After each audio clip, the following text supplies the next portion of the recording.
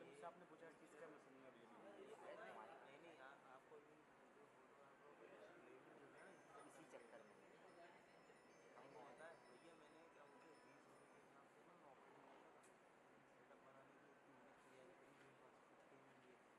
क्या होता है उनको वो नहीं करते कि नहीं अपन दीपक सर तो यही है शाम पटे।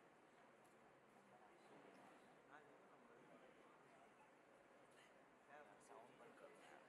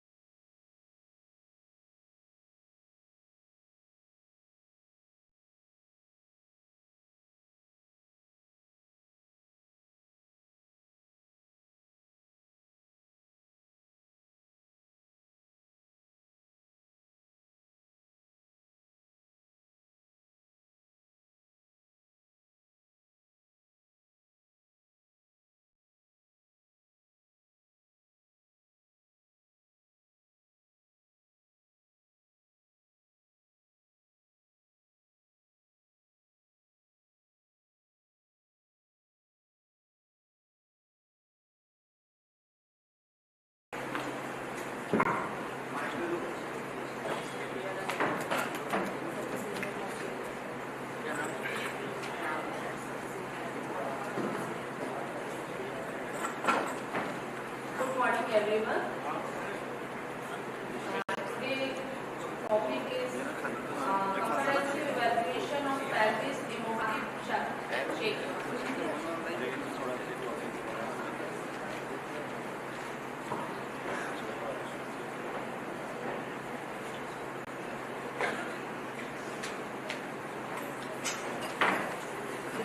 Good morning everyone. Myself Mohammed Akib Sheikh. I am a student at PSC Artticon from the University Varda.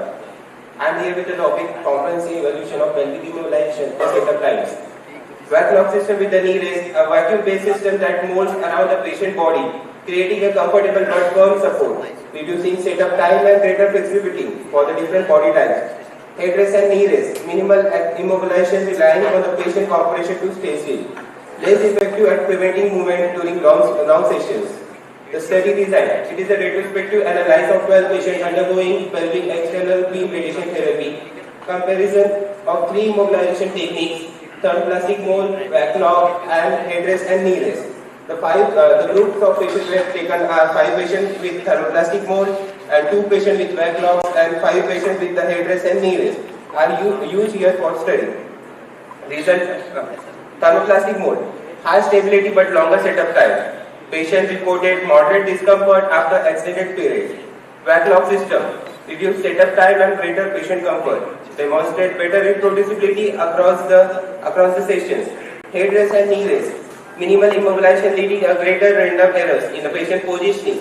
Less effective in preventing movement during the longer treatment. Scientific context.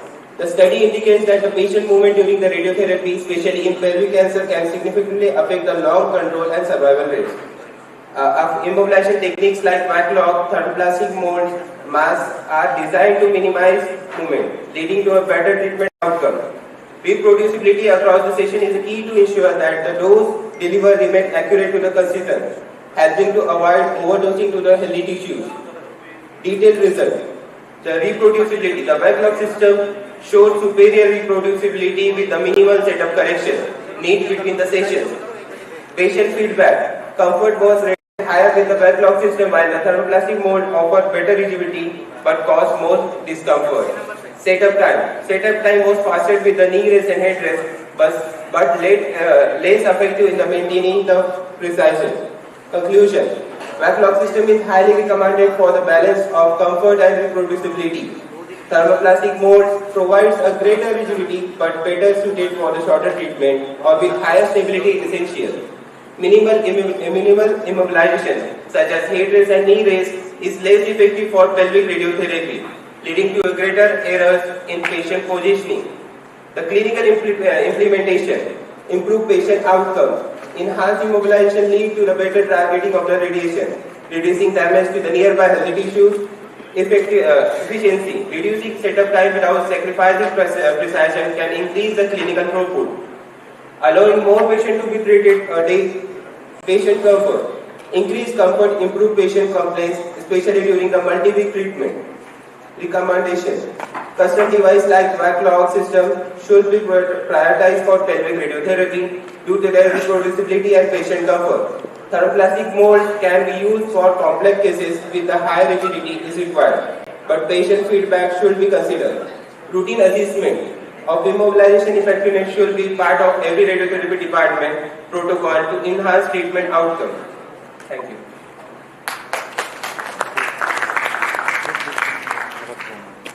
Any questions?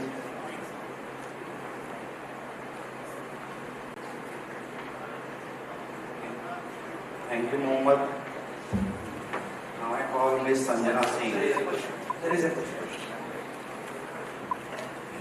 It's not question anyway, like you are a student.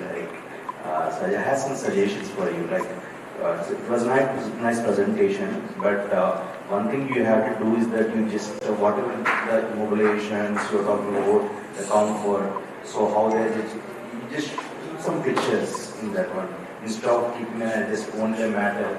If you add up some pictures, what exactly the immobilizations which immobilizations making the patient comfort. So if you show that picture so that it will be more understand.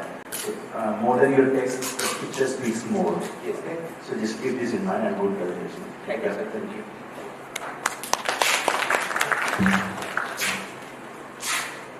I invite Ms. Sanjana Singh. Topic is bias dose planning versus induction-based VMAT, sensor-based VMAT for total body irradiation. On ACMR, VMAT, uncertain and impact on dose distribution and treatment duration.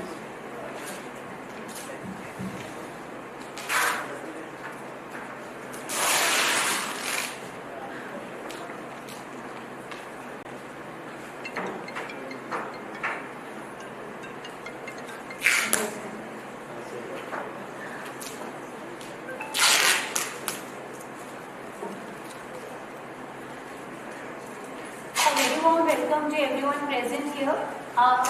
Good morning to everyone. I'm Sanjana Singh, the final year student at RC, New Delhi. Our topic of discussion will be base dose planning versus junction-based VMAT for TBI on a C-arm LINAC. The uncertainties and the impact on dose evaluation will be depicted in the following slides. First, introduction. TBI stands for total body irradiation, that is a conditioning regimen used to modulate the immune response or to eradicate the remnant disease with the most conformal dose throughout the body while minimizing the dose to the critical organs. Objectives: to evaluate the effective and impact of the base dose planning for TBI and to compare its performance against junction-based VMAT planning techniques on a C-arm LINAC. Material and methods. This is a study based on phantom on which CT scans were taken in the head first supine and feet first supine position with the help of the rendo phantom, that is an anthropomorphic phantom depicting equivalent to the human body. 2 scans were acquired with an area of 18 cm overlapping region. 2 different types of planning techniques were used. One is base dose planning and other is junction-based VMAT planning, counting a total of 4 scans for each techniques. Now, base dose plan. In the first technique, head first supine scan was optimized for the prescription dose of 2 gray. Then taking the dose of the plan as base dose, feet first scan was optimized for the same dose regimen. Junction-based VMAT plan. In second technique, the overlapping region was divided into 9 junctions, 2 cm area each with a dose gradient of 10% of prescription dose. To calculate the uncertainty during treatment delivery, plan shift of plus minus 5 mm and 10 mm were introduced both for base dose plan and the junction-based VMAT plans. Now, as you can see in the picture, in the base dose plan, first, the image with the green dose column shows that the prescribed dose of 2 gray has been delivered to the phantom, and in the second picture, where you can see the blue dose column in the thigh region is actually the optimization that has been done on the LINAC, and that is equal to the dose optimized at the junction area. In the junction-based VMAT plan, as you can see, there is a dose gradient column because as we all know that the radiation cannot be dropped from 100% to its 0 value. So we need to make the junctions over here to drop the dose step by step at the dia of 2 cm.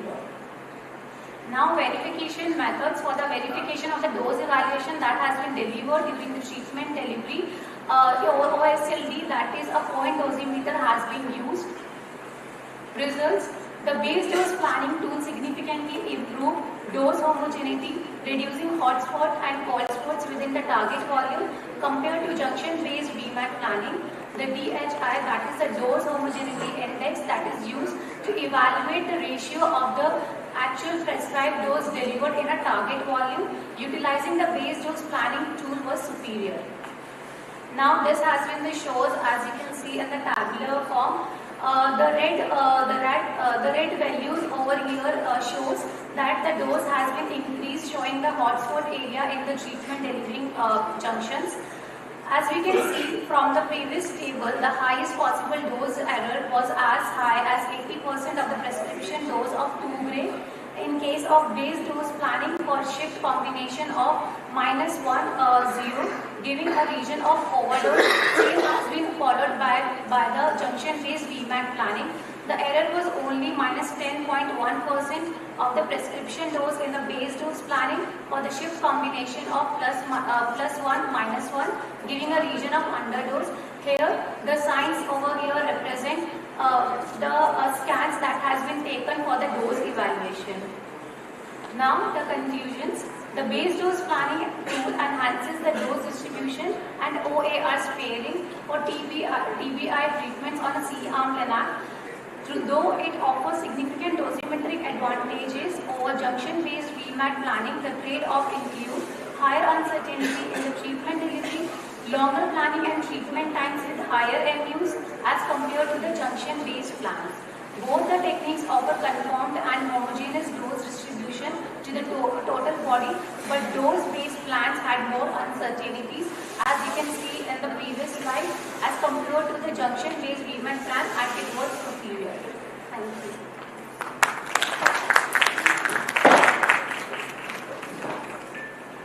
Nice presentation by Sanjana. Any questions from audience?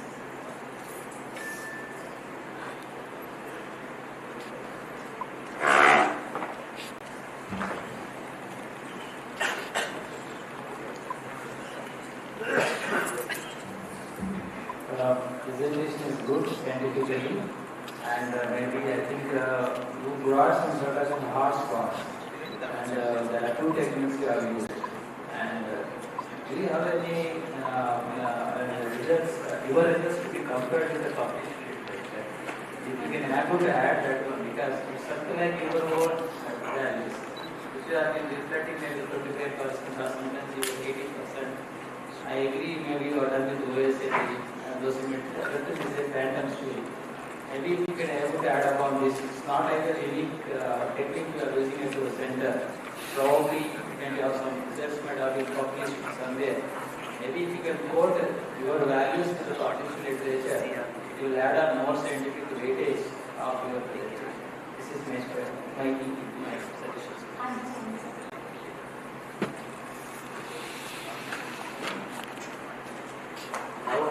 I am inviting Mr. Abhijit Bharat. He is going to present about etc.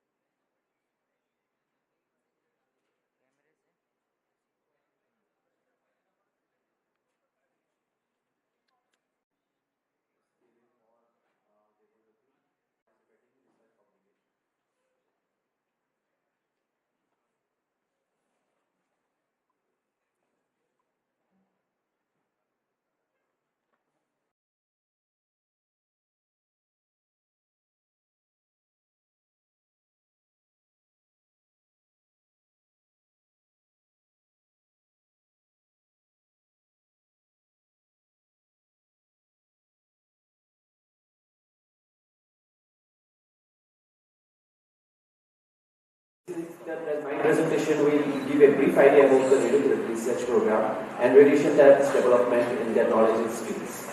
So I'll be talking about briefly on the basics of research and publications, prominence of research in radiotherapy, research anticipation for radiation therapists, selection of research topics, challenges, and steps to become the game changer conclusions. So as we know that radiation therapy is a cornerstone of cancer treatment and has witnessed the significant advances of the years, and they need a special vital roles of radiation therapists in the research and the publications. So if we go into the basics of research, according to the sociologists, research is a systematic inquiry to describe, explain, predict and control the observed phenomenon. It is involves like inductive and deductive methods. If we go for the publications, what is that means? The publication is something made, communicate with the public, and the publications are usually printed on the paper or magazines. The types of research can be categorized into the two sections, as it is experimental or it is non-experimental. There are few examples of the surveys like quantitative studies, case studies, systemic review, and research and developments. The core eminence of research, it is combined. We need the opportunity, we need this amount or the funding, we need the time. With these three components and completely reliving the eminence of research. It is just something initiating and finishing a task project. Basically, we need intention, a very clear start and the end conclusion mentorship, a complete detailed plan work, a resource and a funding. There are few steps associated with the research one. There are typically topic selections, review of the literature, formulation of analysis, aims and objectives, materials, methods, and resultant discussions. So these are the basic steps of the research. So what we will get from the research? There are several outputs, various important outputs like clinical trials, peer-reviewed publications, conference presentations, guidelines and best practices, technical innovations and reports, quality improvement and the studies. There are few prominence of research in the radiotherapy, like it is really helping to advancing the treatment efficacy, reducing the side effects by improving the things, clinical trial presentations, what the radiation oncology research involves, the conducting clinical trials and safety research. Why this research is anticipation for radiation therapists? What it will change in the radiation therapy? It will change their knowledge enhancement, it will change their professional development. It has helping us to do evidence-based practice and helping for innovation and technology adoptions, and also it is quality improvement and interdisciplinary collaborations. My initiation here is like why RTTs should initiate the more research. So it is definitely helping us for the development of new skills and knowledge. Rewarding is a challenging, of course it is, and benefit for the community, patient and the professionals, career advancement, and also become an expert in the experience. So this is the section for selecting a research topic. This is a very initial space where people are getting very confused to selecting the topic. So basically this is the important part of the research. So we need to identify your interest, review the existing literature, narrow down your focus, consult with the mentor and the peers, and consider research methods, evaluate the resources and seek the feedback. This is the basic formation of original article I have captured. Basically the article is contained the introductions, material and methods where the subjects and descriptors of your methods and the materials what you have used is mentioned. Results is prominently should be able. Conclusion should be very clear and transparent. Discussion should be with all other research papers, references. There are a few challenges which is coming into the research like complexity of the treatment planning, data availability, limited patient populations, ethical and regulatory considerations, cost and funding constraints. These are the challenges which are facing due to the research.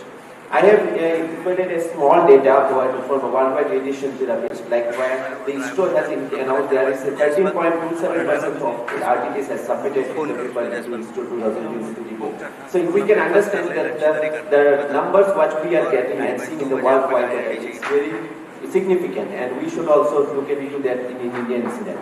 In Indian scenario, that definitely there is a journals, there are Indian RTTs should initiate more research, and there should be some anticipation for the current RTTs research engagement in India. So there is a publications journal like the Journal of Radiation Therapy Research. It's having a good impact factors, and people of like RTTs of India can engage more into that research platform and put the journals over there.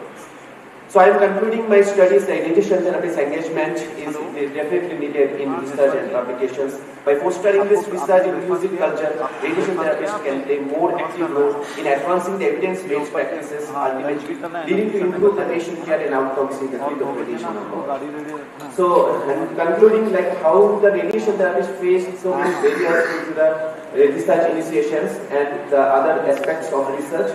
So to overcome those and encouraging the participation of research is not only the benefit but the profession, but also it helps therapists to contribute into the evolving landscapes of radiation oncology. Thank you very much for the Nice presentation. Any question? Congrats. Congrats, very nice elaborate presentation you have within a time limit. Thank you. In your center, how your superiors, doctors, or medical physicists encouraging therapists in there for the research? Do you have any experience? Yes, in my center already in different sections they are initiating some research programs, and they are trying to include us also during the study material and preparation of the research. They are initiating a meeting each Saturday due to the research ideas among the all therapists. So we are discussing among ourselves and trying to import some new research articles. Because many centers, they are not allowing to take the data from the system or the research work and all these things. Many processes are there. In our centers, we are very free. We can take any data, any data we can take without any concern.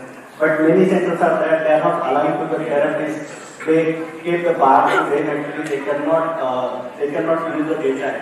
Definitely, all that clinically relevant data, whatever we are collecting, that we are taking a prior permission from the respective radiation oncologist about all clinical data. Other data which is all accessible that we can collect it from our lab. Okay, thank you. Thank you.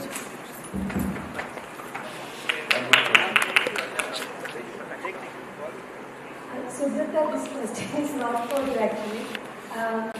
You have shown data collection for the RTT's contribution towards the e-store. But for the RTT, to submit for the national conferences, it is not a burden. But when they think about any paper to submit for the e-store, ASTRO, the main problem it is coming is the fund issues. So, not all the RTTs may be able to afford it. And most of the institutions are not giving the proper fund for the research purposes for the RTTs. So, in this case, I would like to ask the association whether if an RTT, if they got the selection, they got the paper selection for e-stroke, ASTRO or AROI, and will the association will provide any fund for the RTT? If that is taken care, that will be... Yeah, definitely. If they are just keeping one line about the association in that they prefer, when they are giving the citations, so obviously will support. Even yesterday I was speaking with Subrata. So whatever the required things, if you need support to how to publish, and if you can completed your paper, so in which publications you want to publish, as in the ISRO, as wherever you want. So just come to us, so come to me especially, so that I will assign some person. Otherwise, I'll direct you how to do and all those stuff. So if I give the guidance, so from next time on, you no need of any help. The same. Yeah, definitely they're helping actually. Yeah, so that already we have that promise. Not only the guidance we are talking about. Yeah, the financial support wise, obviously, if it is within our budget of TRPT, obviously we will do it. There's no any backs for that. That will be a great contribution from RTT, and that will actually make all the RTT to come forward with more researchers and a lot of international publications. Yes, provided at the same time, again, I'm just stated that provided it's within the RTT budget. If there comes up with some lakhs of budget, that's not possible.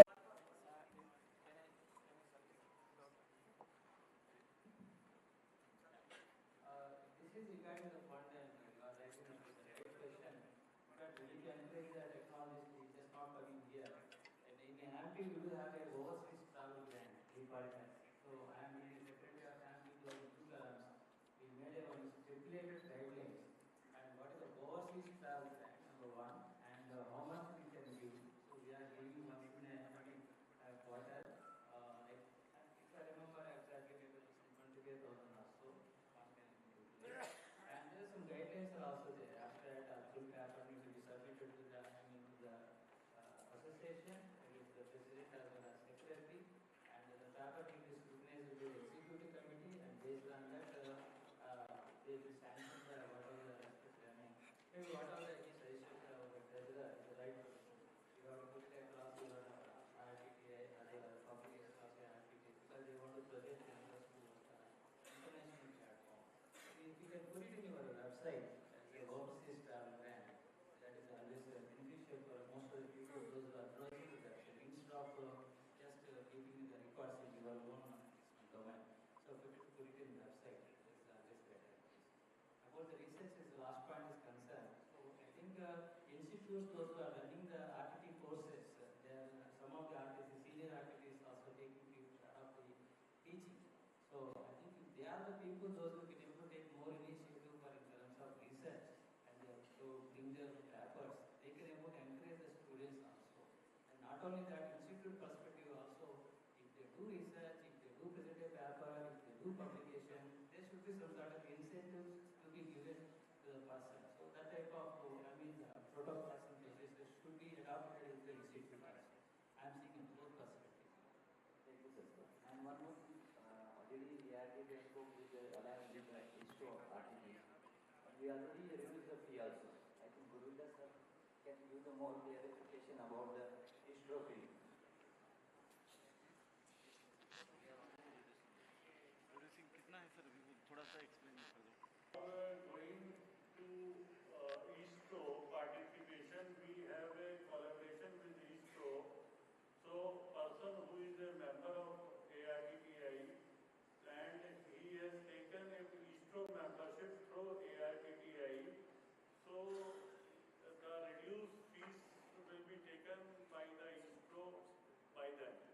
So, they have already created a column for RTTs for us, and that is if it is they are charging 1,000 euro for their community, then they will be charging from us approximately 270 euro. So almost 1/4 of the registration fee. So that benefit is there. And RTT is getting the membership through ARTTI. If directly RTT is going for membership, then it is annual membership approximately 120 euro. And if it is he is going from ARTTI, then it is approximately 10 euro. So that kind of reduced fees has been taken by ARTTI.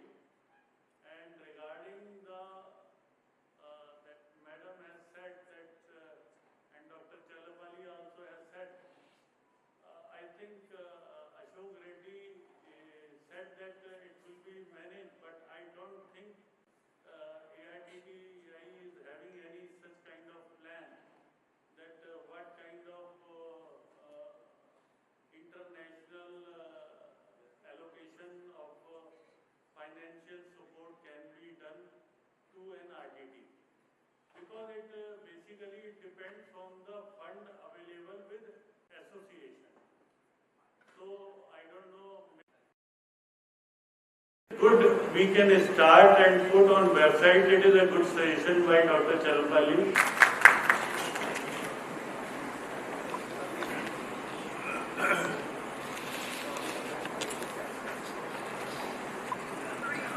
Our next presentation is Prasid Dubey. Very good morning everyone. My name is Prasid Dubey. I am the student of Ratnamani Institution of Higher Education and Research Center. Today I presented the topic of anisotropic expansion of clinical target volume for head and neck IMRT by using thermoplastic mask. The aim of is to calculate site-specific and technique-specific PTV margin using the patient safety value in the transition sheets that are X, Y, and Z axis obtained using the kilo voltage only CT. And to purpose is that to calculate the CTV to the PTV margin for hypofractionated head and neck IMRT using the thermoplastic mass using the patient offset value obtained using kilo voltage only CT.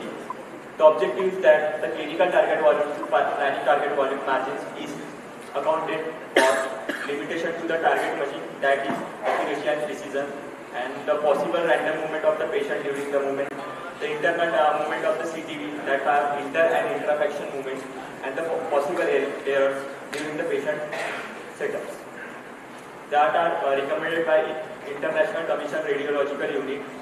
Describe the volumes and the dosage that are gross tumor volumes, clinical target volumes, planning target volumes, and treated volumes and irritated volumes. The scope of the study is the present study is limited to only or interfractional errors. The interfractional errors are out of the scope of the study. The rotational errors are not included in the study. The volumes in radiotherapy. The first one is a gross tumor volume. The gross palpable or visible demonstrable extent and location of the malignant growth. The second one is the clinical target volume, that are CTV, contains the GTV and or subclinical microscopic malignant disease which has to be eliminated. That third one is the planning target volume, that are PTV, a geometrical concept to be defined to select appropriate beam size and beam arrangement taking into consideration the net effect of the all possible geometrical variation in accuracy in order to ensure that prescribed dose is actually delivered into the CTV. That are the errors in radiotherapy plans and treatment. The errors are any deviation between the plans and executed treatment. The first is systematic errors. The systematic errors are influence or the fractioning identical way throughout the treatment. And the random error, influence fraction randomly, that are example due to patient or organ motions. The systematic error, as the name suggests, it is error caused by the system or present in the system. This system error can be due to mechanical, electrical, physical defects or unintended changes in the machines. Usually this compound of error has regular influence pattern in the final output. The random errors. These errors are stochastic in nature caused by various factors such as human errors, technology position errors, positive patient's movement, and random variation in the mechanical, electrical, physical aspects of the treatment machine, etc.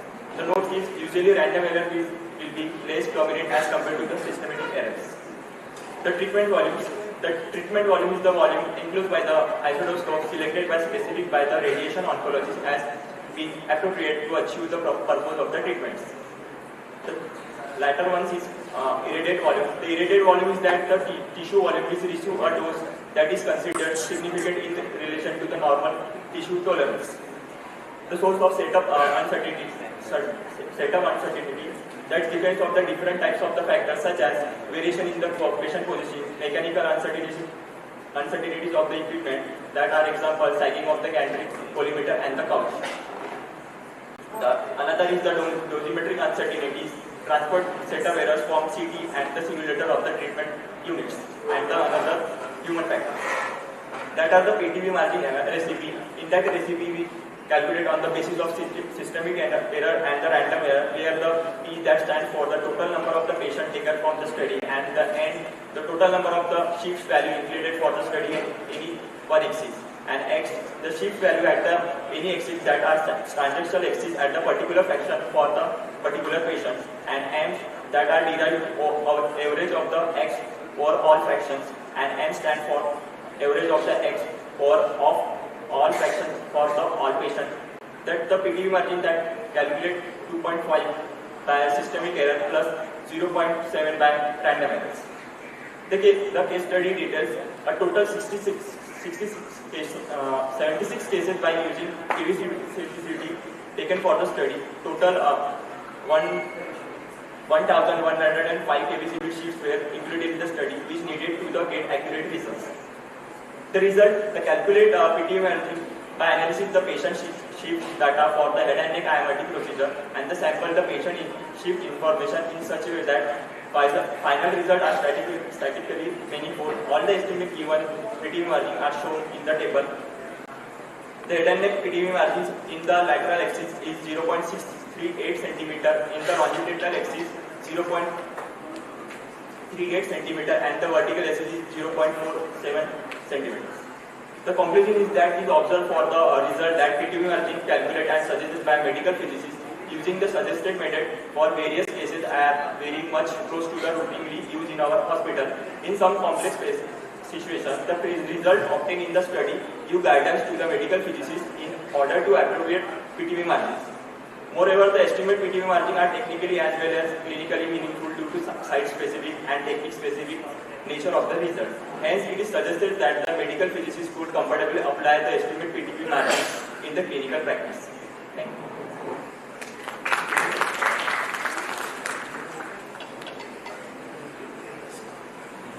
Any questions?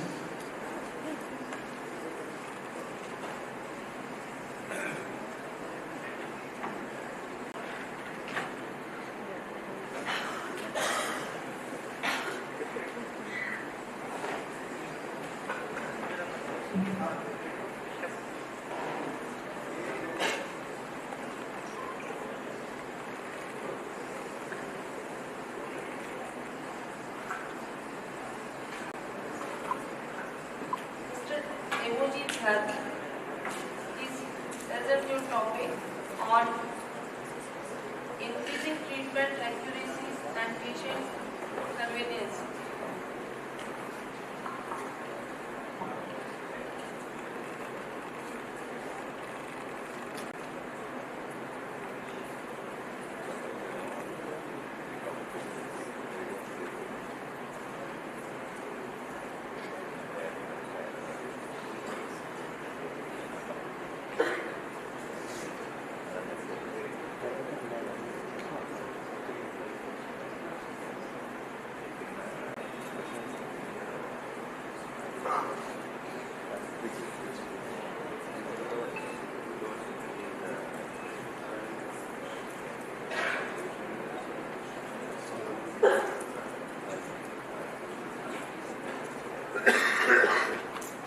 Sorry for the technical glitch. I mean, it's a part of this system.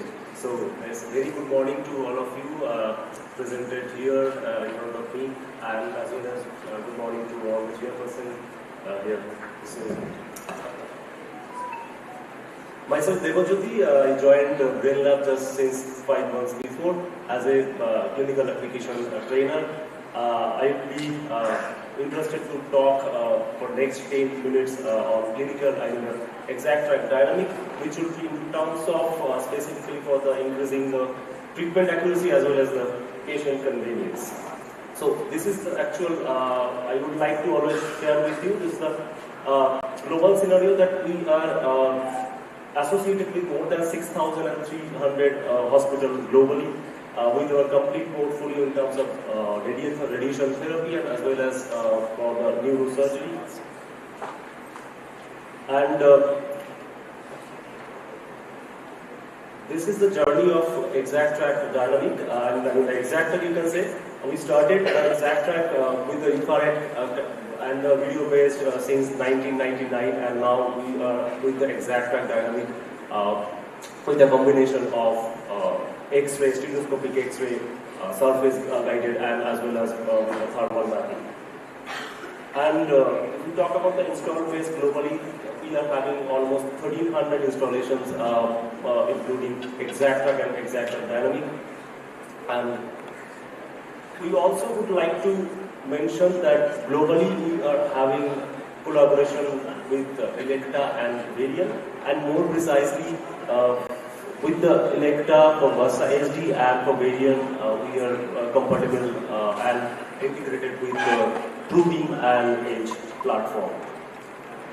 So these I mentioned that we are having triple layer tracking with the exact track dynamic, and specifically I would like to talk more on the 4D thermal camera, which is the another the component which is included in the exact track dynamic. It is beyond the surface guided, we can say, the combination of surface guided and thermal mapping, we can say. So we know that there are many challenges with the only surface guided and because of the so-called surface guided. And if we talk more on the limitation of surface guided, you can see the surface can give you only the flat information or the only flat surface information, and which is very difficult to get the information when we would like to track very small area. So which is really challenging. And I mean, from clinical point of view, we would, I think, accept my statement that it is really very poor. Correlation between the surface guided and as well as with the internal anatomy. So we cannot rely only on the surface guidance.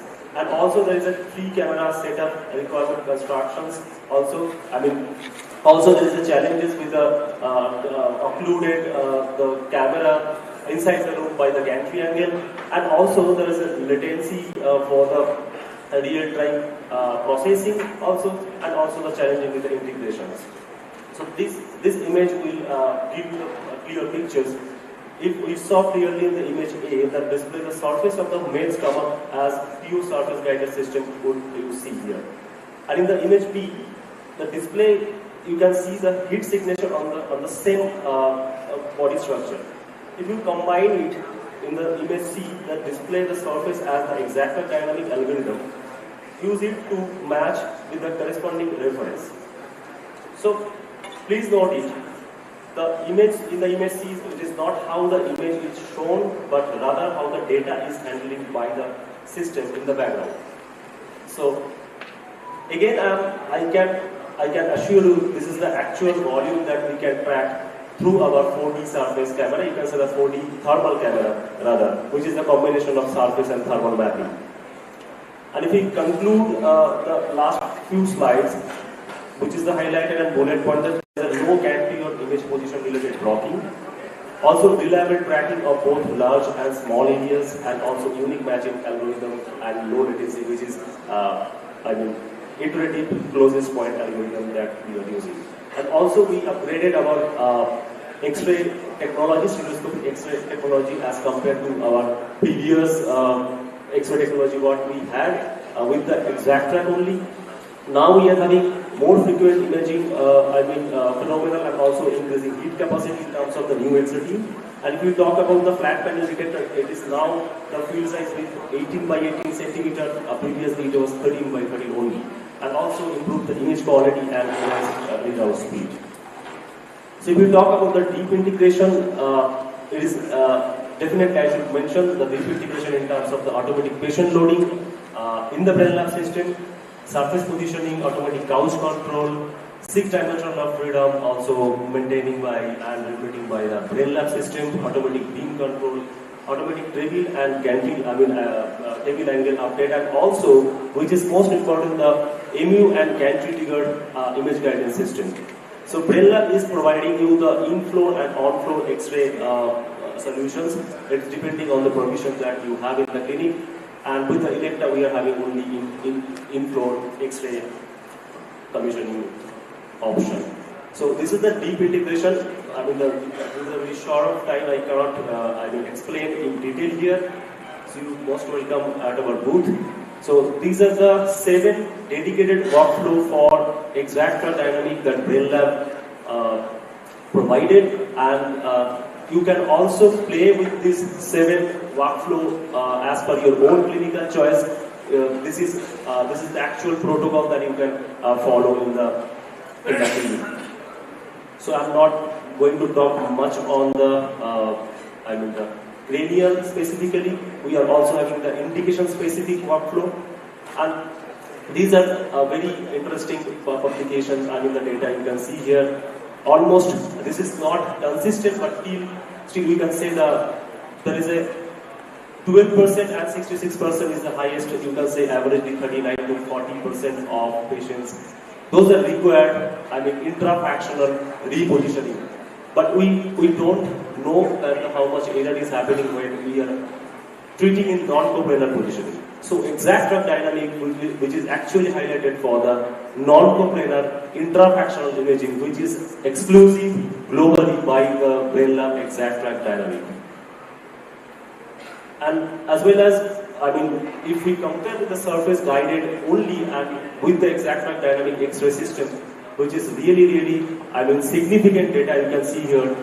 Exact drug dynamic with the X-ray system can detect the data that the shift in terms of translational, in terms of rotational, which is even less than 0.7 mm and 0.7 degree, that cannot be detected by the only surface guidance systems. So you can feel better when you are in the clinic. You are treating so many non-coplanar angle, because nowadays most of the time we are actually delivering the stereotactically dose, or even the hypofractionation dose, where the complex plan is required, and for the complex plan there are many non-coplanar genes need to be placed in the planning. So you definitely require the non-coplanar imaging. That if you don't have the imaging technology in non-coplanar angles, so you cannot quantify the error of what is happening. And once, how much you are going away from the isocenter, the chances of error is become more. So this is another thing. This actual flow.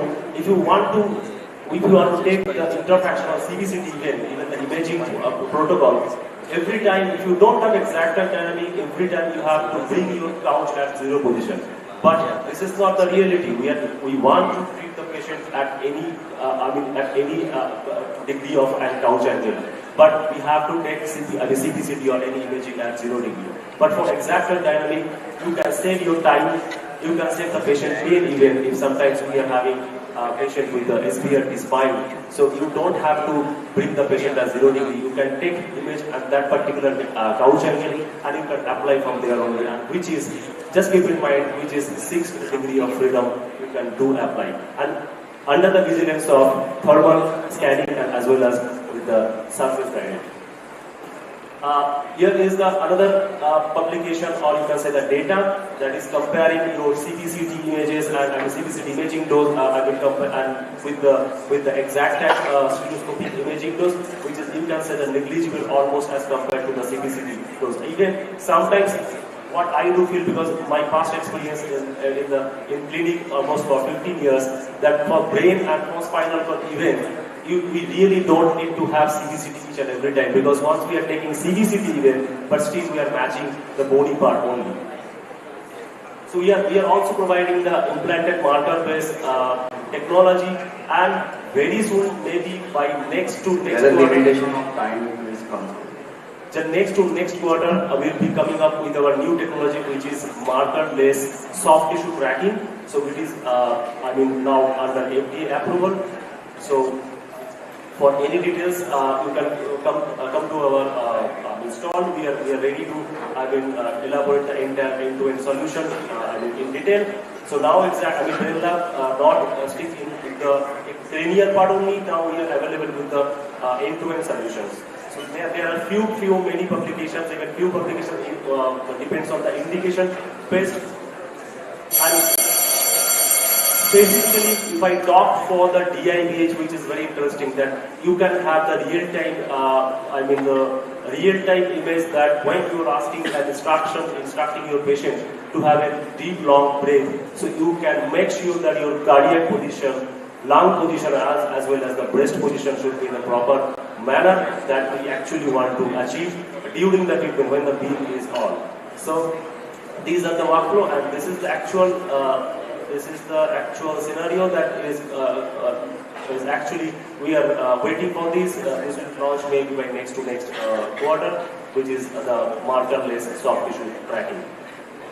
So now I would like to conclude with the slide that thermal imaging in combination with the surface tracking is only provided by Brain Lab, and which is exclusive. We cannot rely only on surface. And specifically for exact dynamic, even we are not relying on the surface and thermal. We are having X-ray imaging facilities, especially for non-coplanar interfractional imaging. And we are having end-to-end, you can say the integration with the leading LINAC vendor available in the industry. And also we are having indication specific workflow for implanted marker, DLPH and the future soft tissue tracking. So if you want to have experience for this exact and dynamic interactive experience, just try to visit our stall. We'll be happy to make you experience with this VFX. Thank you, thanks a lot for your patience and thanks. Thanks to the organizer for this opportunity. Thank you, Debujanti.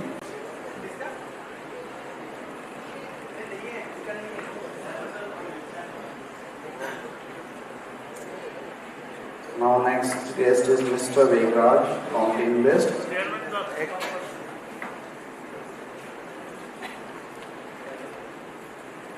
Hello. Mr. Devjyoti, first of all, congratulations to you. Congratulations to you for joining more avenues as a radiation therapist. You worked for a many years associated with our association, and our best wishes with you that now you have joined. Last year you organized as a therapist conference, and this year you are belonging to our trade vendors. So congratulations to you. Thank you so much. Thank you. Thanks a lot. And I think since you are therapist, and you will have soft corner for therapist association also. So we expect, because if you go abroad, any country, you will find there are many companies are there. They are providing awards. Fellowship kind of awards are there. So we expect that whenever you feel, not now, you should not be under pressure because you are in growing phase. So whenever you feel, you can push for therapist and award from your company side, some kind of benefit which our association can get more recognition at national or international level. Thank you, sir, for your concern. I just would like to share with you and all of you, as a group. This year onwards, Lab already approached to organizing secretary to keep award from our end. So this year onwards, the best order presentation award and the best poster presentation award will be from Lab. So I think it is already is going to be implemented by today itself. So end of this presentation and end of this session during the award ceremony. So Venla will be there, and in future also I will keep your entire statement in mind, and definitely will try to do better than this also. Yeah, at least person can move across the country. Sure. Because it is financially requirement is more there. You can understand that. Yes. And many companies are giving that award. Yes. Your Brain Lab is also giving an international platform, it is there. Yes. And this was the reason that I approached Naveen Dubey sir for keep the award from Brain Lab. So that was also my request to Naveen Dubey sir. It is placed. So by today itself we will start this concept. So later on we will try to develop another way, definitely with the discussion with all of you. Those are in the authority. Thanks a lot. Thanks for the important. Gentle reminder to all, the room checkout time is 10 a.m. Those who check out the rooms, there is a facility for baggage drop at reception. I invite Mr. Vegraj from Team West. He is a former scientist in the Government of India, former Executive Director of American Company of Radiation Machines, medical advisor to Government Institute and medical equipment companies.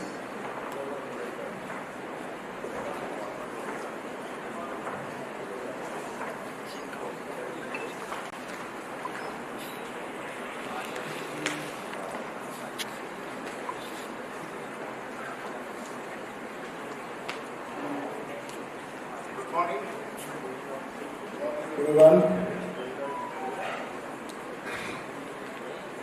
Good morning, chairpersons. With your permission, may I start my presentation? I am a scientific and medical advisor to Team Best and many more companies, not only to Team Best. The Team Best owner has requested me to make presentation on behalf of Team Best team. So this presentation is on behalf of Team Best owner, Krishna Sudhakar. The Best Group Global Healthcare System, which is a group of companies, they have a lot of companies registered under the name, trade name Best. So Best Cure Health System, Best Cure Insurance, Best Cure Clinical Research Institute, Best Medical Real Estate, Best Medical Capital, and Team Best Global Company. The Best Cure Foundation's aim is to reduce the cost of healthcare worldwide by 30% or more. It should launch Best Cure total health programs and increase transparency through Best Cure. With the continuous pursuing with the Team Best owner, who is basically an Indian-born person, now US citizen, to bring some of his companies for manufacturing in India. He has agreed and he started as the first one from Coimbatore. As a radiation expert, I just categorize this radiation in certain categories and to link up where the Team Best is in to support in which sectors. In medical application, Team Best makes the blood related and brachytherapy machine, radiotherapy machine, the Telecobalt and Equinox now with built-in MLC. In industry, we have radiation applications and nuclear medicines. In nuclear medicine centers, the Team Best have brachytherapy, sources, isotopes, markers, and cyclotrons. Cyclotron is the topmost item with this product which Team Best is now making. And as a manufacturer of cyclotron, Team Best stands #1 in the world.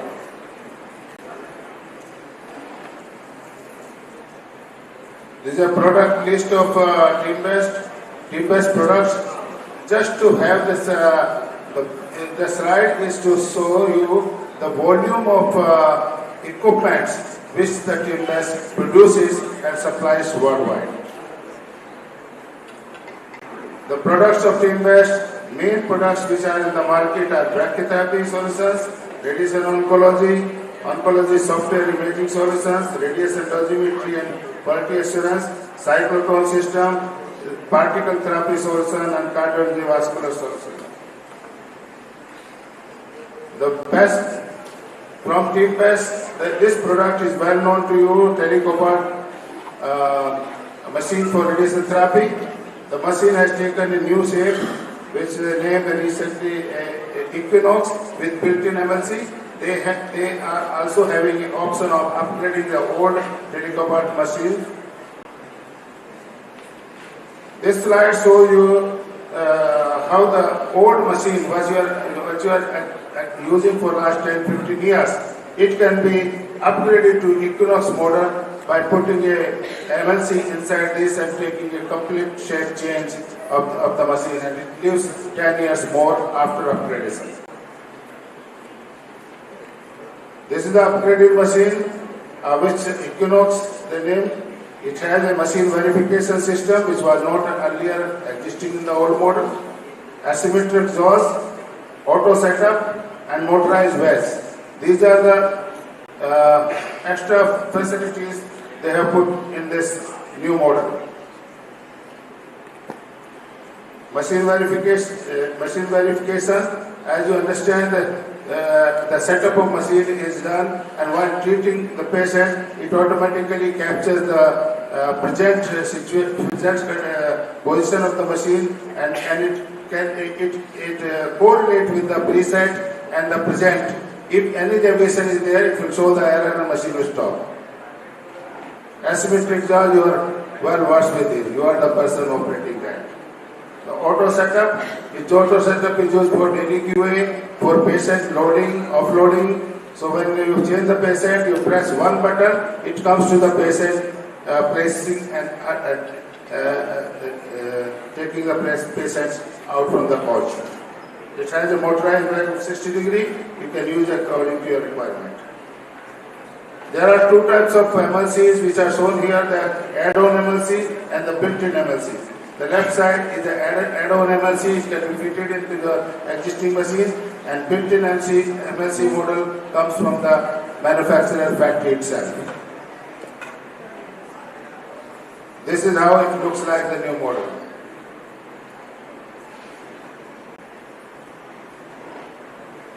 The next product is brachytherapy solutions. Teambash has a lot of brachytherapy products, and they have come out with the SDR brachytherapy with the cobalt source recently, just a month back. That product they have already launched in the worldwide.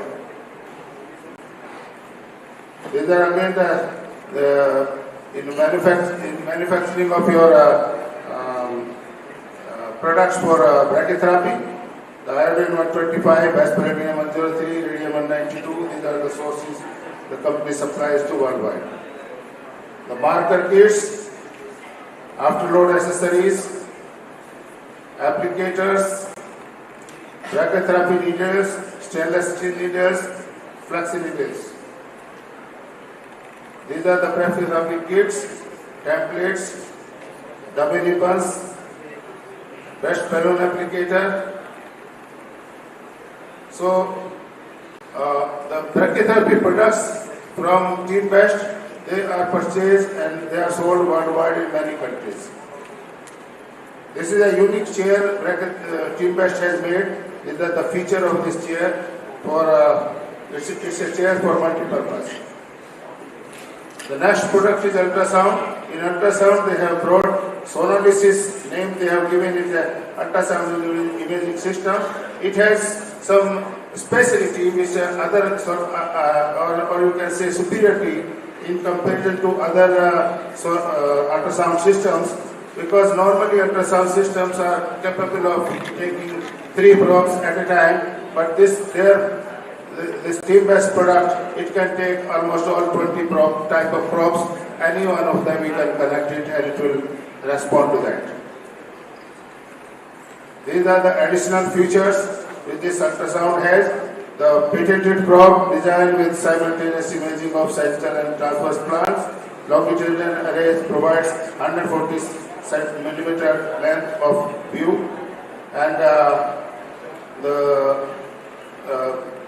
this you can take from the stand, you can take to OT, you can take to the patient's bed, and you can do the ultrasound there. You can move it inside the hospital, one room to the other room. The next product comes blood irradiator. There are 2 types of blood irradiator models, 2 models they have made, Mark 1 and Mark 2. There is a difference in Mark 1 and Mark 2 is Mark 1 has single source and it is a 160 keV maximum capability with the average energy 50 keV average energy. It has a 1 irradiator and the blood irradiator packets are put on a belt and they are irradiated. The Mark 2 has 2 sources in the opposite side, and your sample moves in between the 2 sources of irrigators, so it is homogeneously irrigated in Mark 2. Next product is best cyclotron system. As I said, in cyclotrons, best cyclotron systems stands #1 supplier as on today in the world for cyclotrons. The different energy cyclotrons they are making 7.5. We can see the slide here.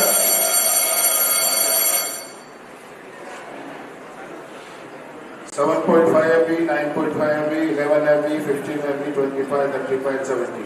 These 70 MB cyclotron also they have already delivered. These are some of the pictures of real cyclotrons and installations. their factory setup for cyclotron. There are a couple of more systems which they made like synchrotrons. This slide shows how many components, how many machineries are made by Team Best. This is the future product, which is in the research lab, what is called Rhodotron. We are working on this. These are the societies the Team Best has made. Thank you very much. Limitation of time.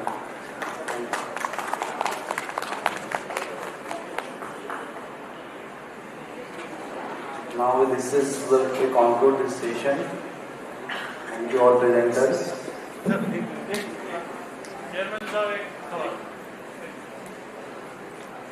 Vegraj Singh ji, बहुत thank you. You participated. We appreciate your efforts that you have come to our association's conference.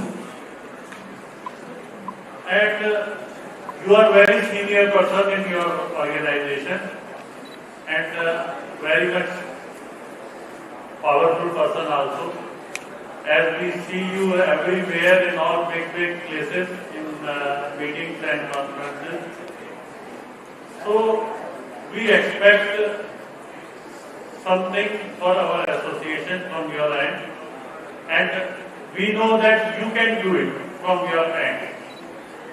We are looking the companies, organization like you to allot some fund to association or to allot something by which the RTDs therapists can be benefited. Any kind of academic activity, if RTD wants to do and is not having financial support, so we are thinking that our association should have at least 4 to 5 RTDs. Financial support can be done to enhance their more academics. It may be the participation in conference, it may be the upgradation of knowledge. So we expect if you can do something for our association and allot something that yes, 5 RTD through association can be sent for this kind of activity, BSc program or MSc program or any certificate course if available in India or if available in Asian country or if wherever, whatever your effort, it will be helpful for the association.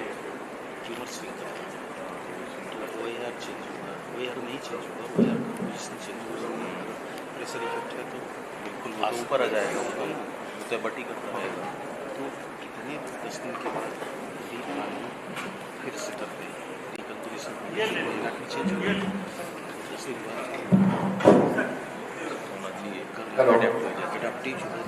Thank you very much. You have spoken very high about me, and as I said, Team Best is one of the company where I am taken as an advisor to Team Best. I am advisor to many more companies, and that makes me to travel abroad in almost all big conferences, and I have very good relations with the owners of the company. Last year, for Artticon, it was my recommendation, my advice, that company they announced some awards for your RTT persons, and this year we have left it for brain health. Next year, maybe again, I will bring more company support, not only from the Team Best, from rest of the companies as well. At international forum, I am with the RTT, and I am with the RTT, I think from 2004, but had never got chance to participate in all of the year annual conferences. But whenever I am free, I definitely love to be one of you, stand among you, and stand for you, and will work for you. take it granted that I will bring something good for the Artticon. Thank you.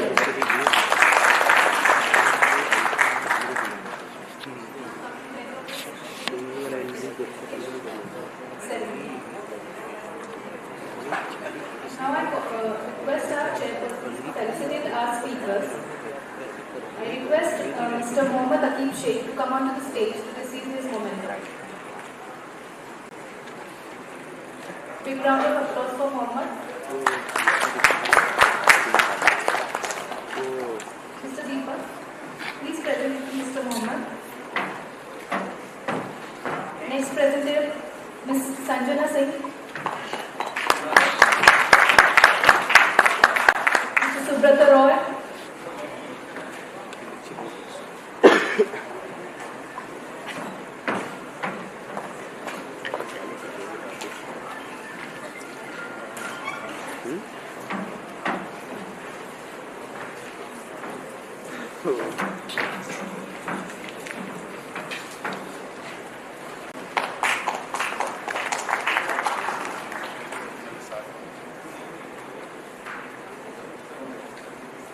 Mr. Om Prakash, please present it to Mr. Subrata Roy.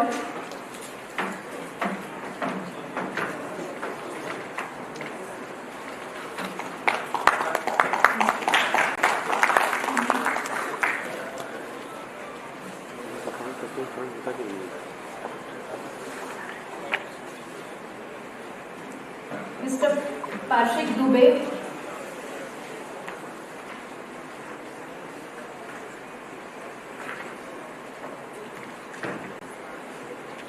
Ms. Elizabeth, please present it to Mr. Dubey.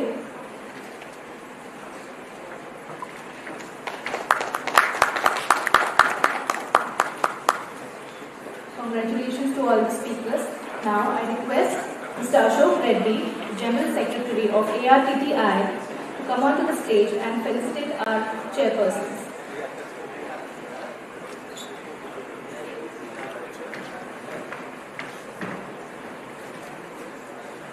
Mr. Deepak Rankare, Mr. Om Prakash and Mrs. Marilina Elizabeth. Please, loud round of applause for everyone.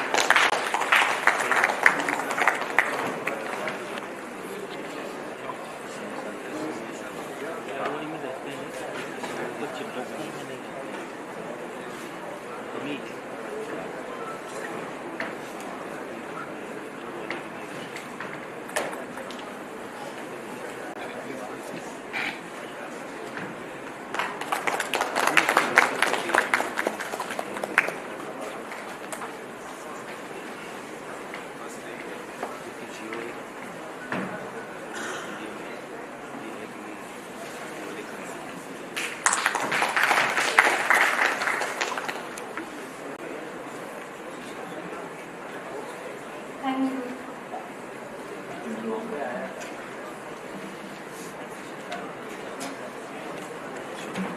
Now moving on to our next session.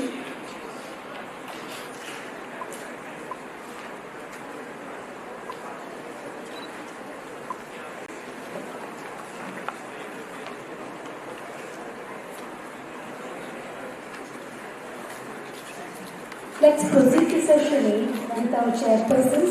I would like to call up Dr. Devi Prasad Pandey, Senior Medical Physicist and Professor at Reva Medical College.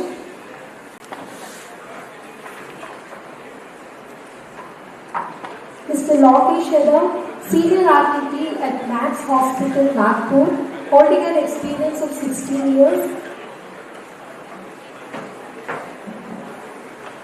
Mr. Abhinesh Mishra, Senior RTT at AIMS Bhopal. Mr. Chaco Varghese, he is having a total experience of 32 years and since last 21 years he is working as a Chief RTT at Queen Cancer Control Center under the Ministry of Health.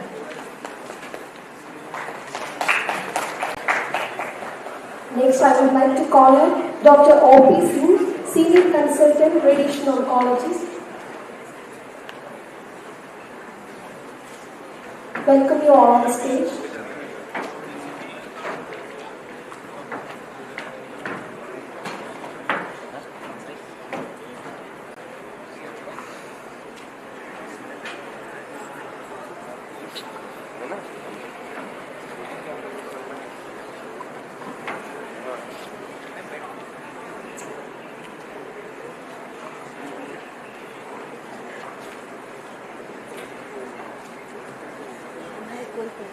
बता रहे हैं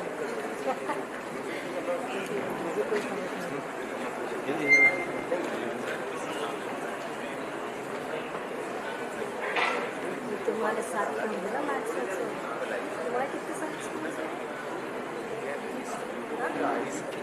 19 और वो कहाँ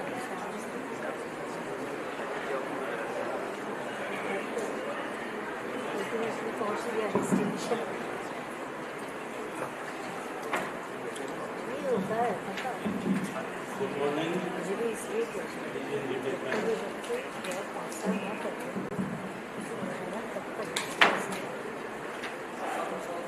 Good morning, everybody. After first session,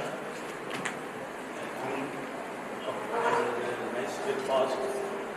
We are shifting for the second session. Here the invited talk is given to Dr. Gaurav Gupta.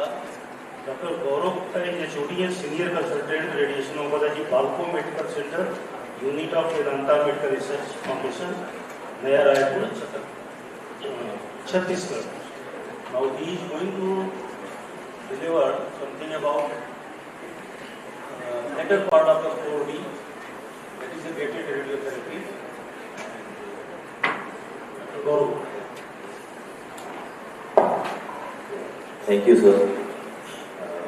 Respected chairpersons, respected sir. I have been trained under Dr. O.P. Singh sir, and he is a brilliant academician, and some basic principles of oncology which I inculcated in my clinical practices from Dr. O.P. Singh.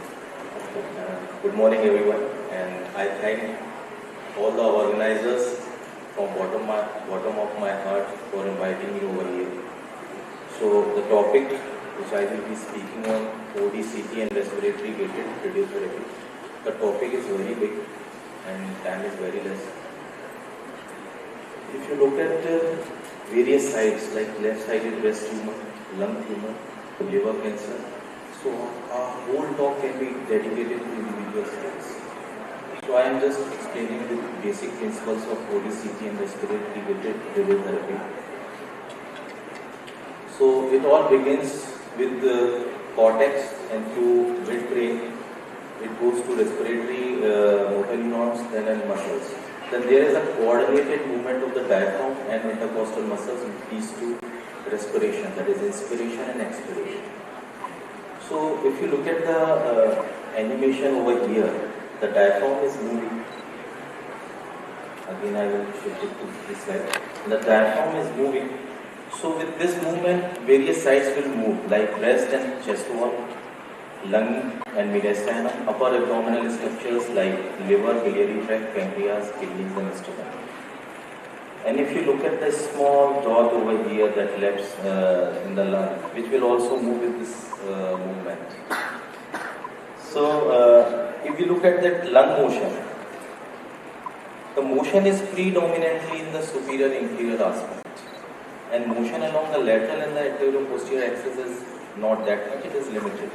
And the trajectory of inspiration and expiration is entirely different. So if you want to cover the respiratory motion, you have to cover this entire trajectory. If you look at the tumors based on the location in the lung, lower lobe tumors move to a very larger extent. As compared to the posteriorly located tumors, those are not that mobile. And patterns of breathing, two impacts tumor motion. Chest versus the abdominal breathing, deep versus shallow breathing. So these are all causes the variations in breathing pattern. Movements is also highly variable and highly dependable on the position, relationship with the mediastinum and chest wall and the type of respiration. And as I said, it is mostly in the supero-inferior aspect. If you look at the effects of motion on planning scan, if we acquire a free breathing scan, then because of this supero-inferior motion of the tumor and the diaphragm, it interacts with the longitudinal motion of the CT couch and it produces artifacts. If you see the image lying by the side of free breathing scan, it is much clearer less artifacts, and it is a respiratory gated scan. So the artifacts can be of various sizes and shapes, and it depends on the phase of respiration, amplitude of motion, and slice thickness and pitch. So how we can avoid all those things? So there are techniques of motion management. So it can be, motion can be managed with motion encompassing methods, respiratory gating, breath hold methods, forced shallow breathing with abdominal compression, and real-time tumor tracking methods. So some brief about these methods. Slow CT scan is one of the methods which modern CT scanner have right now. Slow CT mode, where scanner stays in a particular position longer than the duration of one breathing cycle. And another is breath hold scan. Scan is obtained while the patient holds in his breath at inspiration or end expiration or both. And treatment is accordingly planned in that particular phase, and the images are fused to generate the ITVs. And another which we are talking about is respiratory 4D CT.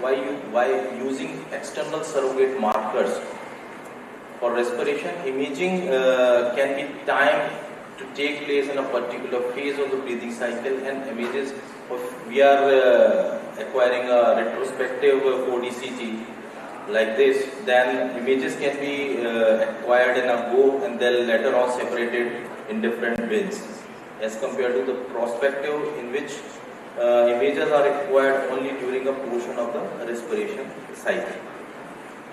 So for doing the respiratory gating, we need a surrogate for respiratory motion. So if available, we can put them and we can track the movement of abdomen or chest wall. We can track with the help of spirometry or both also. Real-time visualization of the tumor we can have with the surrogate markers.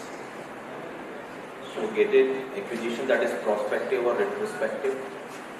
So with this, we can actually do the respiratory gating. So the beam is on only when the target is within a pre-specified phase in the respiration. So it's a delivery of radiation treatment during a particular phase of the respiratory cycle. Aim is to treat smaller volume of the tissue corresponding to the region. So breathing cycle can be monitored using surrogate markers, which can be external or internal. So if we are acquiring a 4D CT, then we can designate one PTV also. So there are one way is 4D CT, then means customized PTV we can give to that patient or that tumor, and another way is population or study based tumor markers.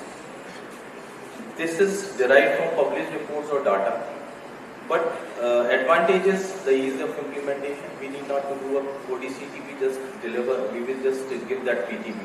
But there is a disadvantage. Due to large variation between the patient's tumors and within the respiration cycles, there are high chances that the population-based Raman margins may underestimate or overestimate the tumor motion.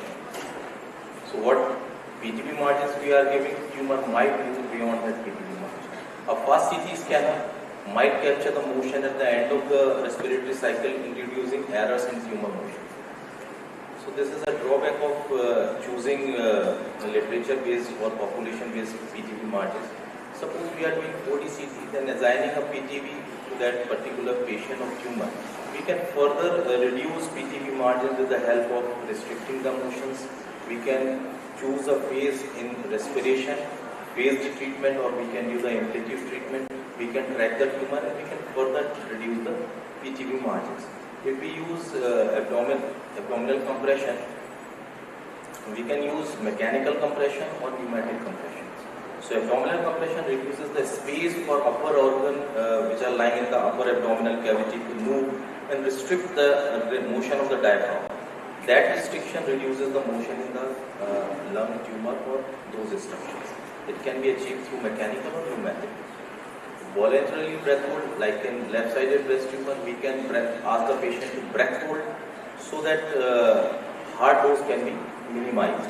So voluntary breath hold technique, it involves the patient to hold the breath breath is usually held in the deep inspiration part, and planning scan is required and treatment is done in that phase. It reduces the normal tissue dose. So it can be done with the help of assisted breath hold. So everything is same. In voluntary breath hold technique, sometimes patients creates a drift during holds. So we can avoid this by using assisted technique mechanically, which mechanically blocks the air through the spirometer for short period of time to maintain static lung volume. Patient can open the valve if the need may arise, so the patients have that control. So with these methods, we can derive our internal target volume, like combining breath hold scans or ODCG, maximum intensity projections.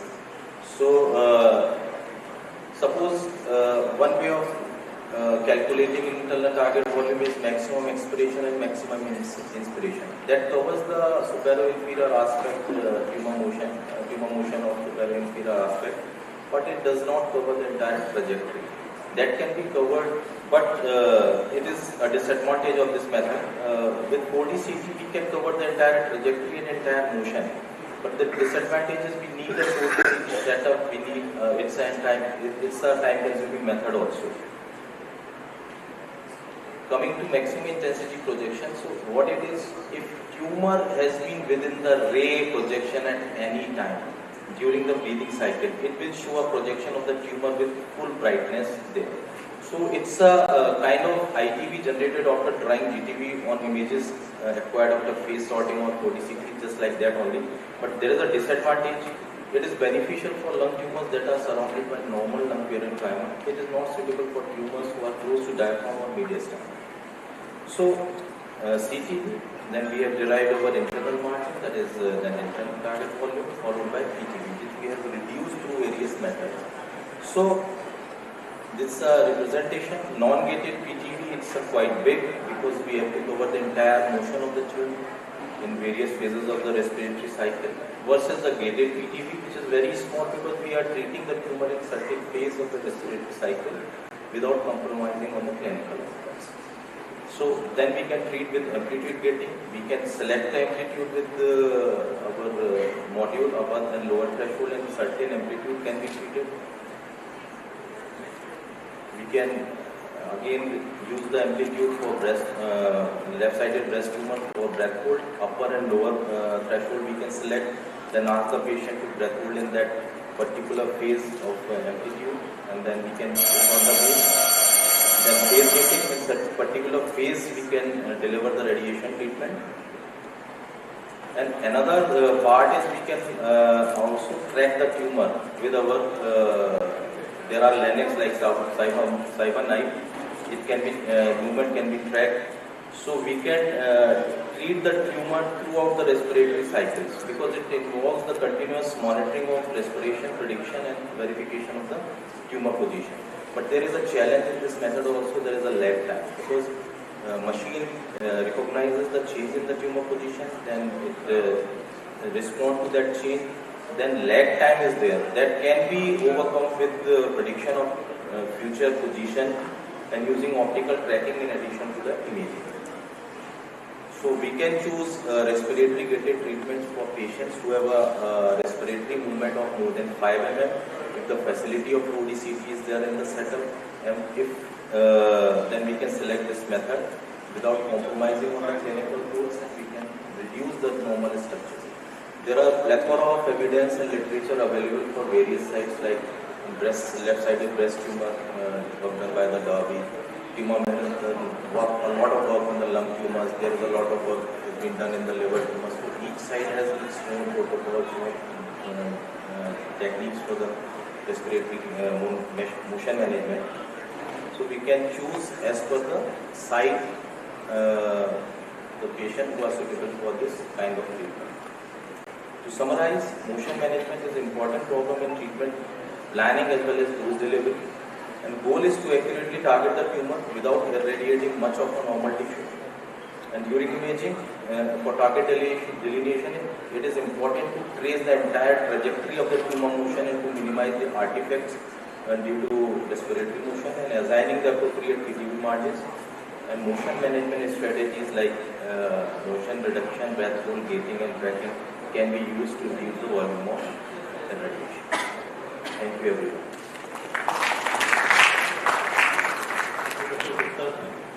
Any questions from the audience? Hello. Sir, I have a question, sir. Yes.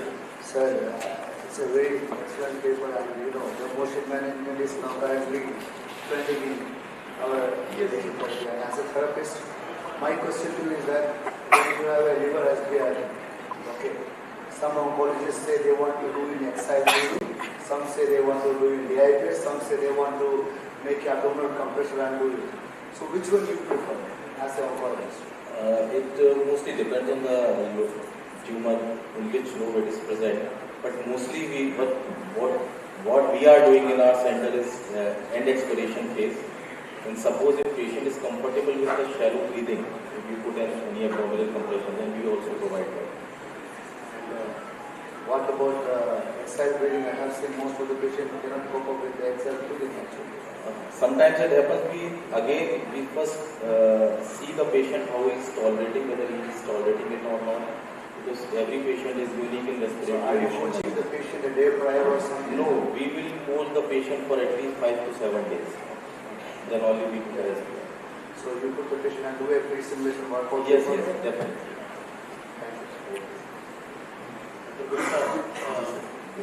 While delivering my video technicians, what do you expect? What is the responsibility of technicians during that period? Which is added? Sir, first of all, these treatments are delivered in our center by a senior RTT. If junior RTT is there, then it is supervised by the senior RTT. Then we have a written protocol for the site. Suppose DIBH, suppose we are treating, so they are very vigilant and they take the patient and treat the patient only on that amplitude.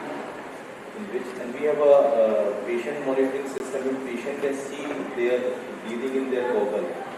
So if they are going, they know themselves that they will not hold beyond that much. So they, from there itself they recognize and they give it shut down.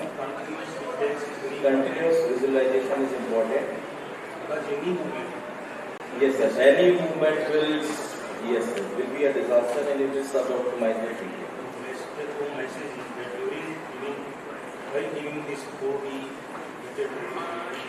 continuous observation is very important. That is one small thing which can help. So the machine is gated with treatment actually. If your threshold comes down, machine will stop automatically. So you are setting a threshold, and in that threshold, the machine will deliver the dose. And if the patient is there, it will be triggered. It will be triggered actually. Thank you. Any question from the audience? Yes, Any problem during radiotherapy or noticed by technicians? Because see, what we are planning, the dose is executed by human. Any error is going to harm the patient. Any type of failure or any type of some observation, the normal observation, noticed by any technicians, technologists? Yes, ma'am. Doctor, what is the imaging protocol you are following daily while operating? What is the imaging protocol? It's a pre-image application before Means retrospective or prospective? We are following retrospective. I have something to. Yes, ma'am.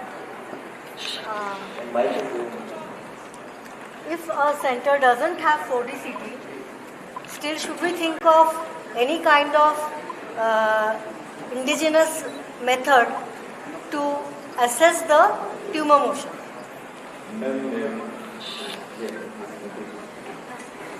We can assess the motion with investigation and expiration, we can take a CT scan and expiration. And we can estimate the We form. can do a slow CT also. And there is a paper, I don't know, I'm just forgetting the name of author. There is one indigenous method for left-sided breast tumor. They have installed a camera inside a bunker area, and they have just marked the maximum motion marker of the patient suffers. If it comes down, then they switch off the beam. Then technologists have to be a super vigilant in that method. That's a documentary. That can be done. For the voluntary EM. Yes. So some kind of motion management where the tumor moves is important, right? Like it is not that we don't have 4D CT, so we need not bother about the motion. We can always devise something. Yes, definitely. Nicely.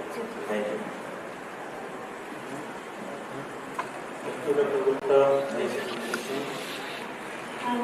Sorry.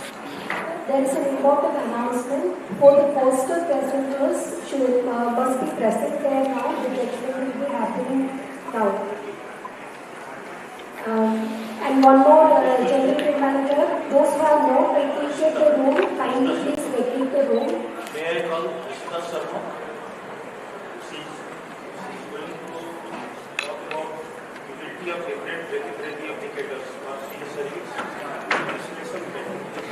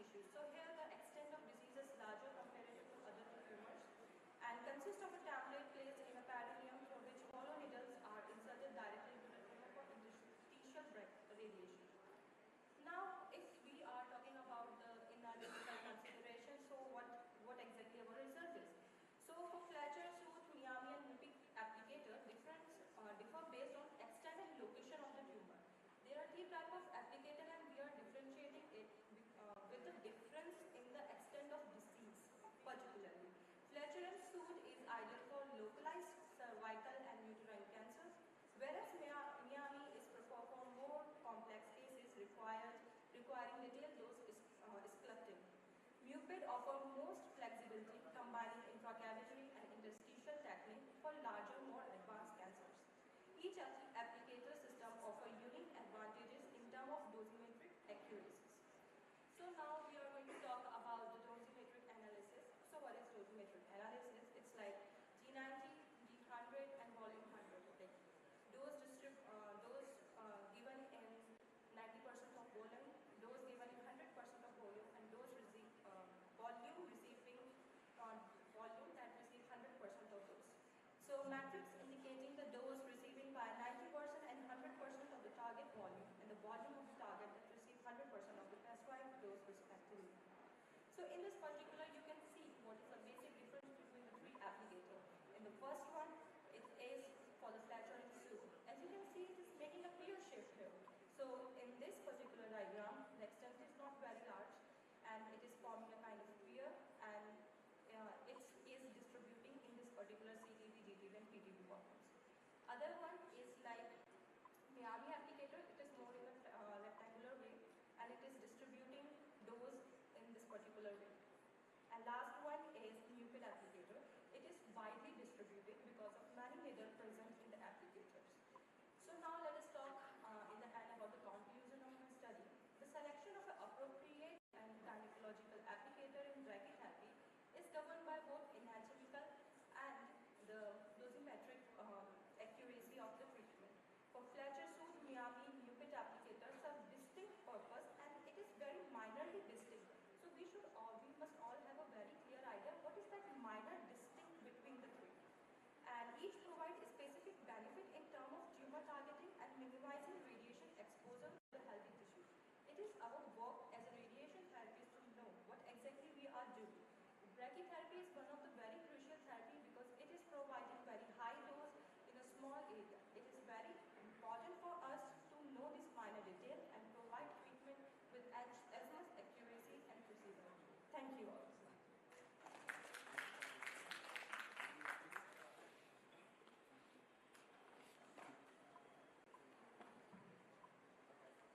Thank you. Any question? Any question from the audience? Please. My question to you is that you are giving the combination with external plus the brachytherapy, right? So it is not differentiated between the. I just have mentioned that they two are happening. I am telling them that minor difference between the three applicators that are being used for the gynecological. So what is the dose you are prescribing?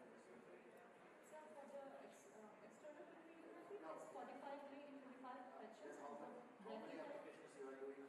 How many applications you are doing? Only one application or you are creating? So there are three applications. I mean to say that when you are doing case external therapy in combination with brachytherapy, you understand? So how many applications you are doing achieve the dose what you want to get? You are doing single application or you are doing three applications? Yeah, that's all. We are doing it in 3 sittings and we are giving it in 1 day in 3 fractions. So you are doing The maximum dose 3 fractions. Yes, sir.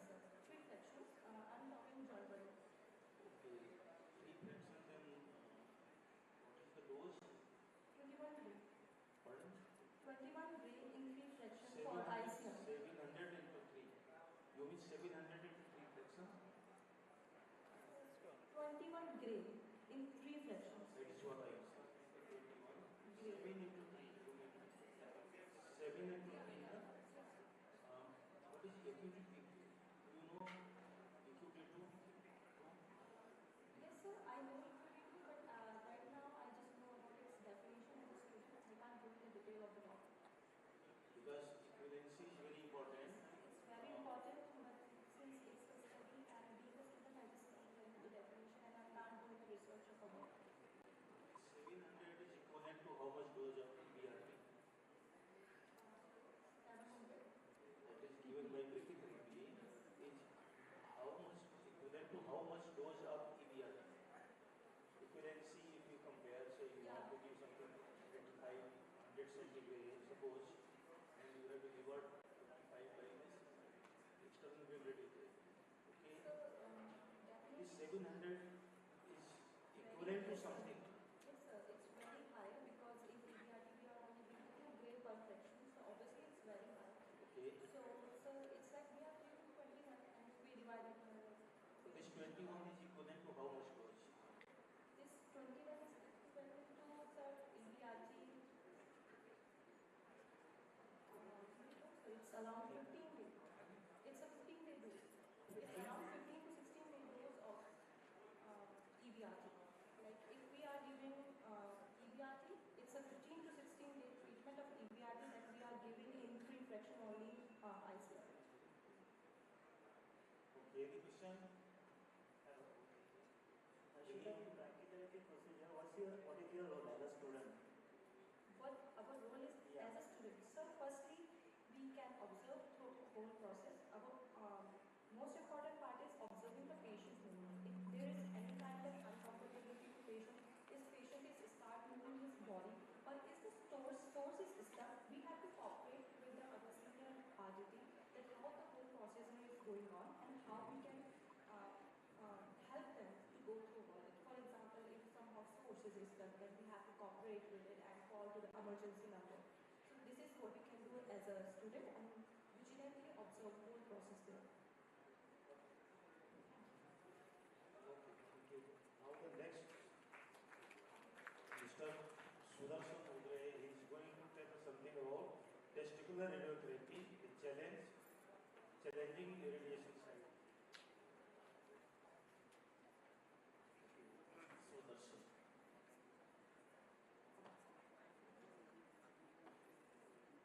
From Sri William, and I am here with a challenging topic for us.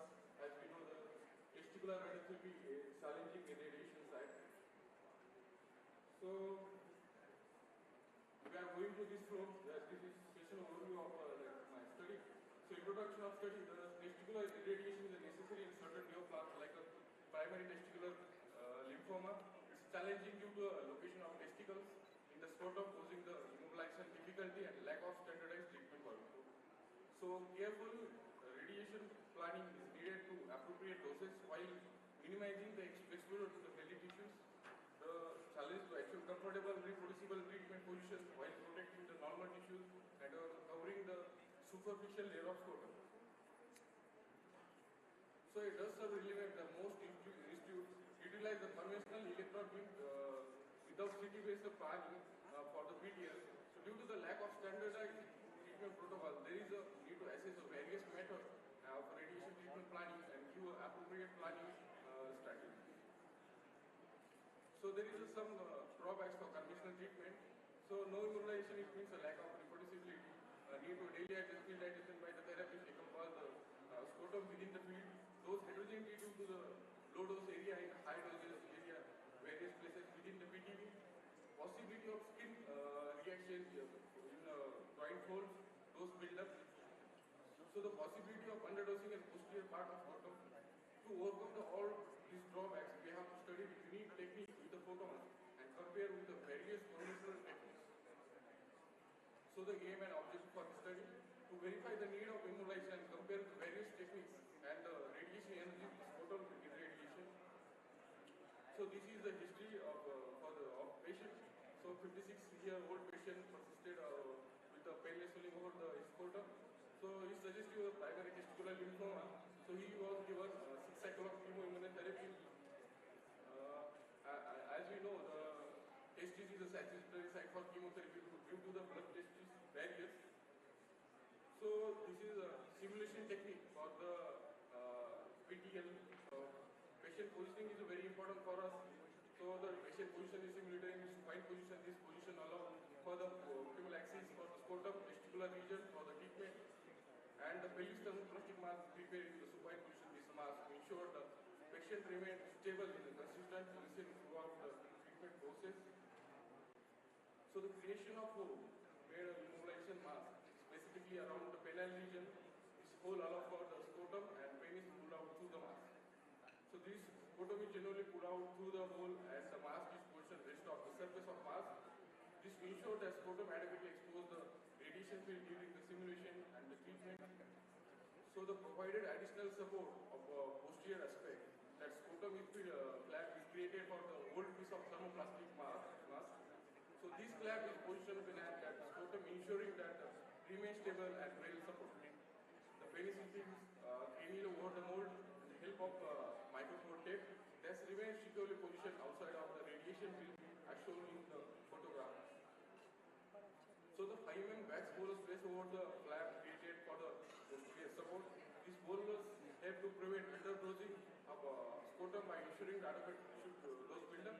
Additionally, a capsule 5 mm second bolus is created and placed over the anterior surface of scrotum for adequate dose buildup on the anterior aspect. This bolus is secured the place using the micropore tape. After the simulation taken this for planning. So we are CT scan in 4 different ways: with the thermoplastic mold, with the bolus, with thermoplastic mold, without bolus, with thermoplastic mold and with the bolus, without thermoplastic mold and without bolus. So hence we have 4 different set of CT scan.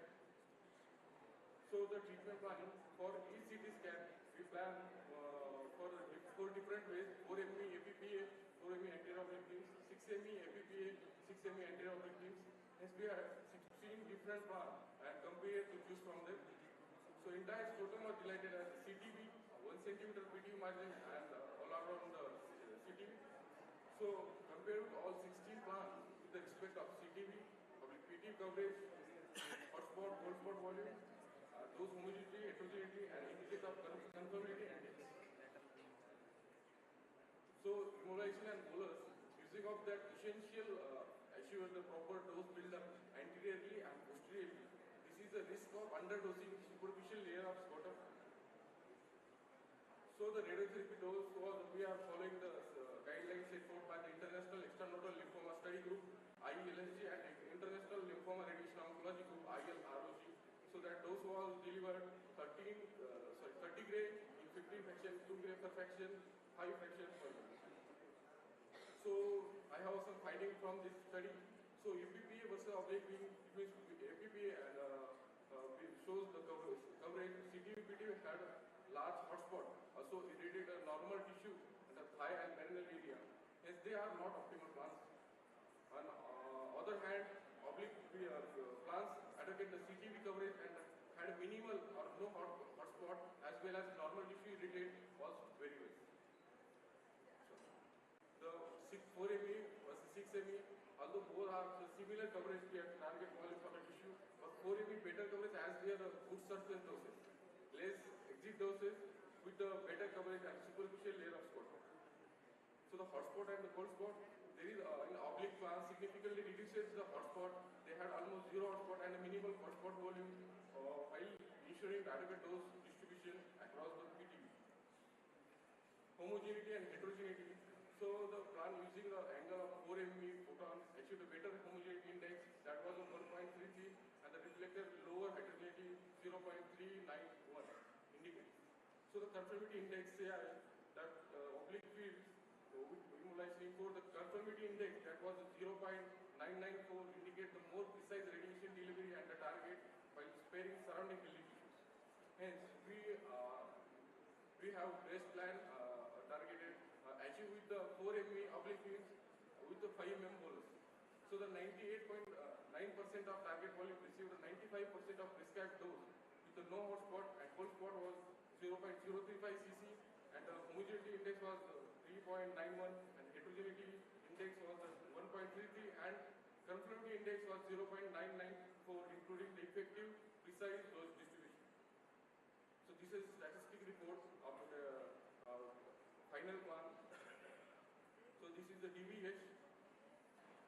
So final conclusion of study: the proper immunization and bolus, accurate recoverability dose, scrotal radiation therapy, lack of immunization leads to suboptimal and treatment reproducibility.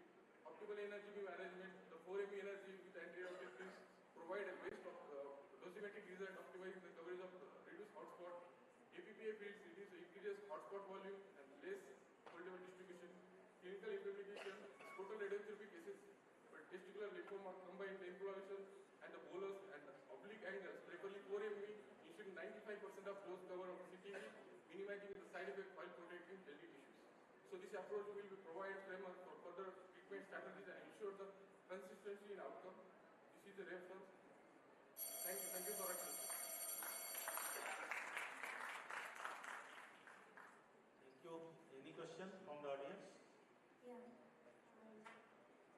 So actually my question is, you have mentioned the no proper lack of immobilization that leads to the reproducibility. So I can see the CT images you have included in your presentation. What about your daily images? Yeah. Actually, we don't have the facility for imaging, but there is in practice no need of, because we have whole scrotum as a CTV, and we give 1 centimeter additional margin as a PTV. So we can clearly see the beam and we are treating accordingly for the image. Which machine you are I believe okay, so there is no daily imaging is we don't have CTV, but we are doing it total imaging. We are okay, are you doing the doppler imaging daily to confirm the position? No, we can see clinically that our target is covered, so we can take that. So that is your point. You want to say that the mobilization is very crucial, and as an article in the code, it is mentioned it is 15 fractions, but I can see that you have used the thermoplastic mask as well. So if as an article you see the reaction for the patients, especially on the sensitive areas, whether you could be able to use the mask on a daily basis? No, actually, during the treatment, we didn't found any reaction going and other part of the patient. After the follow-up of 1 month, there are so. No. My question is, if you see the reactions during the treatment, will you be able to use the mask on the patient, or you feel that it is quite difficult once the reaction has happened to apply the thermoplastic mask on the patient? We didn't found any reaction, so we don't know about that. But we can use, actually, we customized the mold and we created a flap for the support for the scrotum. So we can place the scrotum on the flap, so we can proceed with this reaction happen. But I think the reaction doesn't happen during the treatment because I have not seen any reaction during the treatment.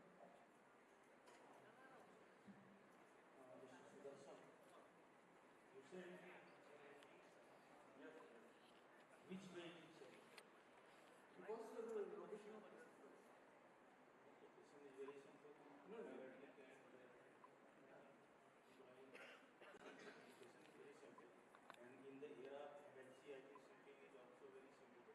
Earlier it was a little bit challenging to shield it because of the different dimensions. Because we have to treat the superficial layers, but sometimes in the posterior part of scrotum may happen a reaction and load is but we are trying to plan accordingly.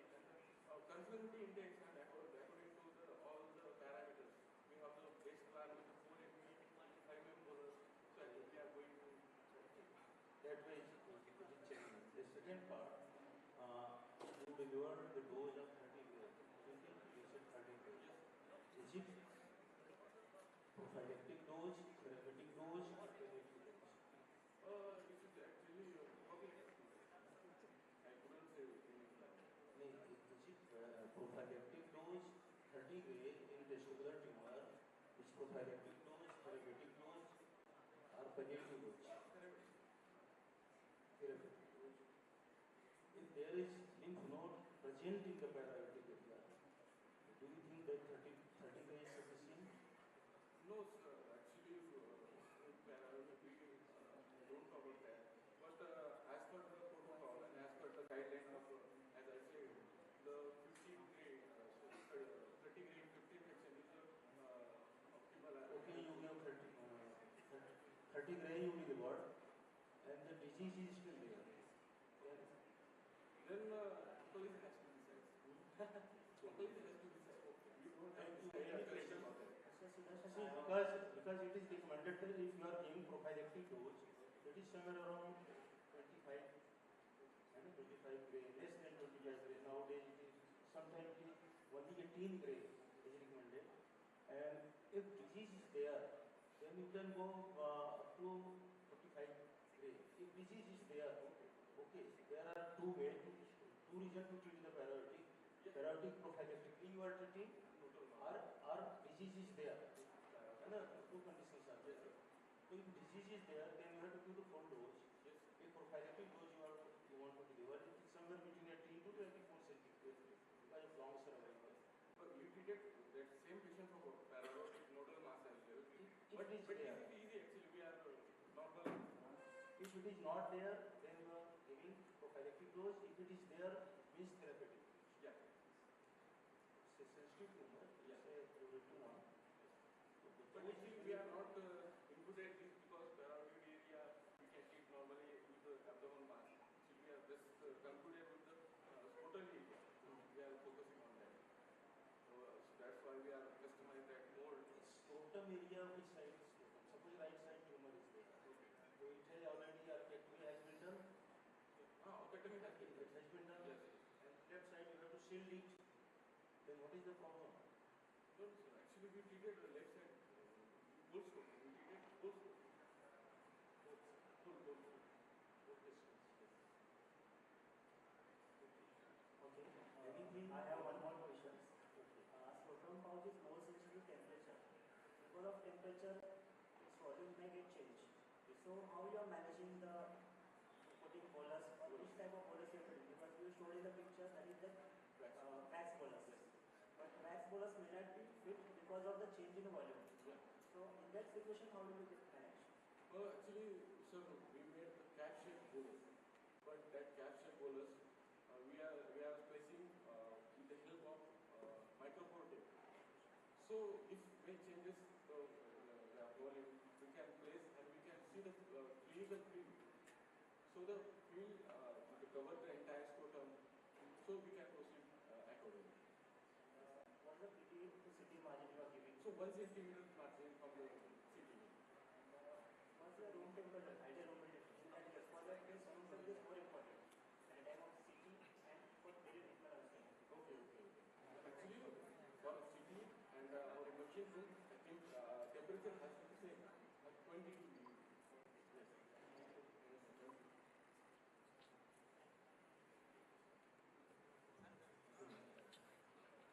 I think already the same question you want to ask. Normally, when you are treating scrotum, you can use wax bolus for the anterior side. Okay, the shape changes according to the temperature actually. Normally, the scrotum, when you are doing simulation, it is not safe even if you take a scan after 10 minutes. So it is always better you use only the wax bolus for the posterior side, where you can make it as a cavity and your scrotum can be closed. Your mask is excellent. The method is good, but for the anterior side, always use this cotton, red cotton. Okay, so that will attain the shape whenever the shape changes, and always you need to check the face whether it is covering or not. That's all you have to do. Okay, but wax bolus you cannot use anterior side. There will be attacks. Okay, I think that is not recommended. Any other suggestions from audience can share?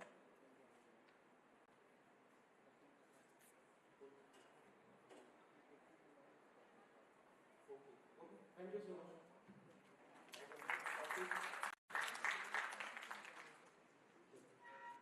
Next topic, Mr. Yogi Kachwala.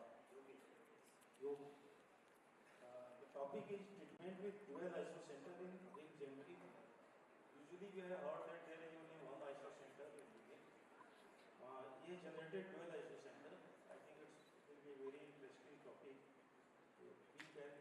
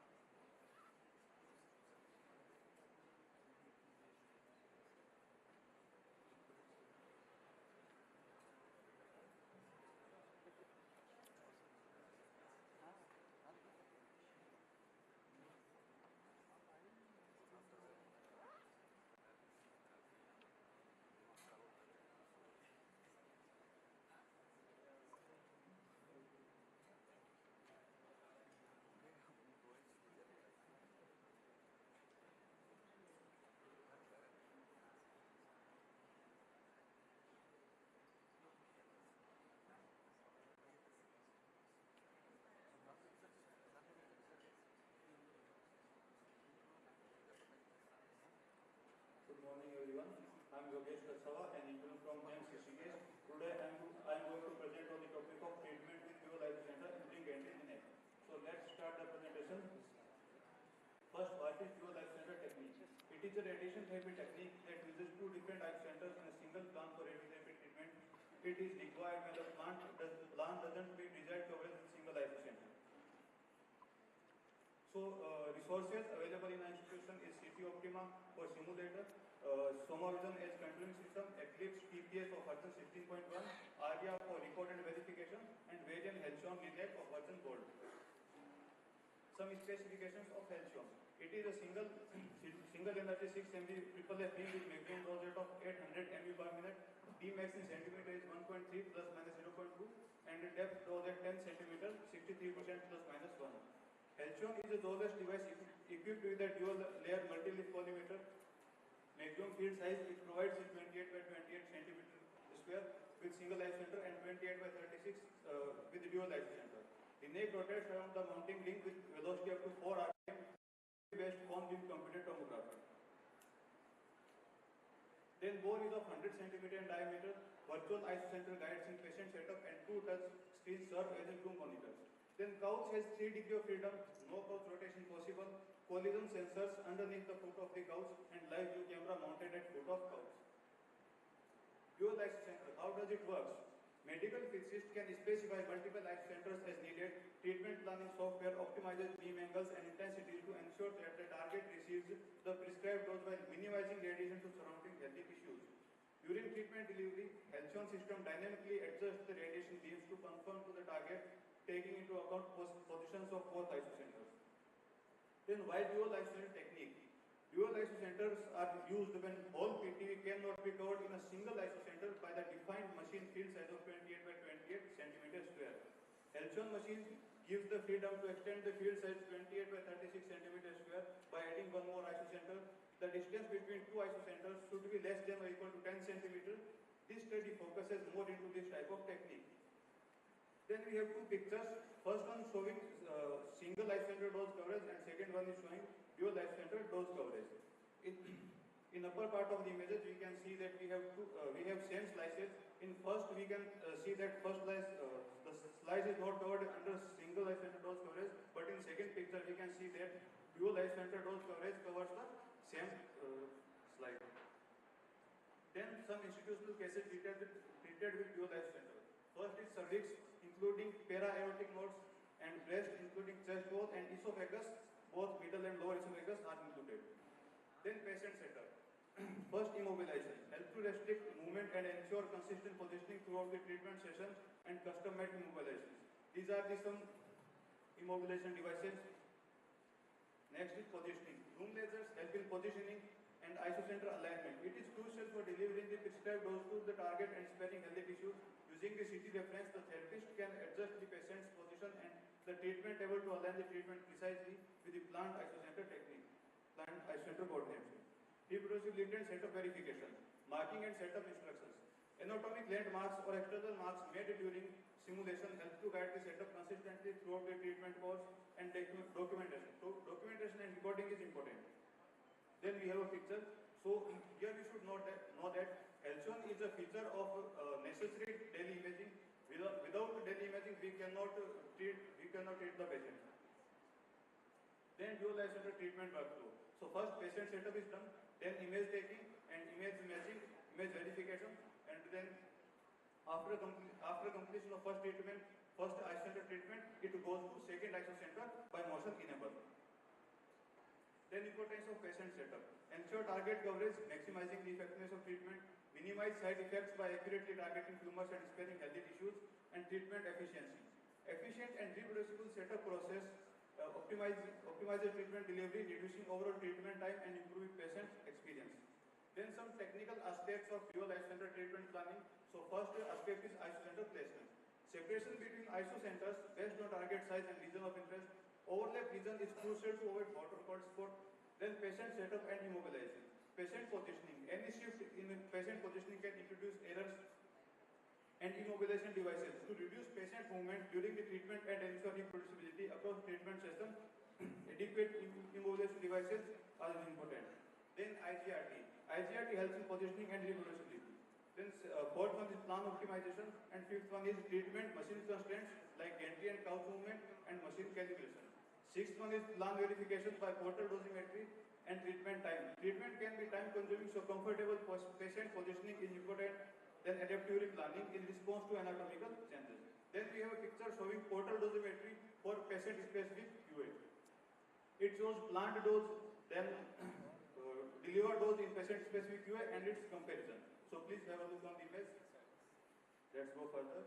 Then how dual isocenter technique differs from single isocenter. It utilizes two isocenters. More flexibilities in beam placement, can enhance targeting of tumors while sparing surrounding healthy tissues, better control over dose distribution. Each isocenter can be optimized for specific treatment angles, improving dose conformity and homogeneity. More suited for complex cases and more time consuming. Then beam arrangements, field shaping and dose optimization. So field angles. Strategic selection of beam angles can enhance tumor coverage and reduce dose to critical structure. Multi-field approaches. Employing multiple fields from various angles to create a comprehensive coverage of the tumor volume while minimizing the dose to adjacent organs at risk. Then field shaping is done by utilization and adapting field shaping, assessment of patient anatomy via imaging. Then fourth one is dose optimization, can adjust beam intensities and angles dynamically based on tissue type and density. DBH. DBH is used to assess the effectiveness of the treatment plan and biological modeling. Incorporating biological models into the optimization process helps predict how different tissues respond to varying doses. Then in last results we got. So first, better dose distribution, but also increased plan complexity and increased treatment time. Then we have some institutional data. First, for evaluation of CA breast, we have a table showing coverage achieved in patients and dose constraints. It is a picture showing DBH and dose distribution for CA breast, and then institutional data for CA cervix. Same, it shows dose coverage achieved and dose constraints. Then a picture of DBH and dose distribution for CA cervix patients, and in last the conclusion. So the dual isocenter technique in Helson radiotherapy is an effective and practical approach for treating large and complex target volumes, improved dose distribution for large tumors, enhanced target coverage, efficiency treatment delivery, and potential reduction in toxicity. It was a conclusion, and thank you. Nice one. I want to know just one thing. You said 12 isocenter. You generate this 12 isocenter inside patient or object or phantom or in machine unit. Couldn't get it. That two isocenter you generated inside the object. It is not the 12 isocenter of the machine. You have generated it inside by shifting pouch. Only one isocenter, but two isocenters are in patient. Like first one, first isocenter in patient, it will be treated, then it goes to second isocenter. You generate that second isocenter inside the patient. Yes, because isocenter of the machine cannot be checked. Yeah. Okay, the same radius. So you can generate by shifting the pouch, left and right. They are in commission direct. Non-commission very also. You can make it. So this way you can generate 4-5 isocenter. You are treated because we go and then brain with 4 isocenters. And you can generate very good homogeneity. That should be there. It is very beneficial for homogeneity. We can use beam angles for different isocenters. Because in both the condition isocenter is the same. It is the same. Yes, sir. Any questions? No? Yeah, Mr. Yogi. Nice. What imaging protocol you followed for both arms? Do you take CBCT for both different isocenter or single CBCT? Sir, if both isocenters areas can be covered in single image, then it's not needed for extra image. But it is not covered in single image, then we have to take then what will you apply? Average shift apply there different. So CBCT one when you applied CBCT one then CBCT two, or you applied the average both CBCT imaging. If you are taking because sometimes it may different.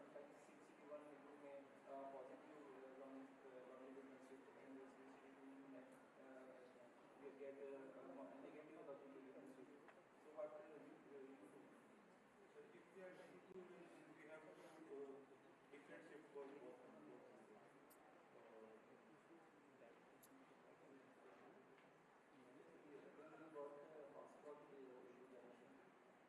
when you applied the different treatments? Sir, hotspot and hotspots are assessed before treatment for that we do patient specific use. So if there are some hotspot, then we will assess and optimize the plan. When you in the first CBCT, you get a 0.5 centimeter longitudinal sheet. And second CBCT, you get a minus 2 points negative longitudinal sheet. Then what you do? If there are shifts in negative position, we have to apply the shift because without applying shift, the image will not be accepted by the machine, so it can't go further. So we have to accept it. It's plan away due to variation. It is I think forward planning or reverse planning here. Reverse planning. So that is taken care by the GPS and the MLCs. On this spot, there are so many ISO centers. It is taken care by MLC itself. It cannot take care of MLC and the GPS. Sir ऐसा नहीं है sir जो पूछना चाह रहे हैं वो ये है कि आपने पहला जो आपका आइसो सेंटर था फर्स्ट साइट जो आपने ट्रीट किया उसके बाद जो प्लान एक ही साथ बना हुआ है प्लान जो है वो कंटिन्यूएशन में बना हुआ है पहली सीबीसीटी के बाद आपने जब दूसरा सीबीसीटी लिया तो उसके बाद जो भी काउच शिफ्ट आएगा अगर लॉन्जी काउच शिफ्ट अगर आएगा तो मैंने काउच अगर शिफ्ट कर दिया तो अब प्लान सेम है मशीन को नहीं पता है कि काउच शिफ्ट हुआ है कि क्या तो जो प्लान है अगर उन दोनों शिफ्ट के बीच में गैप होगा तो वहाँ पे हॉट स्पॉट आएगा और अगर लॉन्जी इन जाएगा तो वहाँ पे हॉट स्पॉट हो सकता है तो हमको ये करेक्ट लेकिन जब by planning MLC moves accordingly to avoid hot spot और cold spot sir at the junction two field है ना अपर आइसो सेंटर और लोअर आइसो सेंटर तो उसका जो जंक्शन है उसको हम शिफ्ट नहीं कर सकते अगर हम वो जंक्शन शिफ्ट कर देंगे हम लॉन्जी शिफ्ट अप्लाई कर देंगे जो भी शिफ्ट अप्लाई करेंगे जंक्शन अगर ओवरलैप हो जाएगा और जंक्शन के बीच में गैप हो जाएगा तो देयर इज अ कोल्ड और hot spot is possible with the smallest fields this Asian machine है the fields is very small here so that is the possible to avoid hot spot because it takes what the joy see it is the all work of TPS. No sir, we have to be careful. We have to be careful at the time of treatment कि हम पहले ही दोनों जो shifts हैं उनको verify करें कि हमारा जो भी हमारे काउच शिफ्ट्स हैं वो वेरी ना करें जैसे कि ट्रू बीम है एलसीओन पे मैंने काम नहीं किया मैं नहीं बता सकता ट्रू बीम में there is a option of extended CBCT हम सीएसआई या कुछ भी ट्रीट करते हैं तो हम ऐसा नहीं है कि पहले हमने क्रेनियल ट्रीट कर दिया उसके बाद हम अपर स्पाइन ट्रीट कर रहे हैं तो अगर हम अपर स्पाइन ट्रीट करेंगे अगर उसमें कोई भी शिफ्ट आता है हमने अगर वो शिफ्ट अप्लाई किया तो there will be the hot spot और cold spot at the junction region of cranial and spinal तो हमको ये एश्योर करना पड़ेगा कि जो भी हमारी फील्ड है जो जंक्शन है उस जंक्शन को हम शिफ्ट ना करें तो 1 मिलीमीटर का भी अगर शिफ्टिंग हो गया तो observation is very important sir जो बिल्कुल सर आप बोल रहे हैं जो एमएलसी और वो तो जिस तरह से हमने प्लान किया है उसी तरह से फायर होगा वहाँ पे at the time of treatment हम उसको मॉड्यूलेट नहीं कर सकते और उससे पहले हमें एश्योर करना पड़ेगा कि जो हमारा ट्रीटमेंट डिलीवरी है जो भी हमारा दोनों आइसो सेंटर खोल रहे हैं पेशेंट के अंदर क्रिएट किया उनके अंदर कोई भी लॉन्जी और लेटरल शिफ्ट जंक्शन पे ना हो we have to be careful about actually brain में इट्स पॉसिबल क्योंकि ब्रेन में हेड लगा देते हैं फिक्स हो जाता है बाकी अदर पार्ट में जब काउच को मूव करते हैं तो पेशेंट भी कई बार 1 मिलीमीटर आगे पीछे करता है this is a very important thing here in other part of the body because the fixation is very important patient should not move and the observation is very important that time the technician must watch properly 1 millimetre का movement patient में होगा तो ये सारी planning sir you are very right that point is very challenging so that challenge has to be carefully managed you are very right ये बहुत important है fixity is very important जब आप 3-4 पॉइंट्स बनाते हैं centre that time the fixity of object is very important 1 millimetre movement will be very hazardous somewhere you will get cold spot other place you will get hot spot that fully क्योंकि machine तो machine होती है जब तक हम नहीं देखेंगे उसको what I wanted to know about that कि हम जब कोल्ड देते हैं तो उसमें हमारा टेक्नीशियन एकदम विजिलेंट रहे, कई बार स्विच मूव कर जाता है, हम आराम से लगा के बैठ गए मशीन के सहारे और पेशेंट मूव करता है अंदर में, तो कई ये बहुत जरूरी है ड्यूरिंग आरटी। मेरे ख्याल से बहुत हमारे टेक्नोलॉजिस्ट यहाँ हैं, एक मैसेज है कि जब पेशेंट ऑन होता है, टीम ऑन होता है, तो यू मस्ट वॉच। पेशेंट अपने आप कई बार मूव करते हैं in spite of your fixity और the fixation device you have, still there is a scope of movement for 1 or 2 millimeter, 3 millimeter something, and 1 millimeter in precision is very injurious, especially when you have created junction of the joint. Yes, sir, we have to show that before the treatment. Yes. Sir, sorry to interrupt you, sir, but I think you should use technologist or therapist instead of technician. Sorry. Any other question? Yes, sir. When you are treating in 2 ICU centers, the sir has already told that if shifts are coming, what you are doing. So normally in these kind of cases, you get long shift more. So what are your average shifts and what you are doing to reduce your average long shifts to reduce it to keep it as low as possible? What you are doing for that, other than off-fit? Then sir, without apart from immobilization, we can do in planning. So we should try to achieve the adequate planning. So it is possible only for we can do anything from because in patient position in multiple ICU centers, you definitely get shifts, and if you apply that shift, you will get hot spot and cold spot easily. If you apply in both the CPCTs, if it either it has to be applied in only one, and you have to ignore in other one. You can't apply in both. Sometimes it will give same direction, sometimes it will give opposite direction shifts also. Very nice. So we have to use appropriate immobilization, and we have to try that we should try to perfect reproducibility, and if there are more shifts than tolerance, then we should reset up the patient. So that is what my question is. What is your average shift? What you have treated in your patient? What you have already done? What is your average shift and how much PTU margin you are using according to that? Just approximately average shift. How much average shift you are using? And if you are what you are saying is very important. Usually these multiple centers is fulfilled only in small field. When you are in large field, see the divergent field which hot spot is 1 centimeter or 2 centimeter below the matching line. But if the beam is very small, then you will get the parallel beam. Because the building, if there is deviation of the beam, then certainly you will get hot spot in the deeper area, not at the surface. Okay, so it is good for a small beam, and usually in brain, some 3-4 ICU centers are taken care of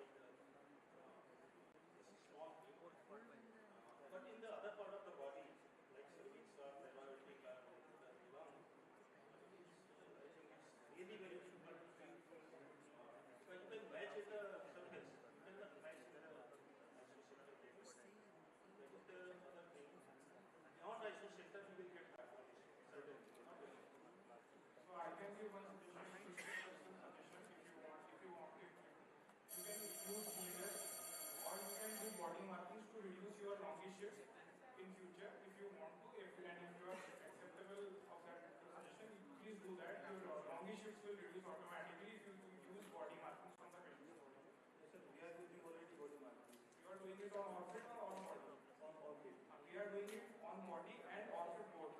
So when your body and orbit marking both matches with same laser, your longish shifts will automatically reduce. So your problem of hot and cold will automatically reduce in that.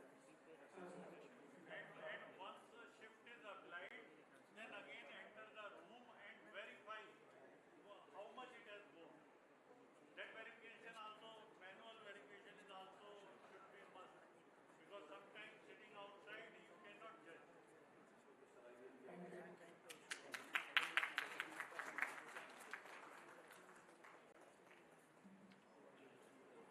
There was a lot of discussion and excellent audio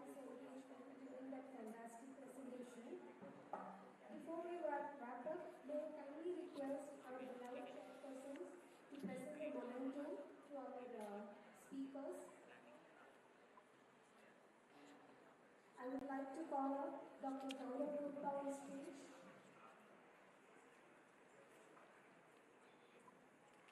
May I request Dr. Devi Prasad Pandit to present in the momentum for his fantastic presentation for today.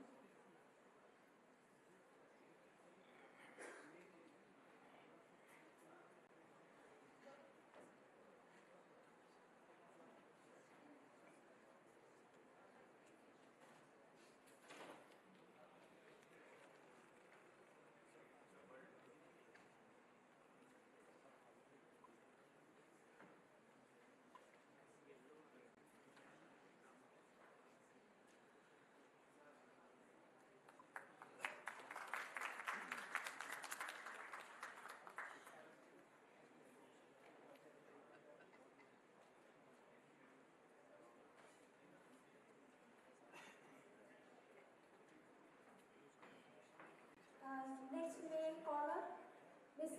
Arshita Sharma on stage.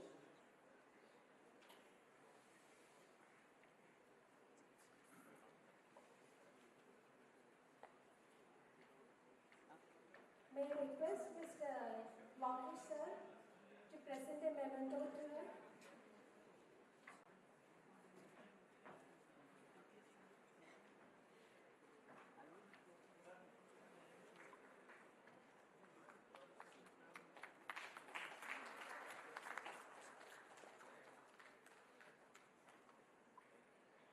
Thank you very much, sir.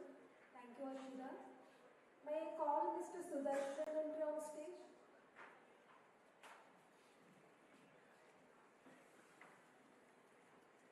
May I request Mr. Abhinesh sir to present the memento to Mr. Sudarshan?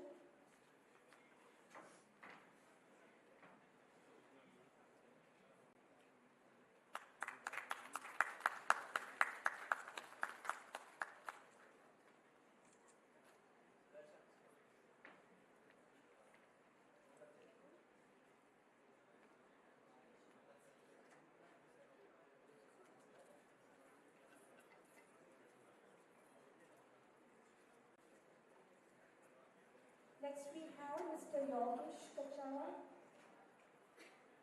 May I request Chakko sir and Dr. Abhi Singh sir to present the memento to Mr. Yogesh Kachawa.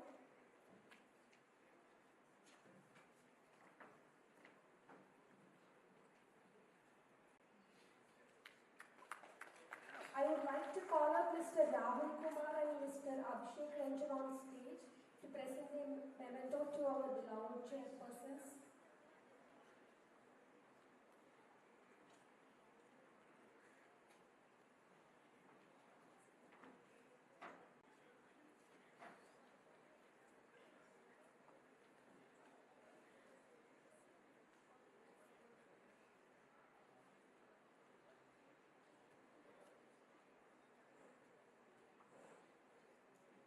A token of love to Dr. Devi Prasad Pandit sir from our end.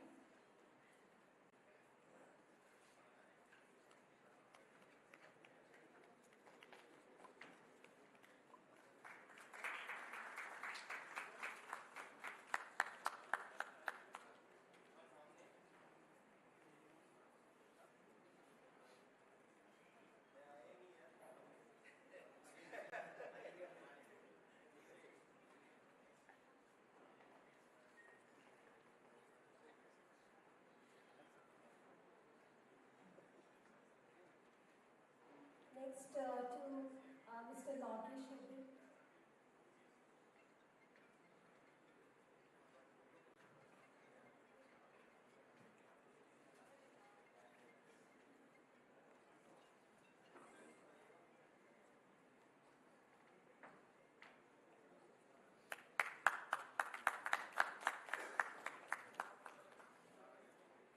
Token of appreciation to Mr. Abhinesh Mishra.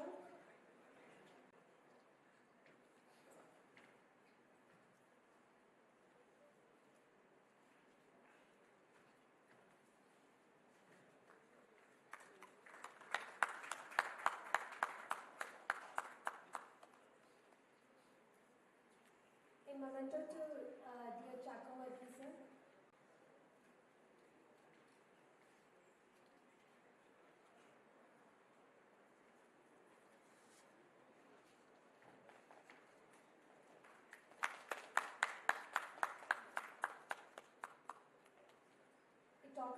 call to Dr. F.P. Singh, sir.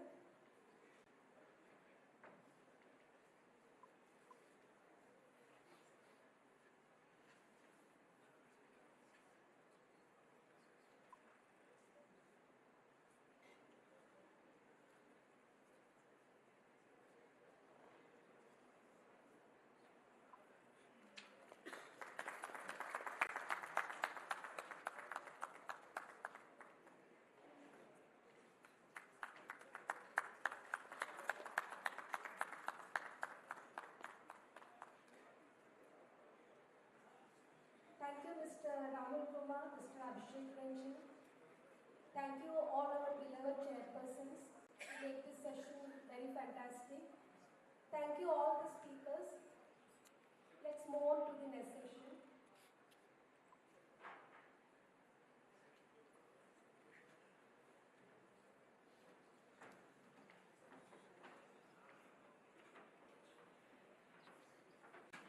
Now, I would like to invite highly skilled and compassionate radiation therapist, West Zonal Secretary of ARTTI, Ms. Unnati Shah, who leads a dedicated team of therapists at Muniseva Ashram in Goraj from past 17 years and truly embodies the spirit of women empowerment. Ma'am, you are a living proof of how far women can go and the incredible impact they can make. It's an honor to call you on stage and guide us through this panel discussion of failure. Please, ma'am, welcome to the stage.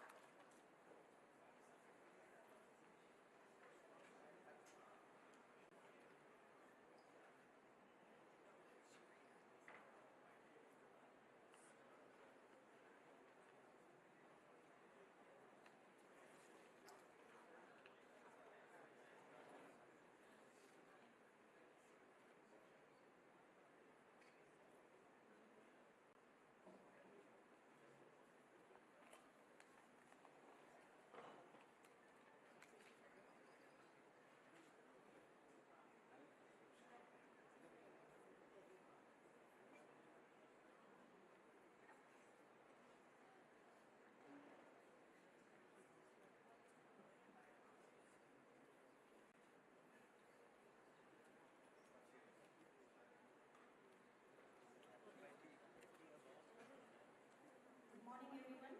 This is, we are moving closer to the ending ceremony of this Artticon 2024, and this is the last panel discussion. I would like to request all to be present because this discussion may give you some fruitful take-home message. So, a warm welcome to all of you for this some differently designed panel discussion, which is named as a rainbow, which is conducted specially for and by the females in radiation oncology. This first rainbow panel discussion was conducted in year 2022, and that time it was an online platform. But by seeing the good response, success, and appreciation, we got opportunity to conduct this rainbow session again in Artticon 2023, organized by KDH Mumbai. And this year also we got opportunity to represent ourselves in Artticon 2024 and be a part of scientific schedule. So we are very glad and thankful to our ARTTI committee who has thought to conduct this kind of session, which is giving opportunity for our female radiation workers or females in the radiation oncology department to come forward and represent our expertise, experience, opinions and views and discuss the challenges what we have in this field and try to set an example for the upcoming generations. So Rainbow is specifically designed to have a healthy discussion on a unique set of challenges encountered by the females in radiotherapy that can affect their career progression, work-life balance, and the patient care. The reason behind to conduct this kind of panel discussion is to find a potential solution based on these challenges by the personal experience and expertise of our panelists or the institutional practices what they are following. So today our theme for this rainbow session is empowering the females in radiation oncology, overcoming the professional barriers. So first of all, I would like to introduce myself. I am Unnati Shah.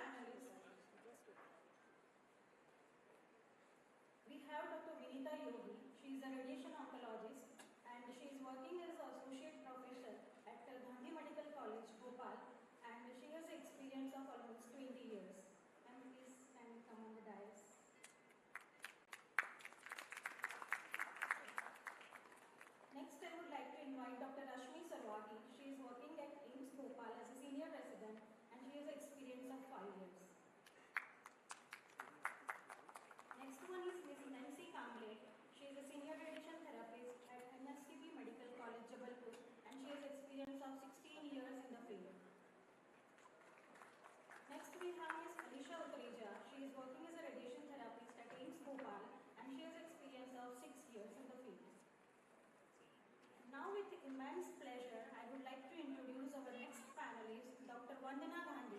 She is a State Information Commissioner of Bhopal.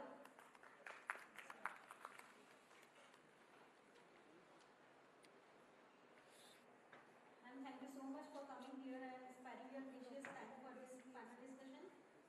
We feel so privileged to share stage with you. So let's start with some of the challenges what we as a females in radiation oncology face. So the first one is gender bias and stereotyping. Gender bias is a major concern that can manifest in various aspects, starting from the career development opportunities, patient care, treatment to the workplace environment. Gender bias refers to unequal opportunities and stereotyping refers to the assumptions made about individuals based on their gender. Here are some key challenges I have mentioned over here. Just have a look on this. What are the gender bias and stereotyping based challenges what we face?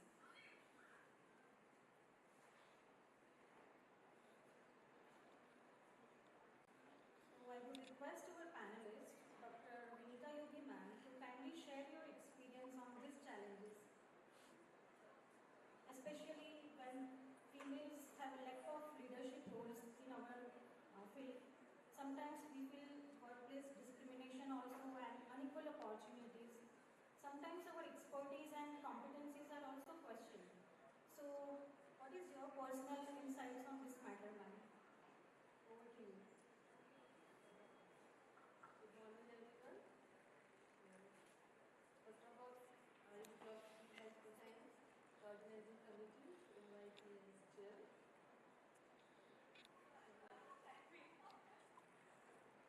Leadership roles. I think we are underprivileged and we are not getting opportunity for being participate in like procurement of machines or things in the department. I want to advocate the participation of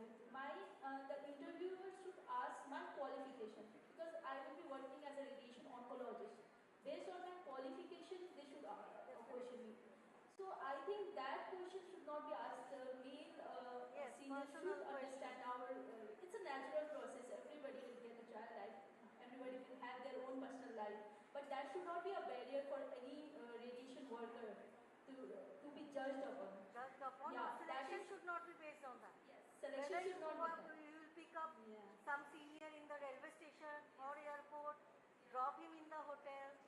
So these, that's what I said. Men should also change their thinking, perspective of, outlook. yes, I strongly That's what my believe. mama expertise Gender should not judged by come her into gender. picture. Yeah. Right. Thank you. So, Nancy, being a therapist, have you observed or experienced any salary disparities in our field?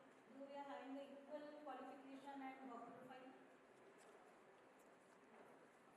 First of all, I would thank the scientific committee for selecting me for this panel discussion. And I want to add for this question that I myself haven't experienced salary disparities in my career, but I have heard of this many times.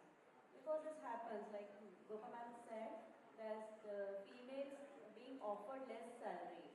They judge, disparities,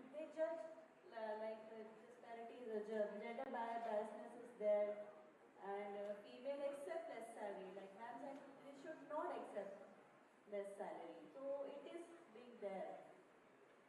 And this can be overcome with the help of colleague male RTPs, colleagues and fellows, because when they will help, and there should be salary transparency should be there, and they should encourage females by telling them or telling the HOD or management that it should not be there, salary discrepancy should not be there. But this salary discrepancies we can see in private sectors only. It is not there in government sectors. Yeah, that's true.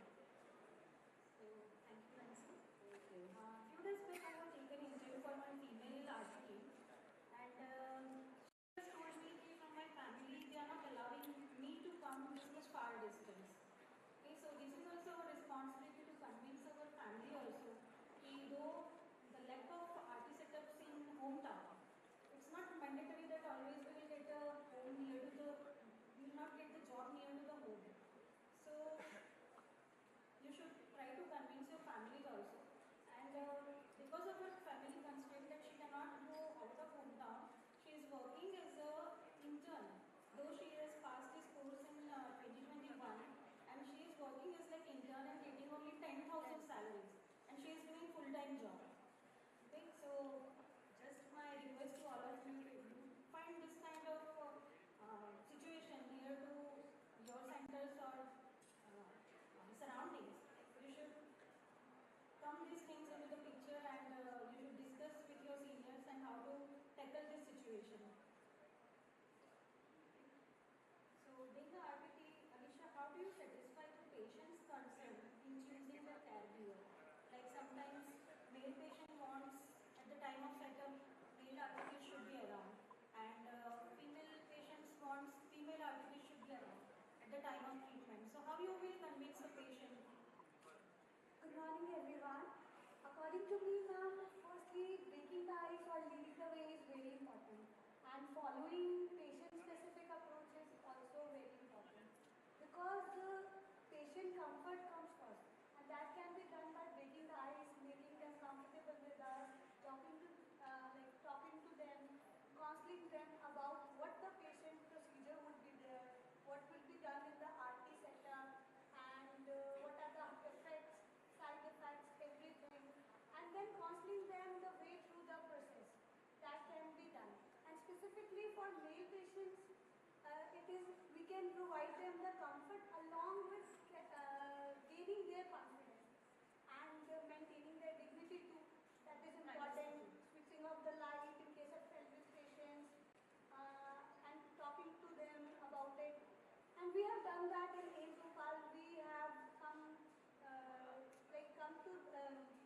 gone through that process of doing all that, and alone I have managed that department or that radiotherapy part only.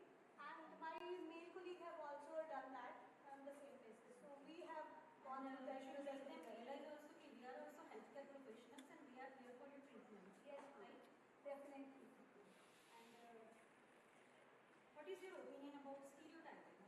Stereotyping. Since I am the youngest of all of you, thank you for giving me this opportunity. Stereotyping has been like, it's a bias or prejudice that we all come across in our lives once in a while. And it can be done on various bases. Like for a female RDT, we are like judged कि we can't do that heavy patient. How will we lift that heavy patient? How will we set up the heavy patient? Or giving a specific example of how will we put that electron applicator, changing the breastbone. To be very specific, we are being judged on that part. And coming to that stereotyping part, being a small heighted person, that is also has been a stereotyping. How I'll manage, patients perceive me as very young. So stereotyping has been there, but we all can get through along with that, and we can change our mindset perspective. All of us have to move forward with that. Only that we can change. Thank you so much, Alisha. I would request Commissioner Ma'am to put some insights on this matter. अभी gender discrimination की जो बात हो रही थी work place पर, तो जैसा कि घोष मैडम ने भी कहा, मैं भी उसी तरह से शेयर करना चाहती हूँ कि यस होता तो है वर्क प्लेस में, सभी जगह होता है, लेकिन बात ये है कि हम बात प्रॉब्लम पे करना चाह रहे हैं या सॉल्यूशन क्या है। तो हमें बात सॉल्यूशन पे करना चाहिए कि ये सब हो रहा है, होता रहा है, क्योंकि हमारे शुरू से इस तरह से चला आ रहा है, लेकिन अभी बहुत सारे परिवर्तन आ रहे हैं। हम देख रहे हैं कि बहुत सारे चेंजेस आ रहे हैं और गवर्नमेंट ने पॉलिसीज तो सभी के लिए इक्वल बनाए हैं, लेकिन बात यह है कि हम उसका उपयोग किस तरह से कर रहे हैं, क्योंकि हमारी मानसिकता खुद हम जब तक नहीं चेंज करेंगे कि हाँ आई कैन डू इट, हर काम में हमें सोचना है, महिलाओं को सोचना होगा, वुमन को खुद से कि हम सारे कार्य कर सकते हैं। जैसे फॉर एग्जांपल अभी जैसे हम एडमिशन की बात करते हैं जब, तो मैं चूँकि आपके हेल्थ फील्ड से नहीं हूँ तो मैं कॉमन बात कर रही हूँ कि जब एडमिशन की बात करते हैं तो ब्रांच लेने की बात आती है, तो जब हम परसेंटेज देखते हैं कि मैकेनिकल में कितनी बच्चियों ने एडमिशन लिया तो बहुत रेयर होता है, 1% 2%। कंप्यूटर की बात होती है तो बहुत सारे एडमिशन होते हैं, सिविल की बात होती है तो बहुत कम होते हैं। यानी खुद ही बच्चियाँ सोचती हैं कि ये कार्य हम नहीं कर सकते हैं। तो सबसे पहले ये हमें हमारे दिमाग से हटाना होगा, हम सारे कार्य कर सकते हैं। तो इसमें अगर हम जेंडर की तरह नहीं सोचेंगे, चूँकि हम जहाँ पे अभी बैठे हुए हैं, जो जिस मंच पे बैठे हुए हैं, इस प्रदेश की अभी ही पिछले मंथ तक मुख्य सचिव भी एक वुमन ही रही है, राष्ट्र का नेतृत्व एक वुमन कर रही है, और हम इस बारे में डिस्कशन केवल इसलिए कर रहे हैं क्योंकि हम खुद की मानसिकता से अभी पूरी तरह से नहीं उभर पाए हैं। जो डिस्क्रिमिनेशन हो रहा है तो उसको एक्सेप्ट हम ना करें ना, पहले शुरुआत हमसे ही करेंगे। और मुझे लगता है इस हॉल में जितने लोग हैं वो तो काफ़ी हद तक बराबरी के उस पर आए हुए हैं, लेकिन बाकी लोगों में भी ये चेंजेस तभी आएंगे जब सब लोग सोचेंगे कि हम सारे कार्य कर सकते हैं, अपनी मानसिकता में बदलाव के साथ ही सारी चीज़ें हो सकती हैं।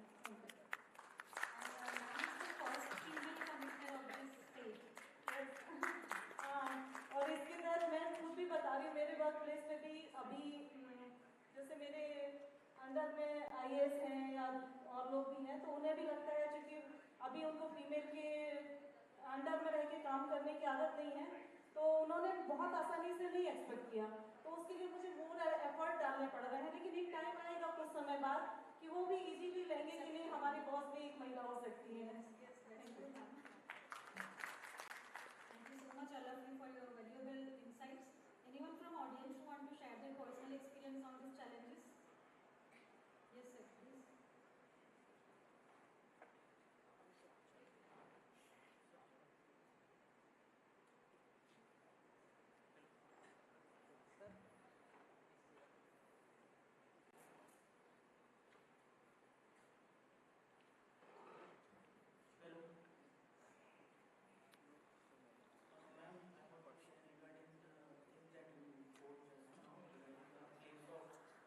Home and workplace are very far away. So a very fresh RTT, female RTT was recruited in our department, and she has opted for a rented house that was far away from the institution. So she had a difficult period for almost 1 month. She didn't share it, but once she shared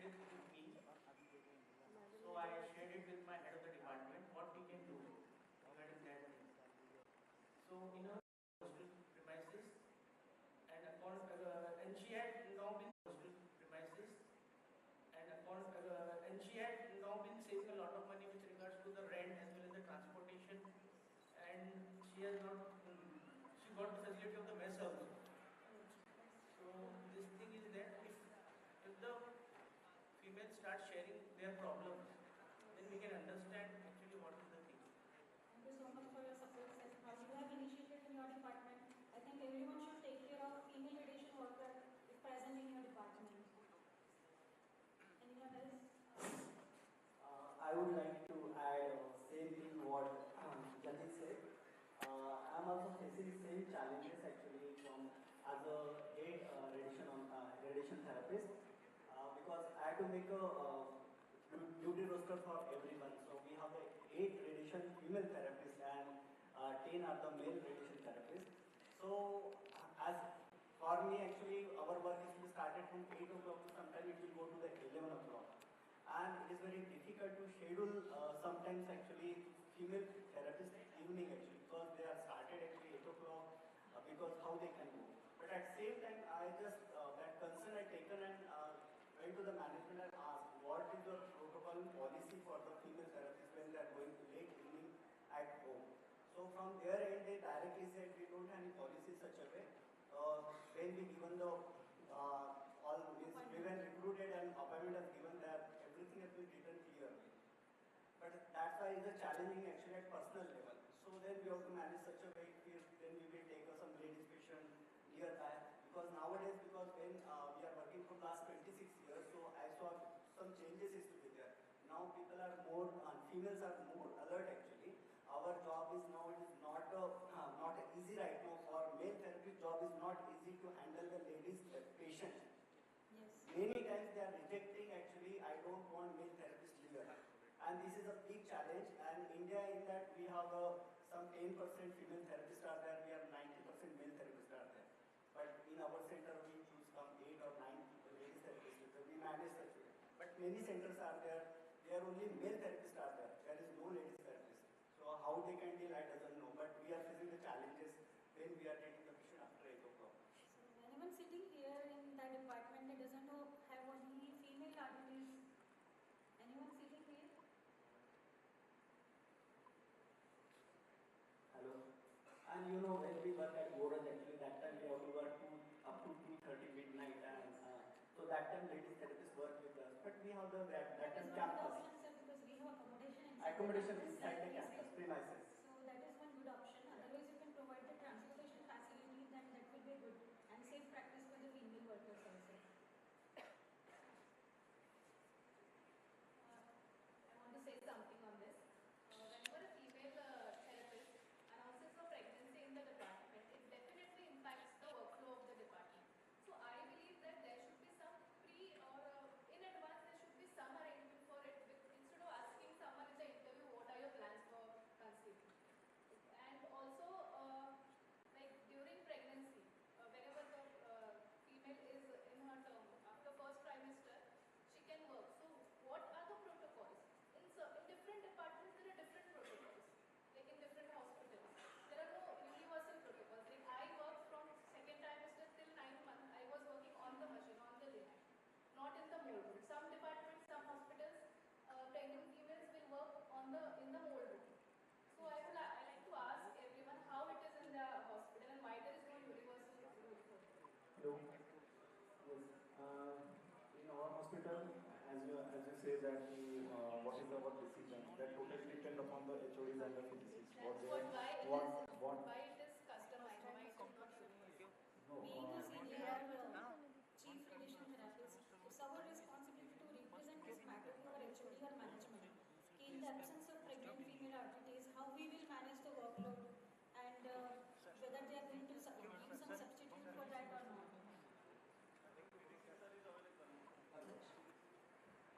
As per ERP norms, once pregnancy declared, the practice should be, I think, provide some radiation zone. You cannot work because mammalian cells are more sensitive. So it's AERP recommendations. So it should be alternative work in the department. Like now they are somewhere. In some hospitals, I think it's higher. Your baby is fine? Yeah, he's 5 years old. But there are possibility, So not actually surely. what should be done? There is possibility of cancers, whatever. So that is why AER is clear guideline. So once pregnancy declared, you should inform, and work practice should be changed.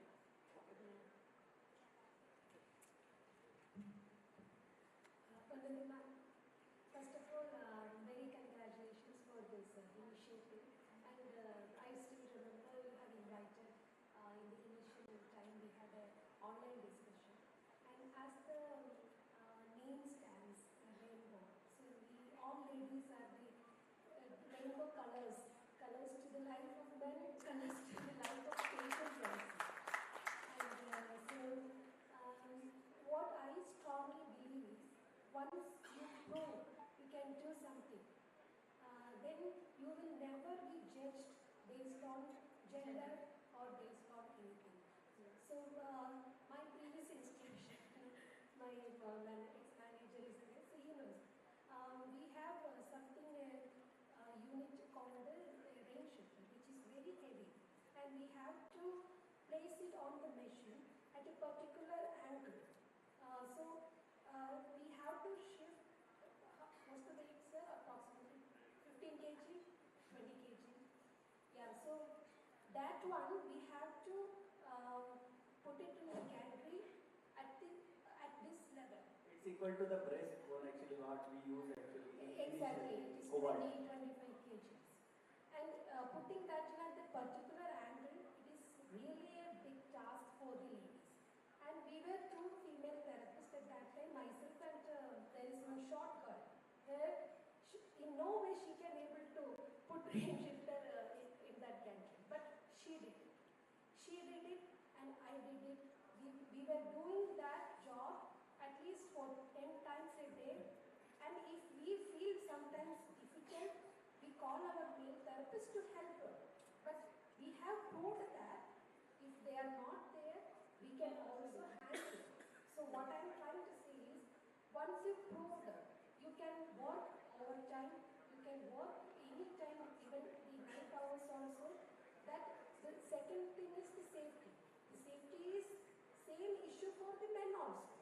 If we are walking out during the, we can be robbed or we can be attacked, it can happen to anyone, not only the females. So that safety you have to take care, and it's also a social responsibility that we should have a safe atmosphere and we should get the safety for the ladies. But if that can be taken care by ourselves, if we overcome all these challenges and once we prove, then nobody will question you, nobody will question, nobody will judge you. Yes. So I strongly believe in that. In earlier days, we have like a wooden press board also, and high 25 by 25 applicated also. So we have also done this kind of practice. Yeah, like what Doha was telling about the in Apollo program, so where the rain shifter was used, so people don't know the rain shifter, right? So I just explained.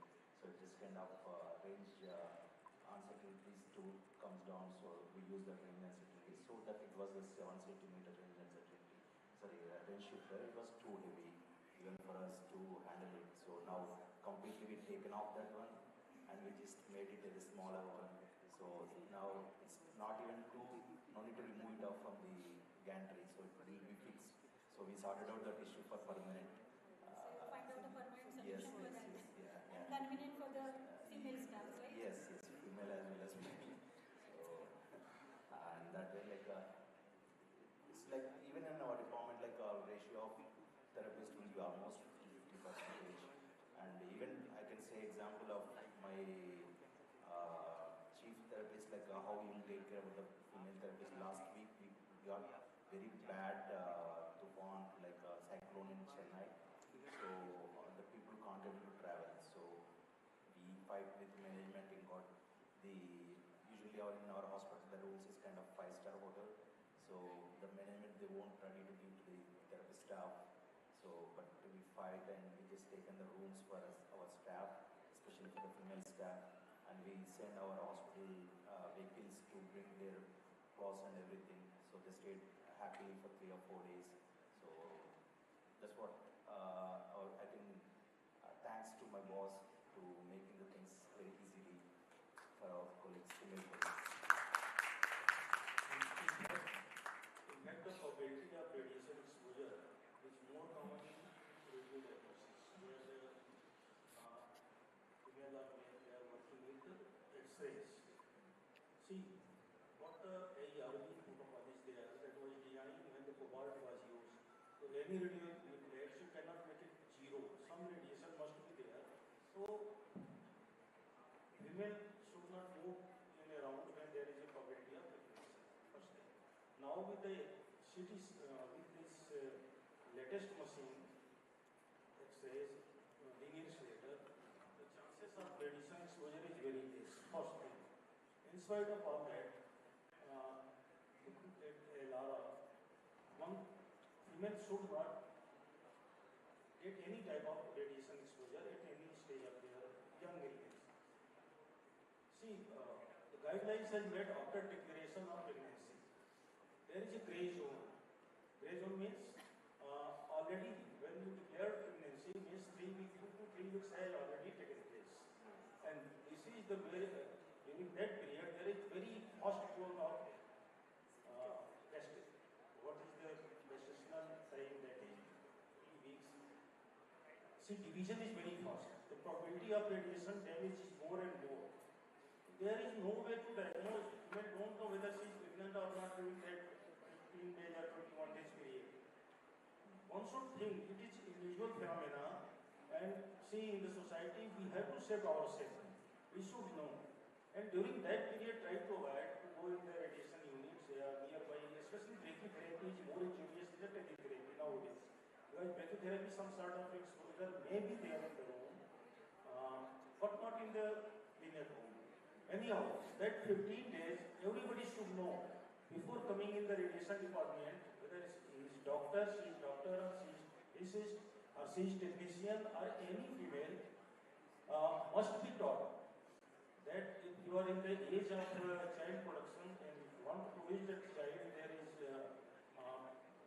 probability of any gestation, you should know whether we should go for any type of radiation exposure or not. It's totally individual, and the seniors, radiation, any female working in the radiation department, she should tell that thing to the young one.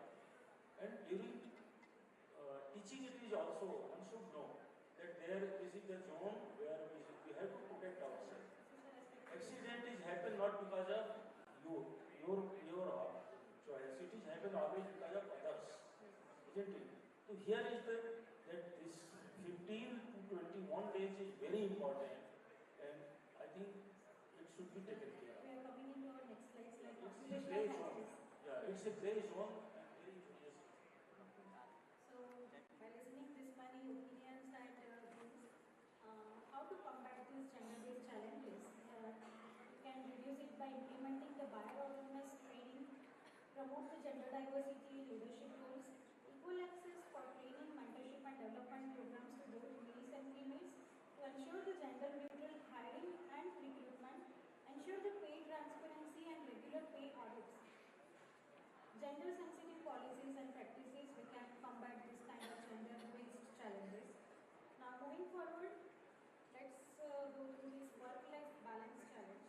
So, the huge demanding of RT job and the societal expectations that females are the primary caregivers, this can lead to both the personal well-being and the career progression. So, this challenge sometimes leads to stress, anxiety, difficulties in pursuing career, and sometimes it urges us to leave the profession also, which can again slow down our career. So these are some challenges based on the work-life balance. You can just have a look on that.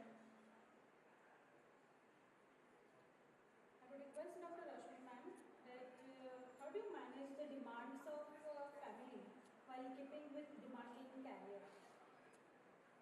Thank you for the question. So for work-life balance, so the main thing is support. If you have family support, you can work freely at your workplace. Secondly, you should make them realize that your working is not only for the financial growth, it is for your own personal growth and satisfaction. I think if you are happy, you can make your family, and you, at your workplace, you can make your colleagues happy. Second thing is focus. That is, do not take work at home.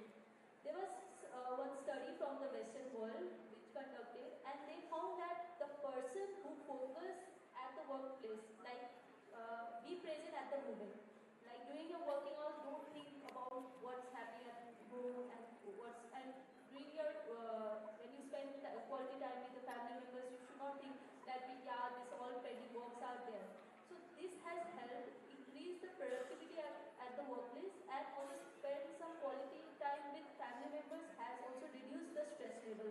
So the study found that doing this has made the person more productive and stress free, as well as has helped in the work-life balance. Third thing is, sometimes you have some situation where you need to prioritize.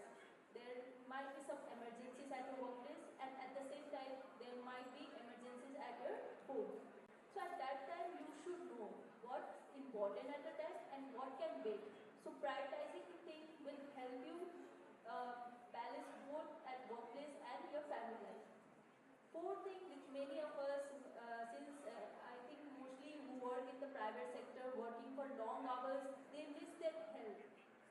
So health should be prioritized when you work for longing hours. At least once, 1 hour in a day, you should give to your health. Because once you are healthy, you can work peacefully without any stress, and it will help you combat both the work and life. Thank you. Let's say being a female RDK, we have a long and extended shifts. So how you are mentioning or how you experience this kind of challenge? What's your opinion? Long working hours, of course, there should be family support should be there, because without family support, we cannot work, go outside and work.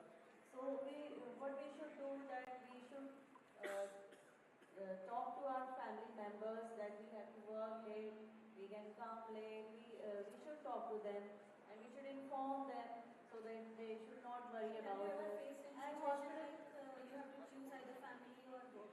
Any situation happen like that?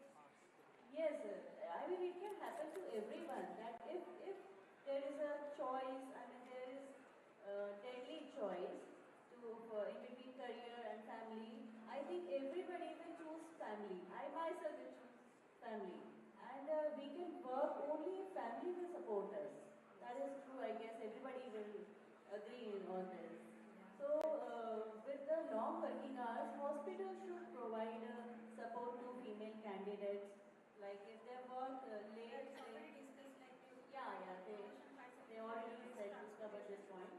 So the help and support should be there for females.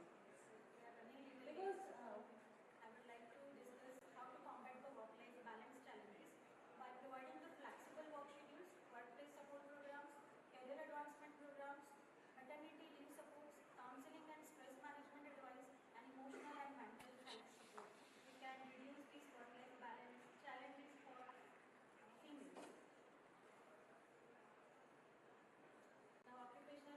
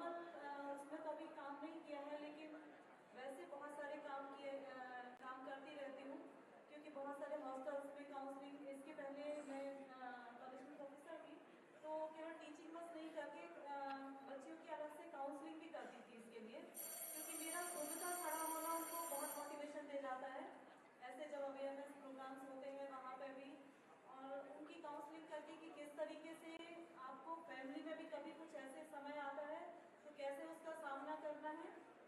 और ये सारी चीज़ें जो हम लोग तो जानते हैं, हमारे लिए कॉमन चीज़ है कि इससे डरना नहीं चाहिए या सारी चीज़ें, तो ये उनको समझाना कि जब ये शब्द आता है तो ये शब्द से डर के आपको मतलब हटना नहीं है, पीछे नहीं हटना, बल्कि में उसका डट के सामना करना है। और सारा आदि यानी कैंसर की जो बीमारी है वो आपको जैसे ही आपने सोच लिया कि हमको इससे विजय पाना है तो वहीं हमारी चीज़ें सॉल्व हो जाती हैं। तो इस तरीके के बहुत सारे और जो कैंसर पीड़ित महिलाएं भी होती हैं उनकी भी बहुत सारी महिलाओं की काउंसलिंग अनऑफिशियली करती हूँ, बहुत सारे लोग आते हैं। Thank you so much. So these are some cancer awareness activities and how one can involve in that. So last I want to conclude with that these challenges encountered by the female radiation workers are not only affect the professional experience but also impact the quality of patient care. So by addressing these professional barriers and implementing targeted strategies, female radiation workers can be empowered to thrive in their careers. And we should always keep one thing in mind that we have chosen this profession with our own choice. So we should be aware of the pros and cons of this radiotherapy field and what challenges may come and how to overcome it. And always try to be reciprocal, so when you need support, people will be standing behind you to support.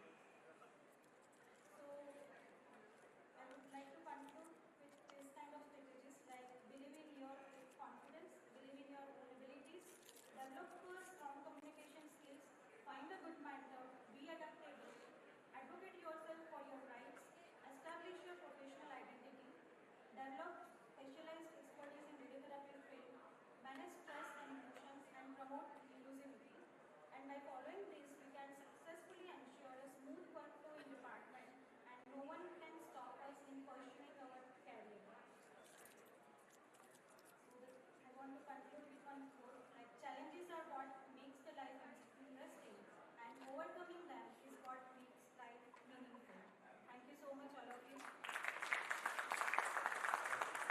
Thank you very much for the wonderful discussion.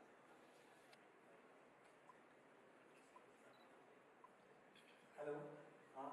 This concept only two people is put behind. One is Mr. Naveen. He only suggested I want his program on the stage, and Unnati. She given. So I asked everyone to do the big round of applause. Congratulate the entire woman team.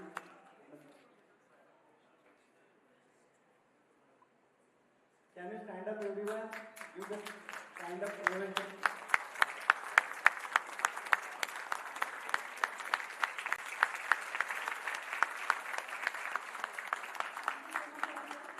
For all female radiation therapists, as well as those gorgeous women standing on the dais.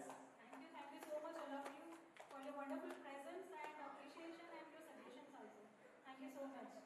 Thank you, our panelists. Thank you. Let's continue the journey of empowerment beyond this room. Ma'am, please stay on the stage.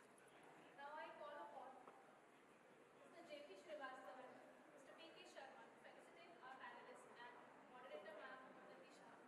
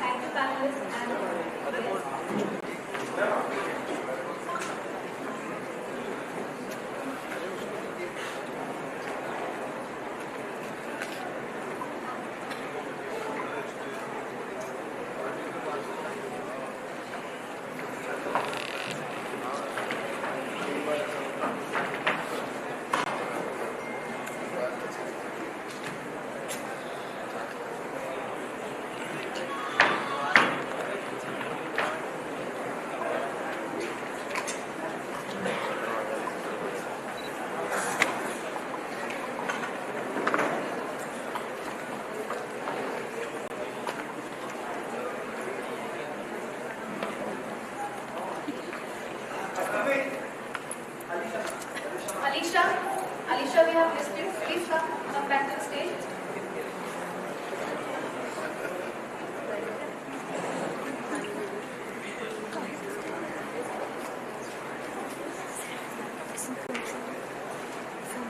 Sir, please present.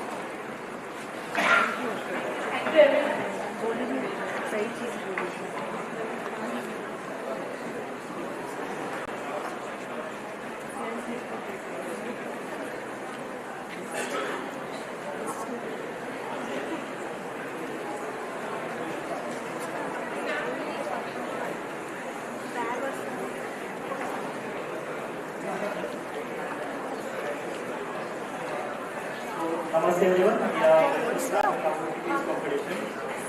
So everyone are ready? अच्छा इस date के पास अभी हाँ तो गया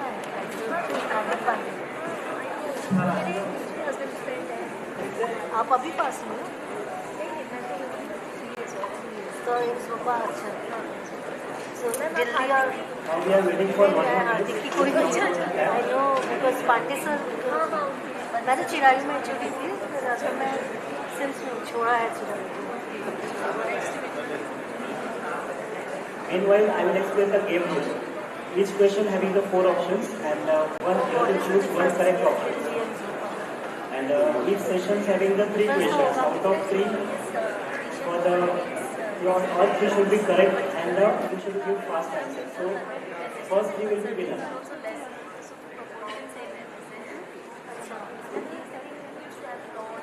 Okay, are you ready? Are you ready? Are you ready? Yes. Meerut तो फिर दिल्ली में पीछे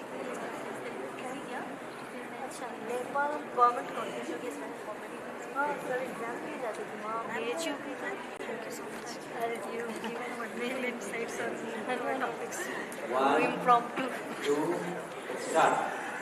See there are certain issues one of this is this you have to tackle it in your own way there is no solution. Nepal की जो government medical college है उसमें Now question in which side carcinoma we are giving plaque therapy. Option 1 अब BHU की कोई option 2 nose, option 3 eyes and option 4 lips. Tick 1, tick 2, अच्छा हाँ tick 3.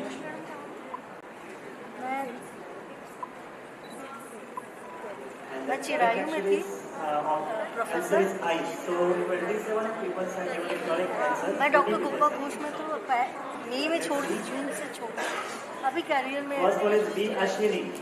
हाँ अभी loud clap for her. Now second question. In total skin electron therapy, we use acrylic sheet as beam degrader, beam upgrader, beam spoiler or beam shaper. जो लोग victim में वो नहीं थे Tick 1, tick 2, Tick 3. And correct answer is beam spoiler. 40 people have given correct answer.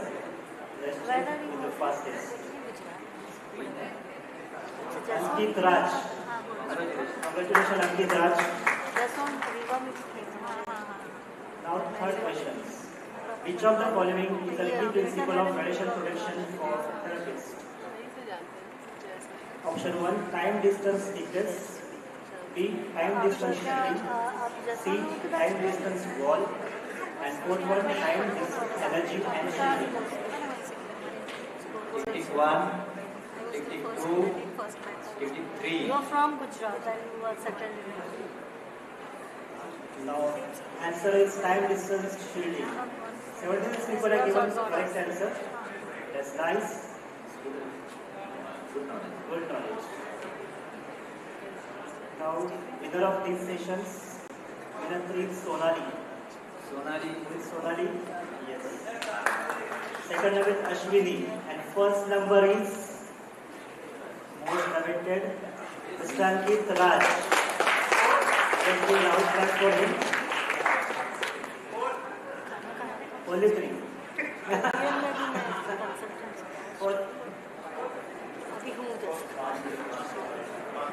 Trying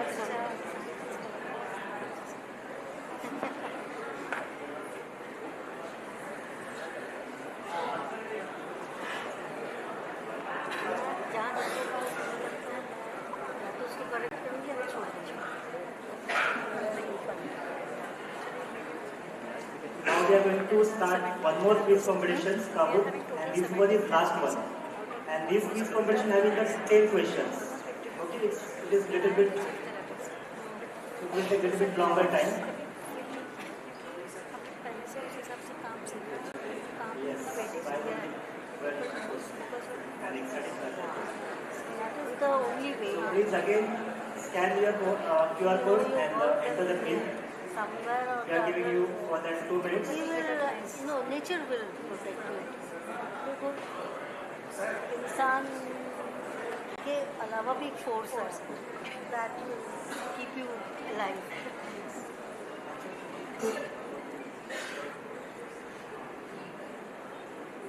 Being females, we cannot be video also. 60, Sometimes 65, you 70.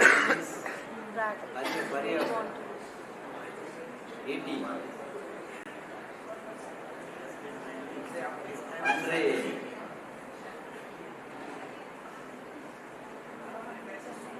We have 250 registration, so at least more than at least 150 अच्छा should be. चलो लग जाएगा order नहीं हुआ मुश्किल 2 days में 120. क्योंकि फिर से पीजी रिवाइव हो जाएगा So are you ready?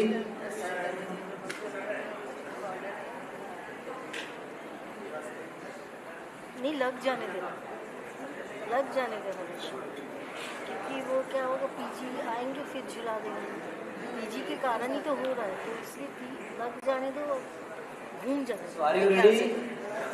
जोर से बोलो, are you ready? One more, are you ready? Start.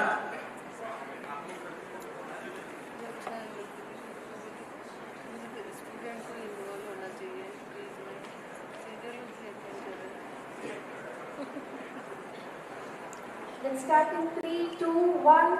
There you go. What is the primary goal of radiation therapy in cancer treatment? Cure cancer, relieve symptoms, control tumor growth, all of them. You have 10 more seconds to answer the question.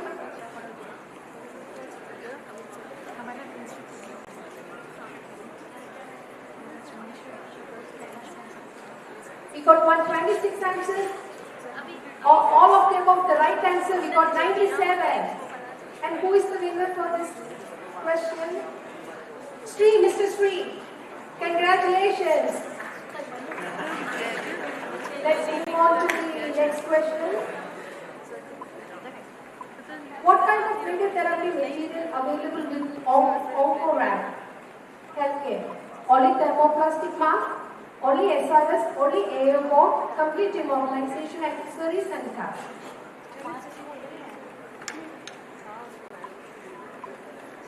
We have 5 more seconds to answer these questions. We got 124 answers. The right answer is complete immobilization accessories and cars. And the winner for this question, Iktesha. Congratulations. Shall we move on to the next question? What does TMLI stand for in radiation therapy? Total marrow body irradiation, total bone lymphatic irradiation, total marrow lymphatic irradiation, total mass lymphatic irradiation. You have 10 more seconds to answer. We got 100 plus answers for this question. So the right answer is total marrow lymphatic irradiation.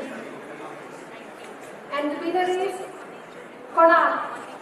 Congratulations. Moving on to fourth question. What new launches with Oncorat Healthcare? Thermoplastic cast, backlog, third generation AO and LASIK.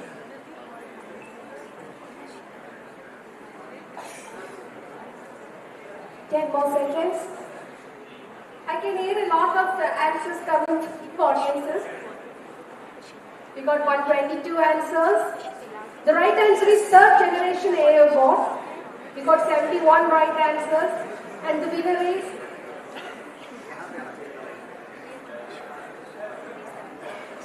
okay, moving on to the fifth question. What's the advantage of proton therapy over traditional X-ray radiation therapy? Proton therapy is less expensive. Proton therapy delivers radiation to surrounding healthy tissues. Proton therapy works faster. Proton therapy is easier to administer. We have 5 more seconds to answer the question. The right answer is proton therapy delivers less radiation to surrounding healthy tissues. We got 82 right answers. And the winner for this question, Mr. Anand. Congratulations.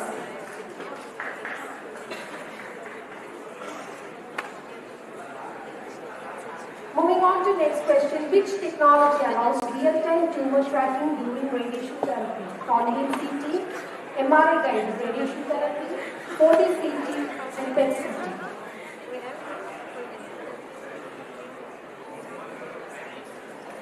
Five more seconds. We got 120 answers. The right answer is MRI guided radiation therapy.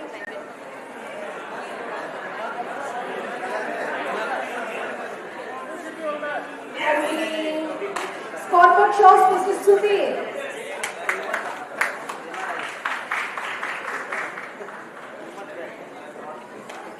Moving on to the next question, the seventh question. Which approvals and certification available with Oncorat Healthcare? Only US FDA, only ISO, none of the above, both US FDA and ISO.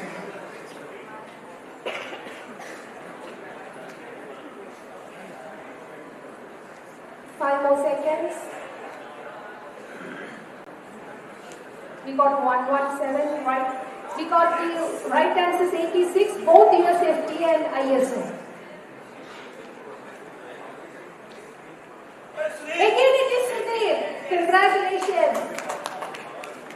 Moving on to next question.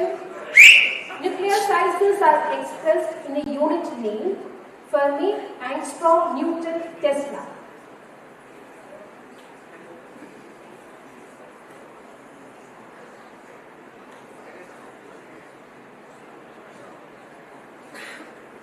We have 5 more seconds. We got almost 118 answers. The right answer is Fermi. We have 33 right answers.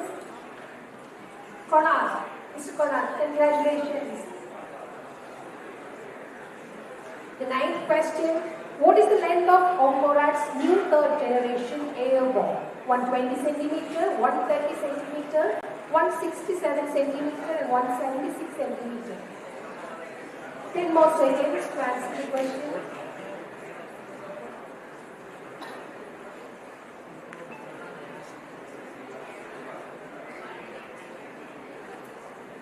The right answer is 167 centimeter and we got 30 right answers. Who is on the spot? Miss Rangaraj, congratulations.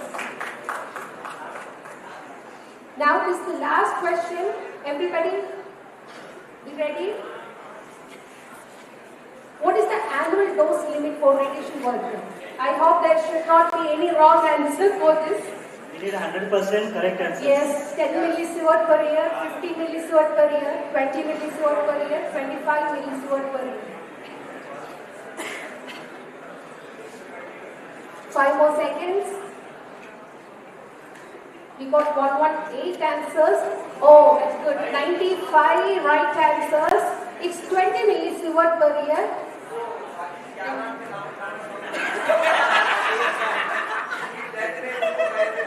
बाकी 11 को stage पे बुलाएंगे अभी हम लोग.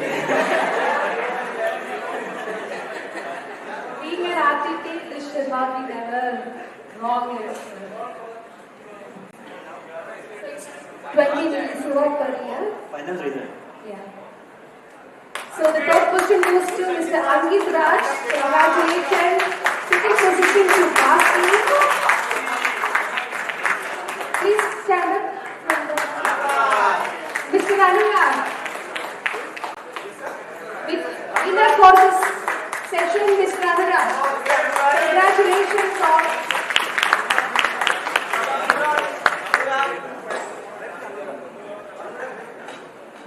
Anurag, could you please stand?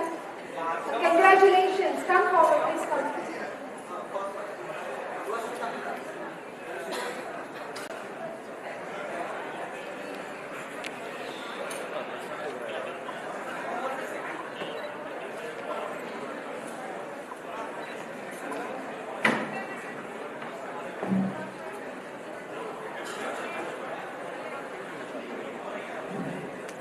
Request to all the participants, can you please scan this QR code and give your feedback for the Artticon 2024. Entire the 2-day session, so from starting day first to starting second day, what you feel for the conference, we can give the honestly feedback. So for the future improvement for the Artticon. Thank you very much. One small announcement is there. Miss Donna, she came here as a trade delegate and she is a sponsor, and her company is sponsor of this conference also as well. But when she came here, she doesn't came as a delegate. I make her as a host. And thank you very much, Donna. Actually, in short time, that what I request that accepted, and your contribution, dedication from last 2 days. So, but you are leaving early, so we want to felicitate you. A small token of thanks from our end as an organizing team. So I ask Mr. Naveen to please felicitate her as a both as a trade delegate, as a co-host, program moderator.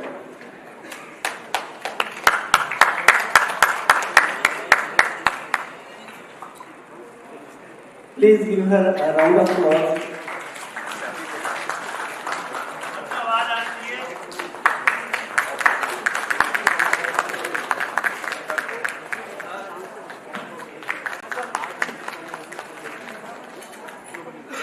Thank you, Donna.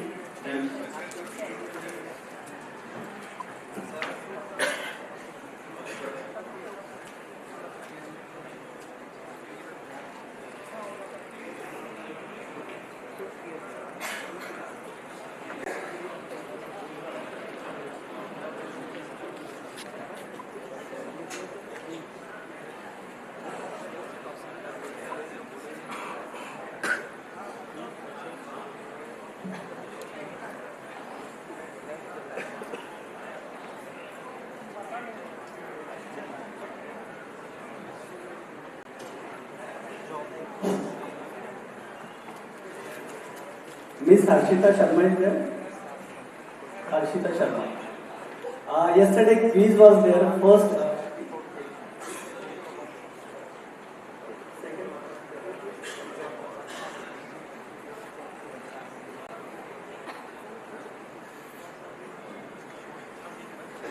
Yesterday one quiz was there, one question was wrong. But I appreciated her actually, she noticed and she came forward and just said this question is wrong. So as a aware therapist, we are trying to give the consolation prize to her actually. Gajar sir, please come and give her. And as a team, appreciate your effort actually. You can be safe in your field also, so we can minimize the mistake. Thank you.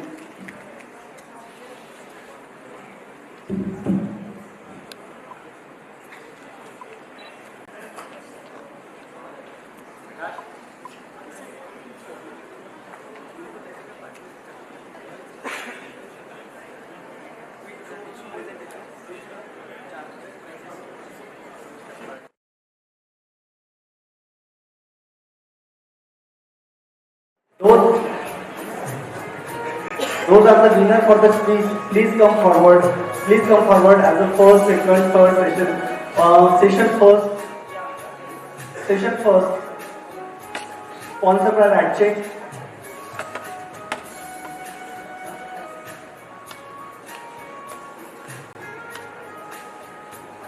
I will invite Artticon representative. Please come forward. Artticon, please come forward. Second and third.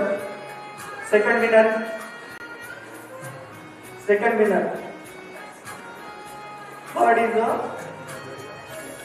Third is Shrikant. Mr. Shrikant. Mr. Shrikant.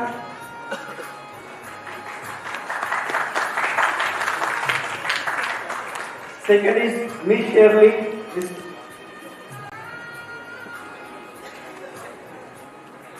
Shirley.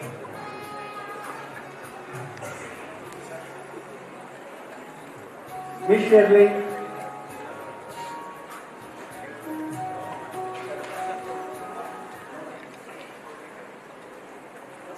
First, Shrikant is the second runner-up. I will ask Naveen sir to felicitate him.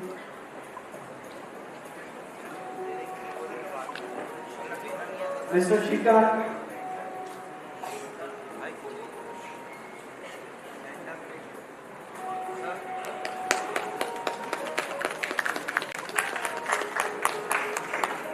Second is Miss Shirley.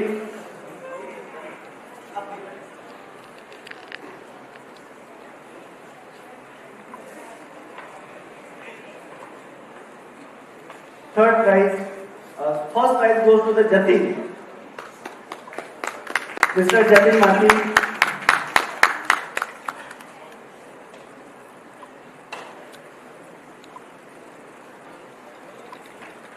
Next, I will call Meditronics.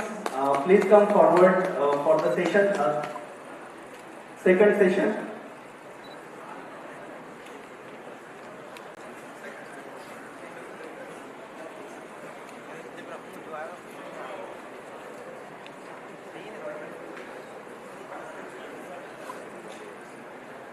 Third is written is a paid name IAS. Who is IAS? Third name IAS. Who is there? Please come forward. Please come forward. We are running out of time. Please. This is a humble request. Please come forward. Second is Abhishek. Please come forward. And first is the Arun Reddy. Please come forward. Anyone is there to behalf of AS can take a receive the prize actually. Anyone is there?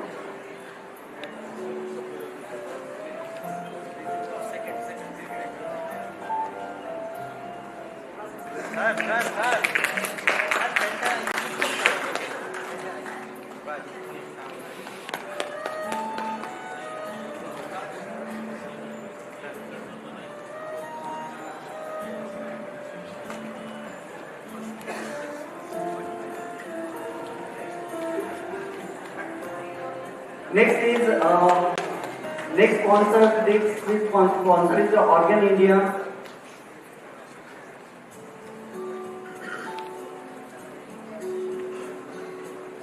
Third session, second runner-up.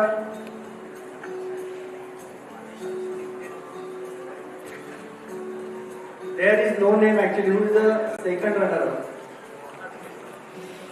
Third place. Second runner-up, third place. Second runner-up, Mr. Rupesh. Maybe Rupesh is not available. I will ask Sumit. Please come. And first is Iktesham. First is Iktesham. Please give him the round of applause.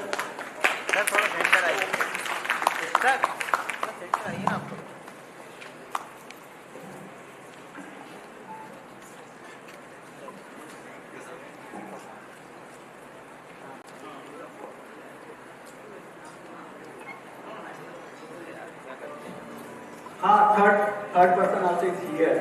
Kaushik, Kamal Kaushik is there. Third prize.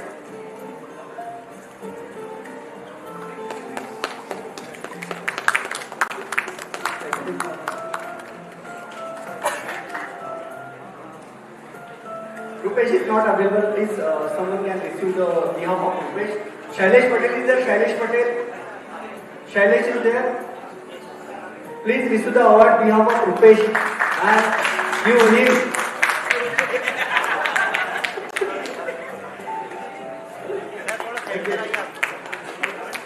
Take a photo and send to Rupesh.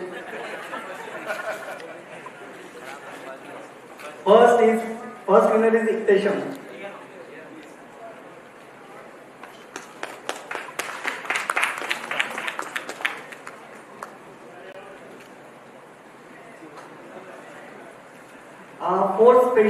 Fourth session sponsor is POCL India. Please come forward. Any representative, please come forward to give the awards. POCL.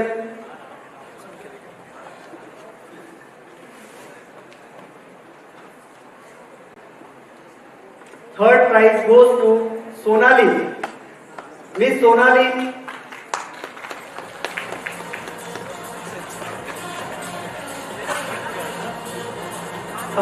This is the third prize goes to.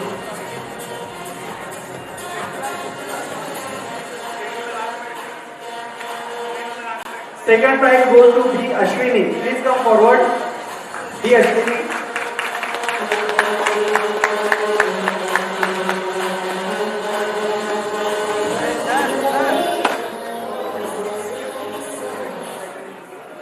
Please सामने.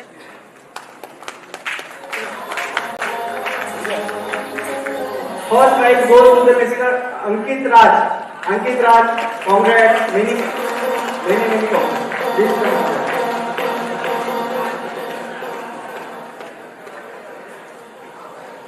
Guess what is there inside?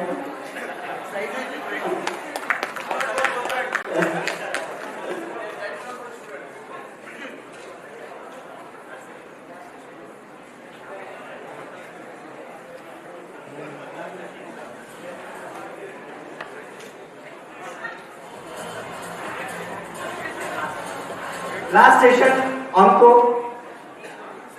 Session 5 on. Last session sponsored by Oncorat. Any representatives from their end, please come forward.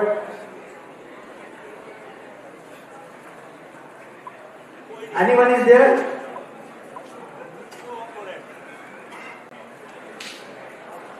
Okay, that will you will later actually. We can start valedictory and prize.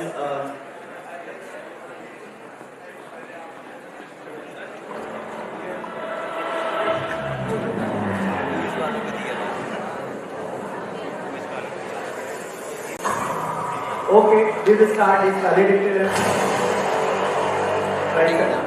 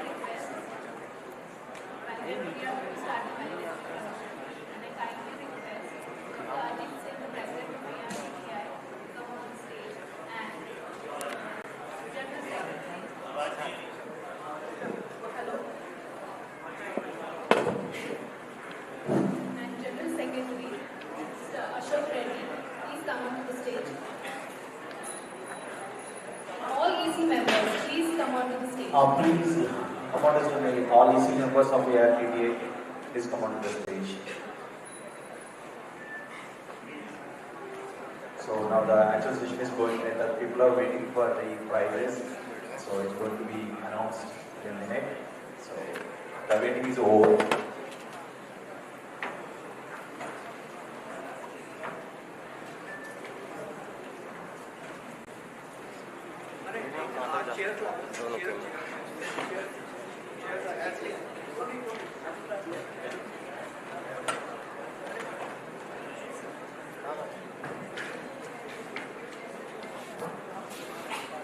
हमारा चल जाएगा, तुम्हारा ले लो यहाँ से camera आ गया।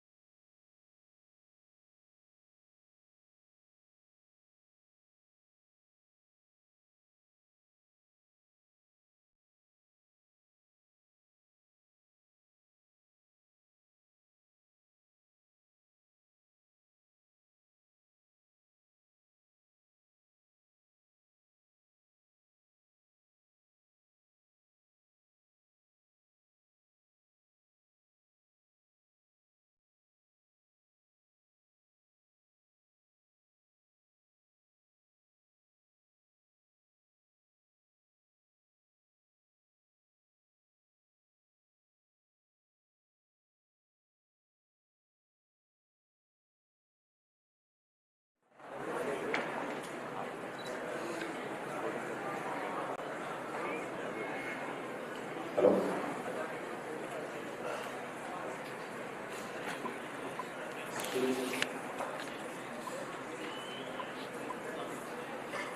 Yeah, very good afternoon, everybody. I think everybody's waiting for hours as well as followed by lunch.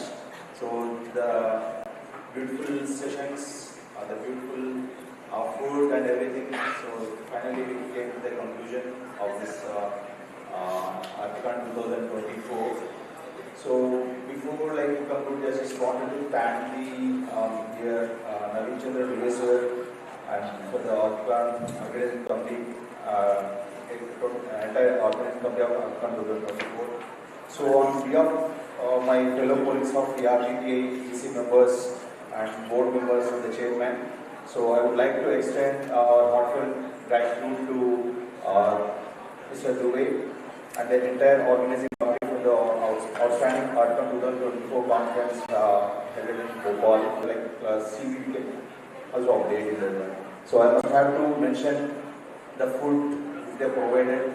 It's really, I can say, yummy. So there, is it right or wrong? And yesterday's night cultural activities, everyone just pushed off their arms and they were dancing like they are seamlessly they are out of world. So for that, again. So I think a special thanks to dedicated committee members including Asha Joshi ji and Divya Parshar madam, patron Vishal Sharma sir, and co-patron Dr. Vidhi Gupta sir, and Dr. Harmeet Kaur, co-organizing chairpersons, Arvind Winter, and others whose committee made this event a great success. Your collective efforts ensure and enrich and inspiring each and everybody. So once again, we appreciate your efforts and look forward for your future collaborations. As yesterday ma'am told that every 3 years if you want, we are always ready. So that was such a wonderful encouragement to the ARTTA, the fellow colleagues. So sometimes when we are lagging, so somebody is there to push us. So the same way the ma'am words was really, I can say thanks. So now we are coming to the award ceremony. The people who are working tirelessly towards market development, and thank you my ARTTA team. So it's the same way we have to show or portray our spirit towards this association, since beginning how you guys are back and give the support to this conference to the Naveenji and his team. So I would like to thank each one of you for that, and yeah. Good luck, everyone. Thank you. So now I would like to request Sridhar sir.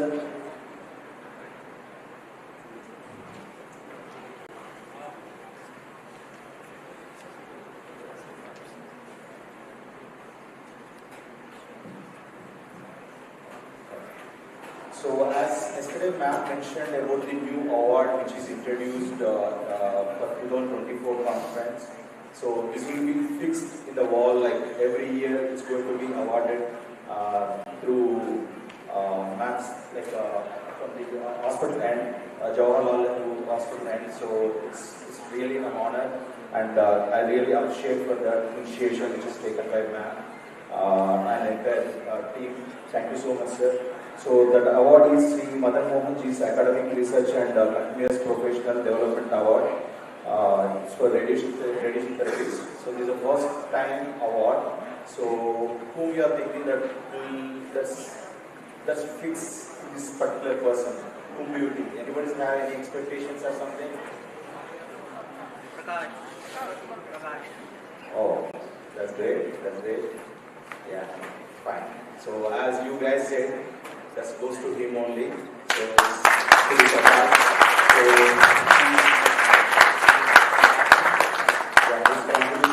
towards the association, he's conducting the Pathshala and all.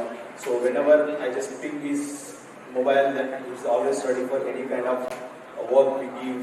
He tirelessly works towards that. So for that, it's really an achievement for him.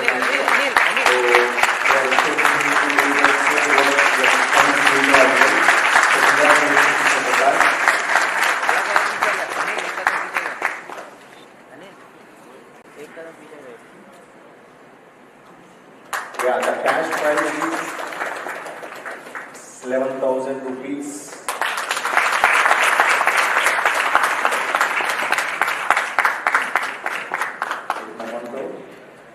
And also bouquet. Congratulations, Mr. Prakash. So next we are moving forward to Sumanasa Seva Award. So this award, like every year, we are giving few members who is working towards the association as well as any in academic way. At the same time, they're growing up in RTTs in the platform of academics. So for this year, so obviously we had to give such a round of applause to this Navin sir. So for his efforts,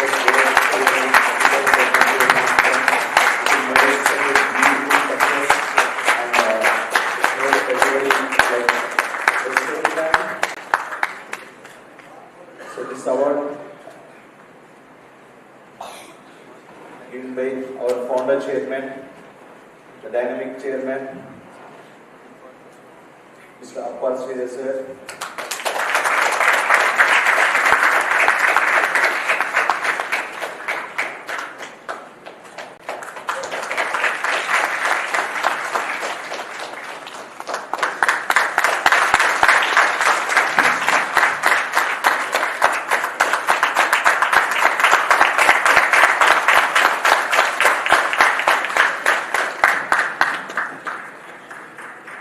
And the next is Mr. Sumit.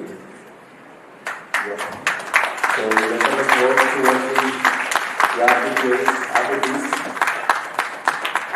And I also request to keep this spirit and move forward. That you are going to give some more burden on your arms.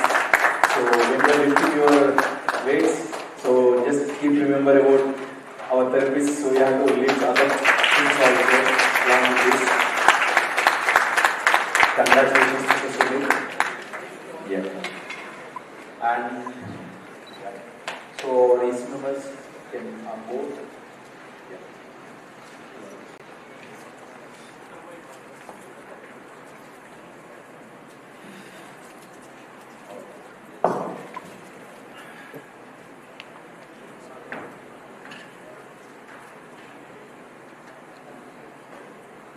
So there is one more award, which is very prestigious award. So the people who's working since beginning of this association, and almost they are the first era of radiation therapy technologists. Like it's when the radiation therapist post has been introduced in India. Since that time, they have made so many protocols, so many SOPs, and they formed the association. They made it. They give the knowledge to the students, and they started conducting the courses. So that's what presently where we are sitting, those people's effort and their tireless works with what they have done, and presently we are taking the fruits. So in that occasion, I just wanted to give the Lifetime Achievement Award on behalf of ERTTI to Mr. Guruvinder Singh Badawat sir.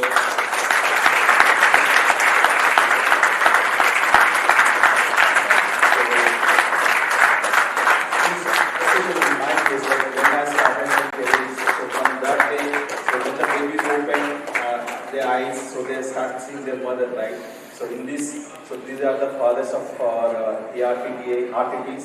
So they are the initial stages of superheroes.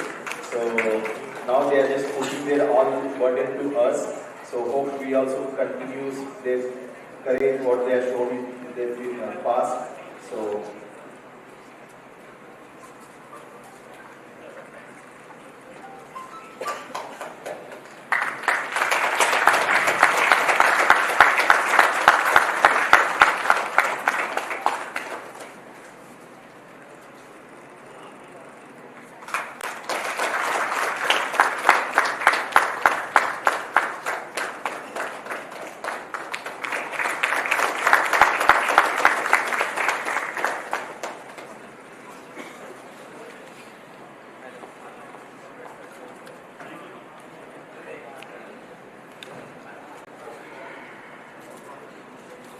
So at the same time, like what we are feeling right now in here, and what we got complete hospitality. So what food you had and what is the ambience you're feeling here. So it's all because of the tireless efforts which is done by the hotel management of this particular venue. So I would like to invite Hotel Amar Green management onto the stage for small felicitation.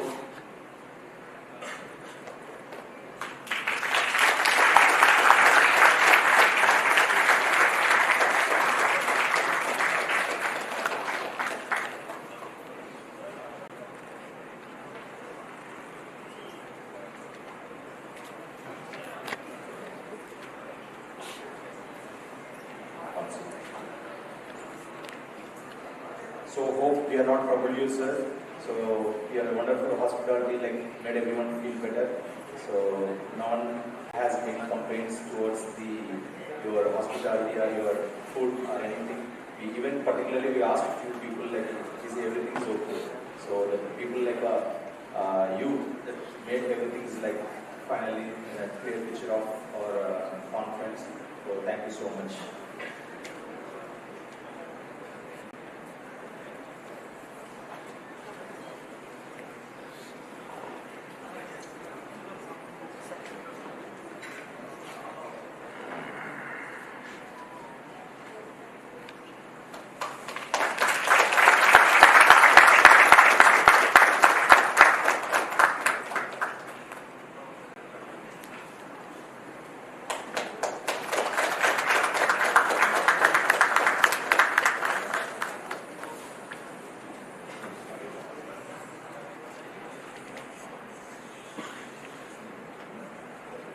Yeah, thank you so much. Thank you, EC members. Yeah. So now photo यार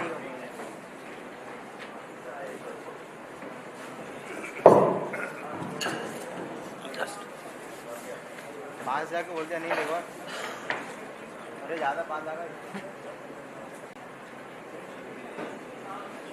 भाई खींच के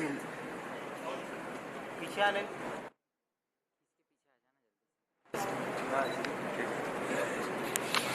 okay sir wait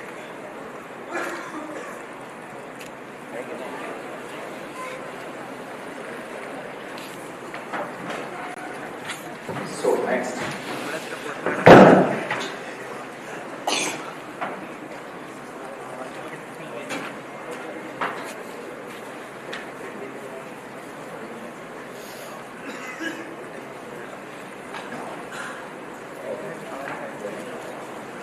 So now I'd like to request to come on to stage judges for oral presentation. So Mr. Sanjay Gajjar sir, Mr. Ajay Churi, Mr. Prasad Bhaskar. So I'm not done anything, so it's free. So you can ask anything if you want.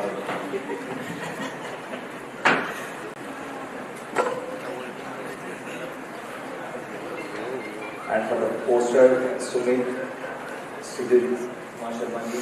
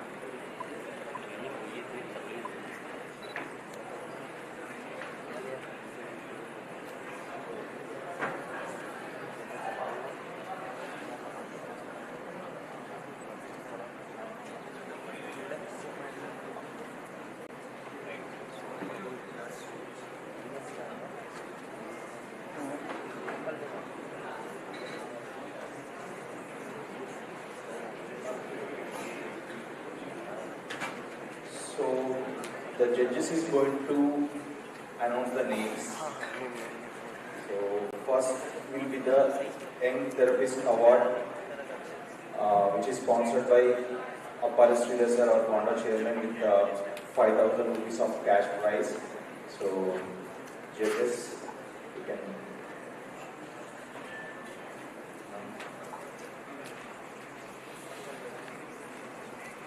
Young Therapist Awards goes to Unix.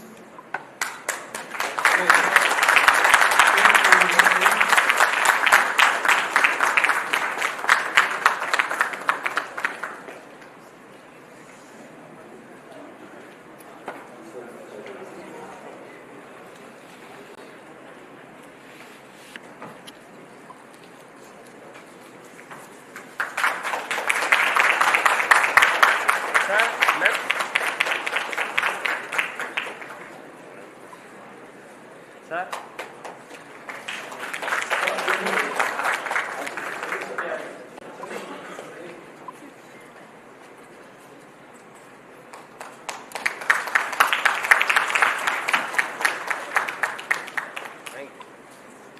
So this award, they have some norms, like the person who's had less than 5 years of experience and done some kind of research, like photography. The secretary has categorized things into that, so that category should be that.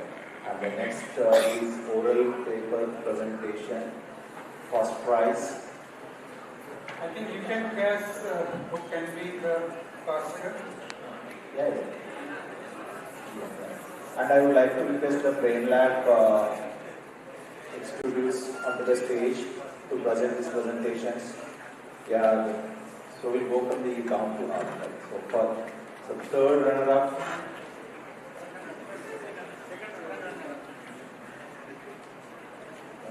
Second runner goes to Harshita Sharma.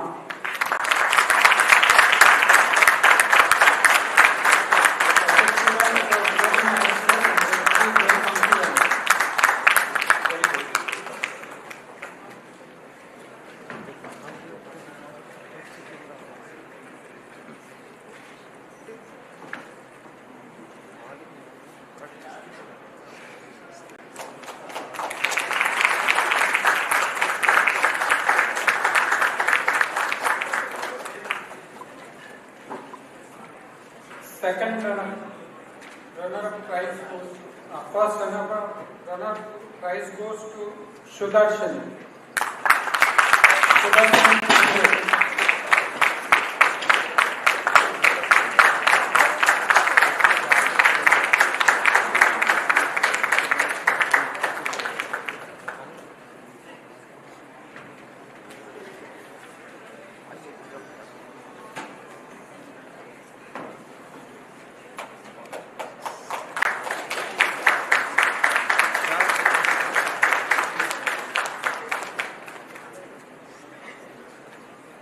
And first prize goes to Mr. Bhaskar Pandey.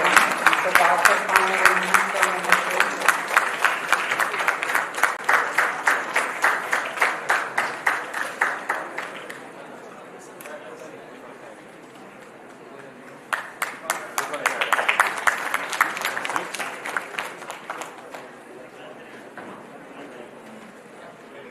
Yeah, for the oral presentation, consolation prize goes to students Ajit Singh, student and Gitanjali Sharma. For Gitanjali Mishra, please thank Gitanjali Mishra.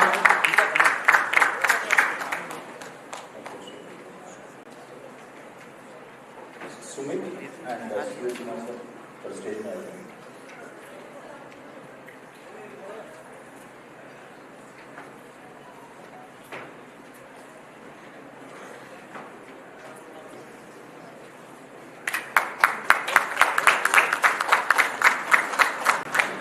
Also, like to request down some sincere and special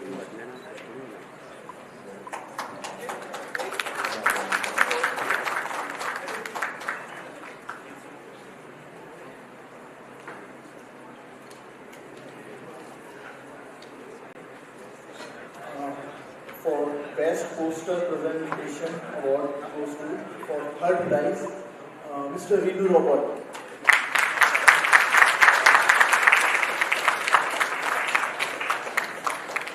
For second prize, Mr. Chaco Varghese.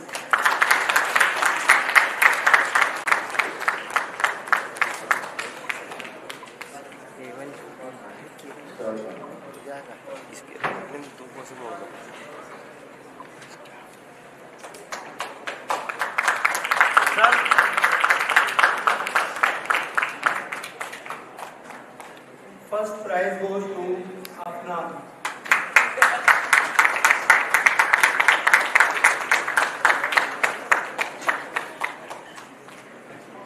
And for student also we have selected two students for best poster presentation. First is Rachna Tekale. And second best poster for the student category is Mr. Priyank Raj and History.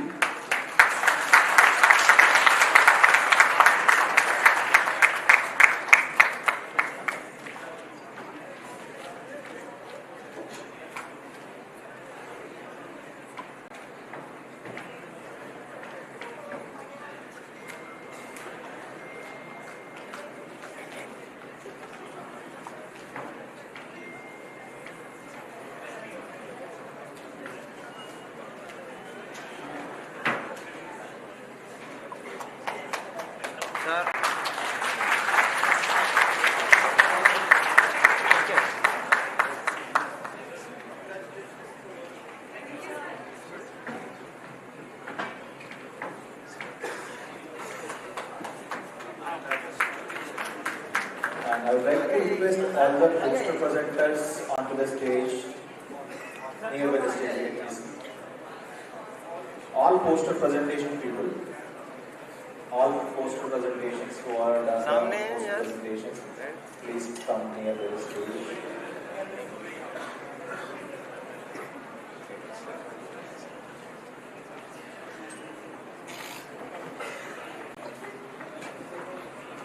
And congratulations the winners, and keep the work goes on, and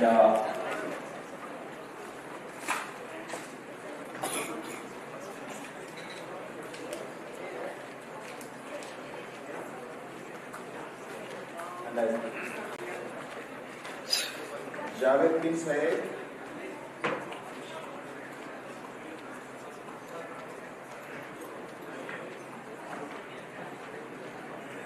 Can everyone come on the stage, please? Priyank Raj. And also would like to request Govinda sir, please present mementos to our poster presenters.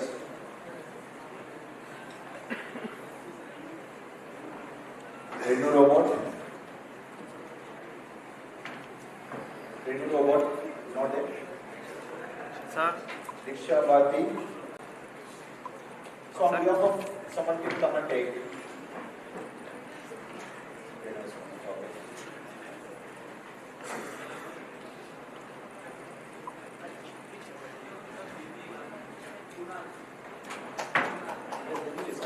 Sir. Thank you.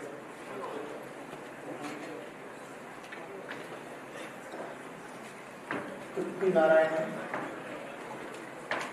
Sir, thank you.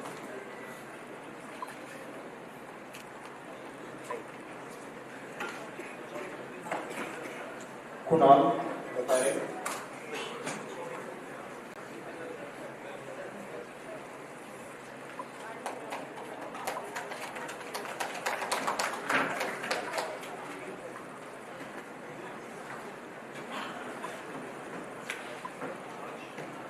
Sir सामने yes Avish Ovalikar.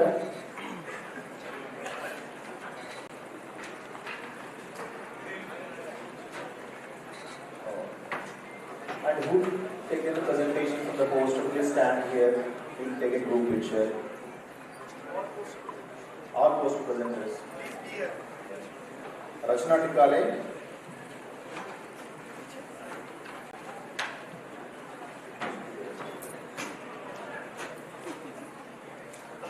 Jay Kishan Pandey,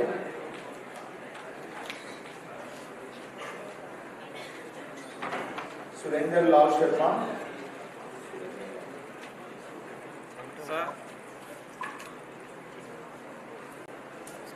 Javed bin Saeed,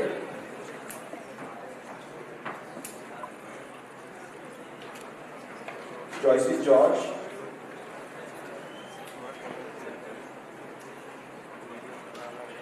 Sir. Ajit sir, President sir, थोड़ा stage पे आइए.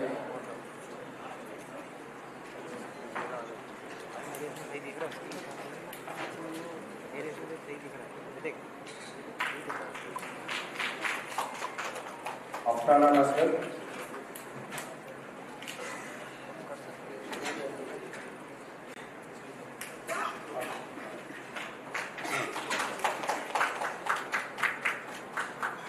Krishna Roke,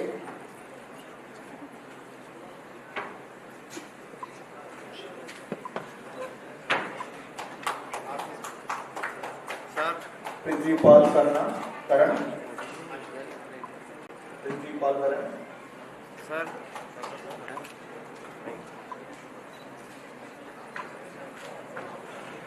Sania Palekar, Ujjwal Jode, Vaishnavi, Gayatri Deshmukh, Gayatri Deshmukh,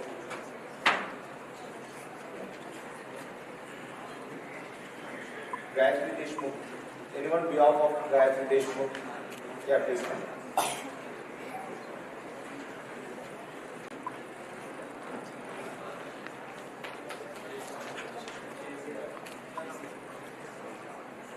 Gayatri Deshmukh.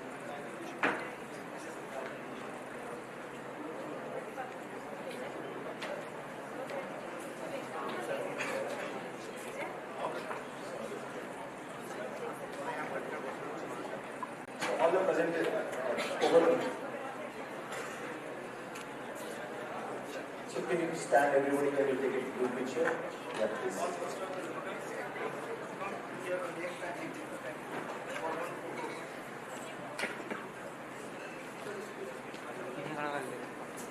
Hello आप बुला ले सब बैठ कर ले सर लोगों को थोड़ा पीछे खड़े खड़ा कर ले बच्चों को ऊपर सर आ जाइए आप लोग पीछे यहीं खड़े हो जाइए ऊपर ठीक है कुछ लोग नीचे उठा देना अगर ज़्यादा हो तो मैम पास में आइए पास आइए सर क्लोज आइए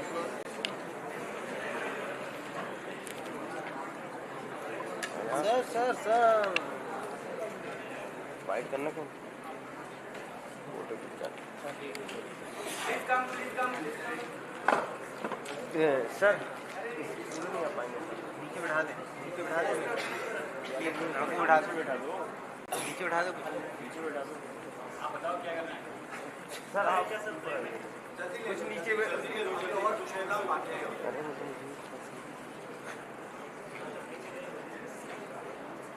बोलो पीछे ना सर कैमरा देखो हल्का सा एक बार बोलो पीछे थोड़ा सा पीछे कैमरा लेते थोड़ा पीछे thank you okay sir thank you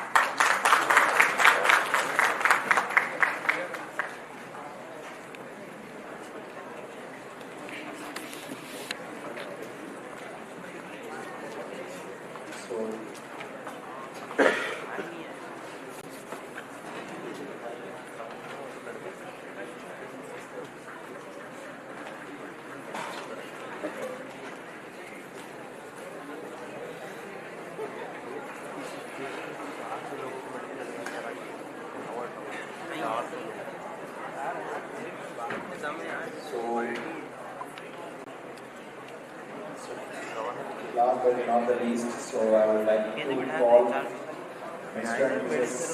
Naveen Dubey onto the stage. So I think he's spent. He's getting emotional that he's passing to me. He's passing to me, so I'm getting that vibes. So So how many efforts and nights he spent to make this success. So I would like everyone to give a standing ovation. Give a standing ovation.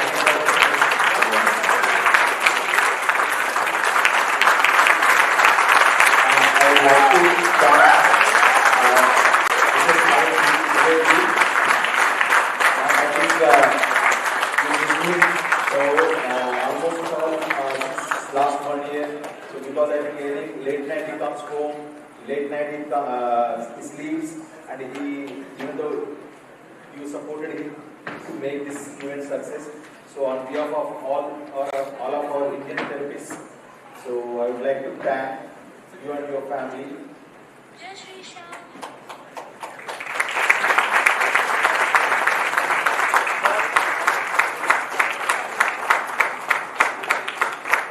So hope this will continue for the years.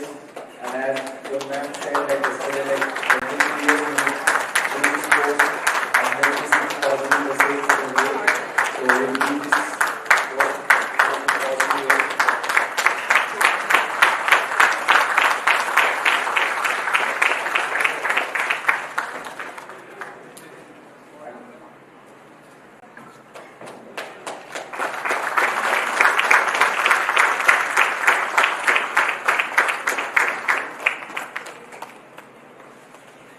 So now I'm just hand over this mic to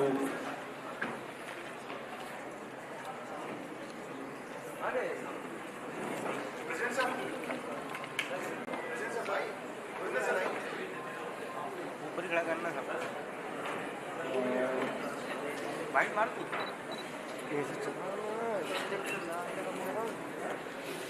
जल्दी मार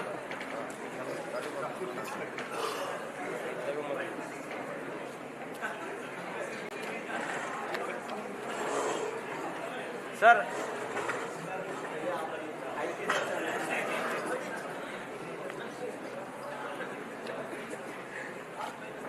okay sir ready ma'am आप लोग इधर ही है नीचे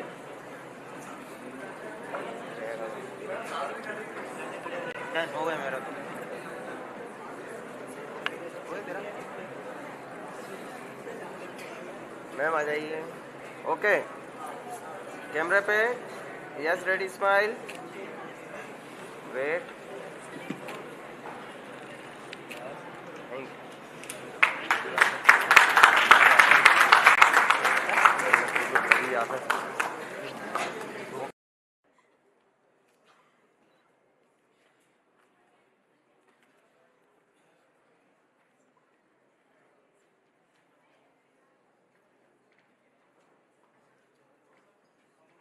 some small correction.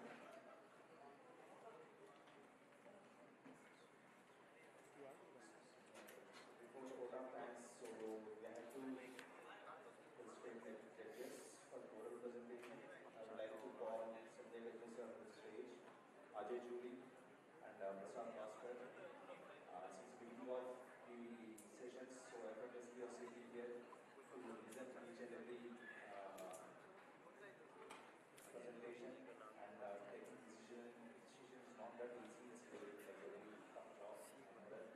So we made it a good job.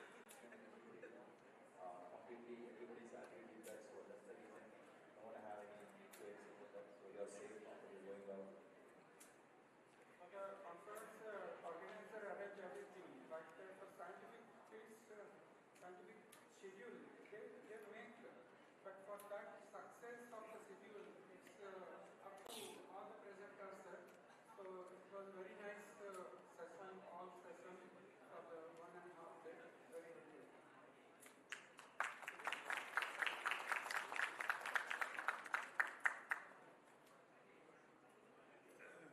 So I would like to call. Actually, judging was very difficult. Mostly all the presenters did very well. Actually, the difference was very marginal. Congratulations for all the winners. Everybody did very well.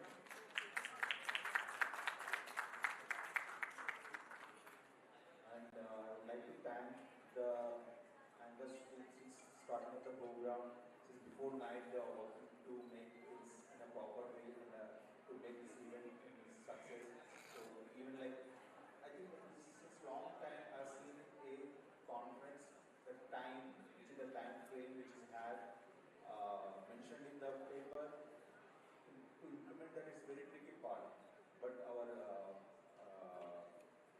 campus made it done. So I would like to thank Shilja and Ajay.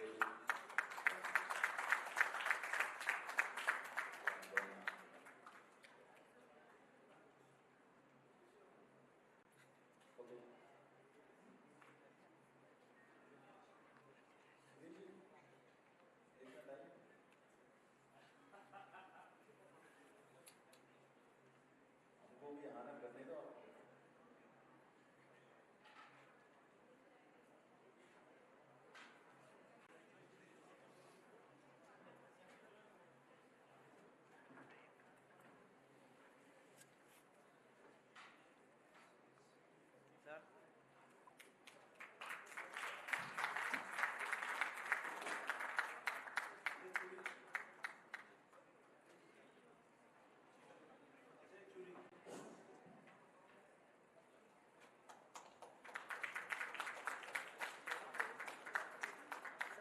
And Sanjay Gajjar ji.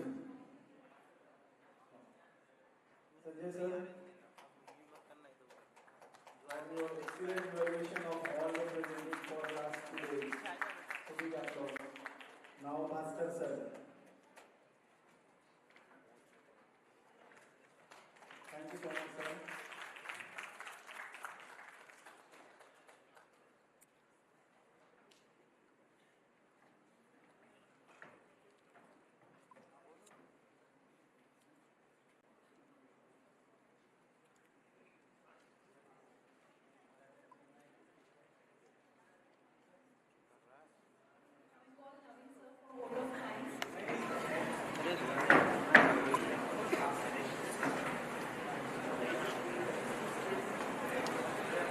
वाली का रख दी बड़ा का lock print है तुम अंदर वाली जेब में रख दी समझ रहे हैं ना. So now 7 please take our anchors.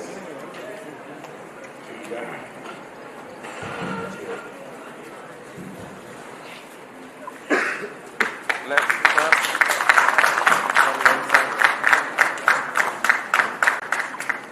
Sir.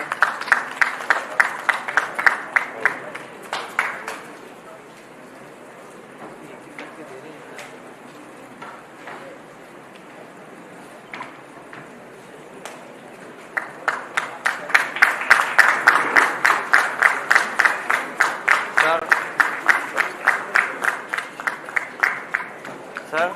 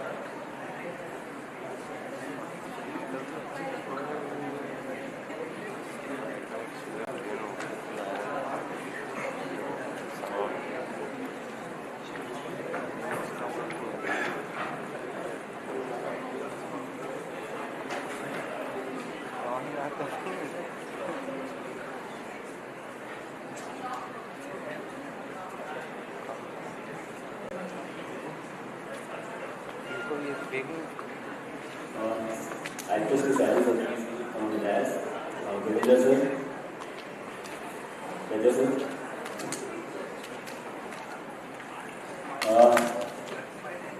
इस जर्नी में सबसे ज़्यादा साथ हमारा मतलब हमारी एंटायर आरटीपी टीम. मैं रिक्वेस्ट करूँगा Mr PK Sharma, Mr JP Srivastava, Mrs Neetu Kujur, miss Deepti Benjamin, Mrs Sanskriti Shukla, miss Princy Peter, please come on the dais. Utpal Kant, Mr Ankit Raj, Mr Aditya, Mr Vishal Sharma,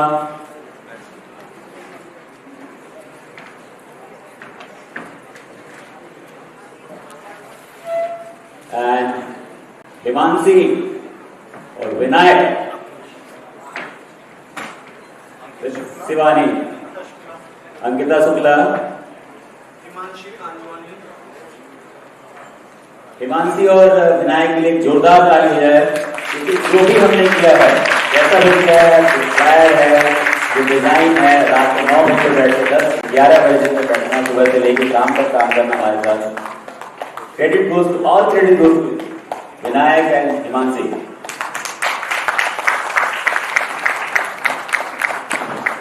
Aditya Dubey, please सामने मिस्टर आदित्य दुबे,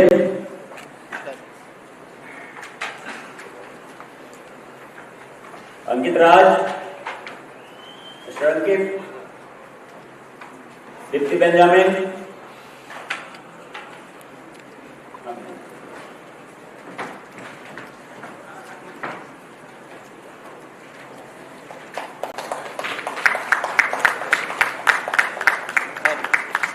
प्रिंसी पीटर,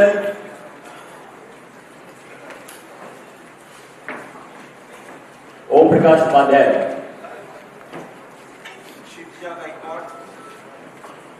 ऐसे आदमी है।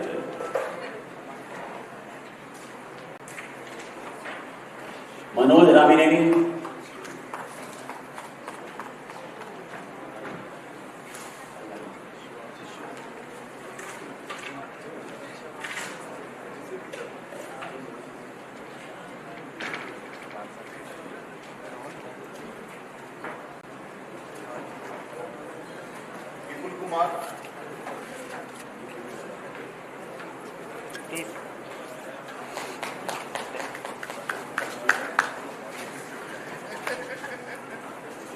ओम प्रकाश उपाध्याय,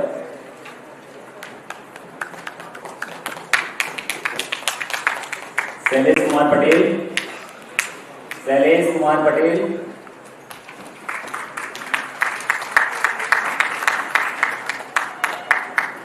संस्कृति शुक्ला,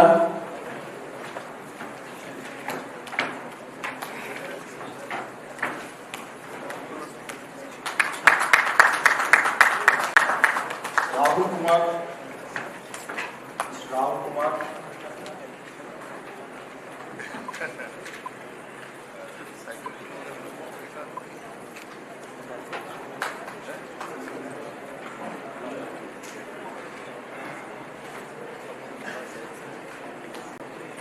विकास बाबू शर्मा, पवन Kumar Sharma,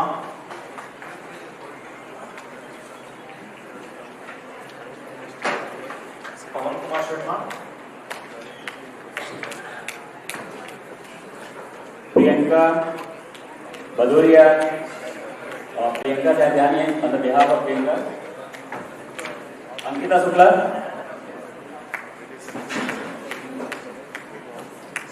on behalf of Selva Kumar, somebody is there.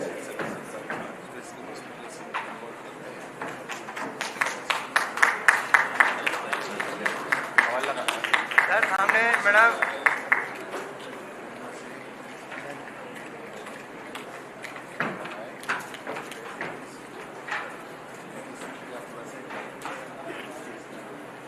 Jayaprakash Srivastava sir,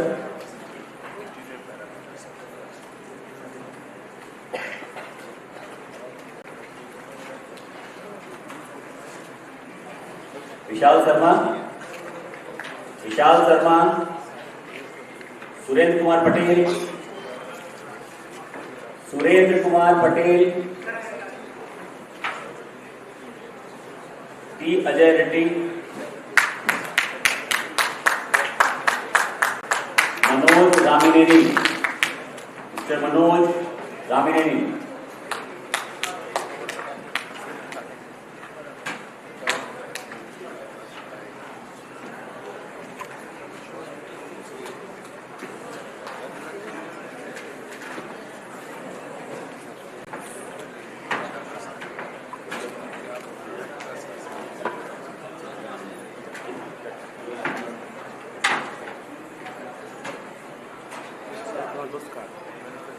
Utpal Kant, Vishal Sharma, Princy Peter, Aditya Dubey,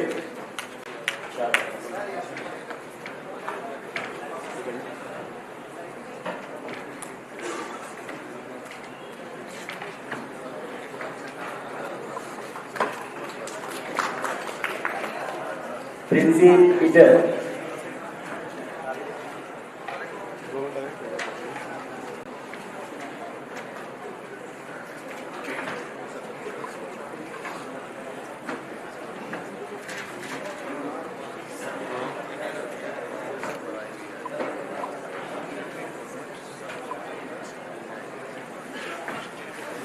Vipul Kumar,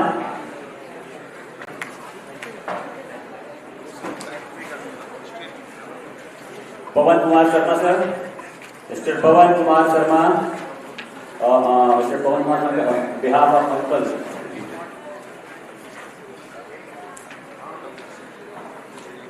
Aditya Dubey,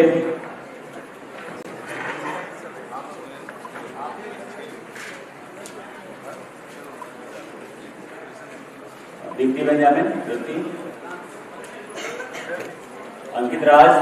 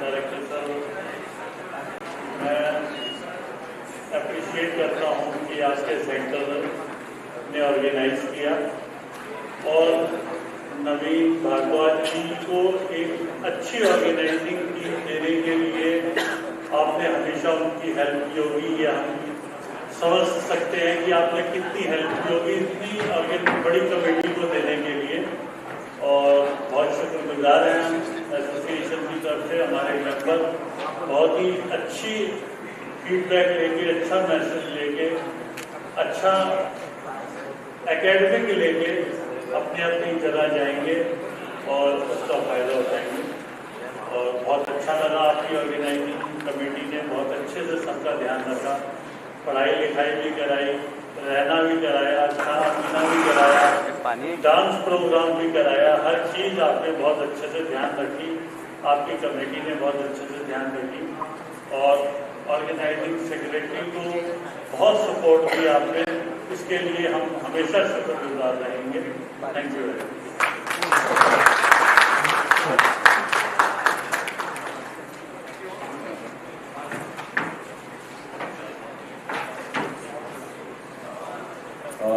This is Nitul friend. She is as a judge, as an organizer.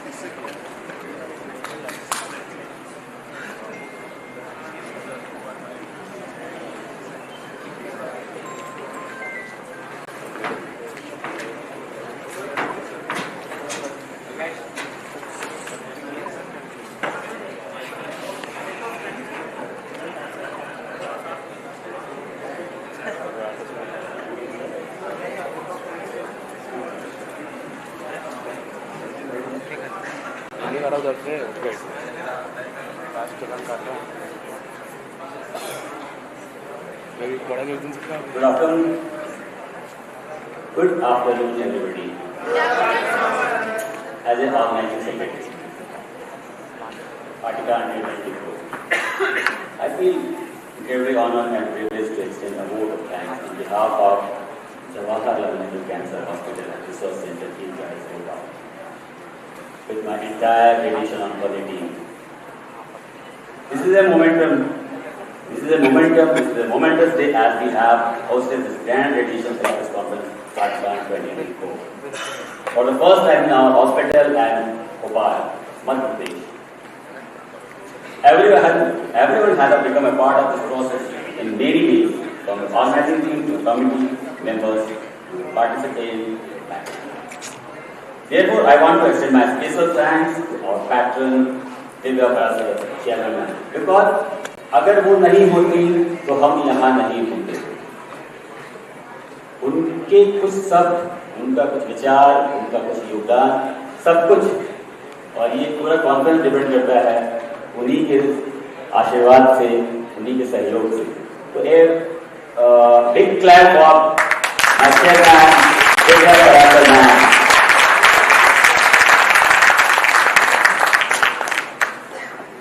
Secondly हमारे general manager mister Krishna Sharma sir, क्योंकि always ही उनका ये कहना था, हमेशा मुस्कुराते हुए कि नहीं ठीक है, आप करो मैं हूं, आप करो मैं हूं। तो एक big clap Krishna Sharma sir के लिए।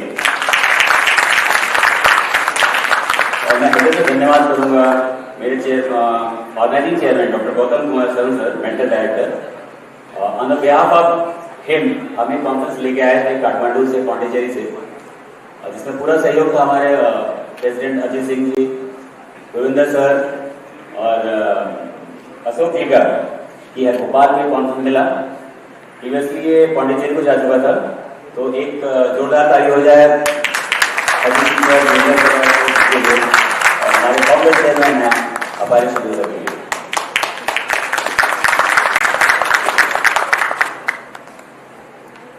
ये ताली जोरदार होनी चाहिए, क्योंकि ये ताली है विनायक खरे और हिमांशी हिंदवानी के लिए, हम छोटे बच्चे हैं वैसे भी आज उनके बनते हैं। सारा डिजाइन सब कुछ करना, डॉक्टर हमारे साथ काम करना एवरी टाइम। मैं संडे को कॉल करूं, मंडे को कॉल करूं, जब भी रेडी फॉर आर टाइम। शाम को मुझे ये चाहिए, हाँ सर मुझे ये चाहिए, कभी भी चेहरे पर फिक्र नहीं, कुछ नहीं, always they are ready for me. तो एक जोरदार ताली इन दोनों को।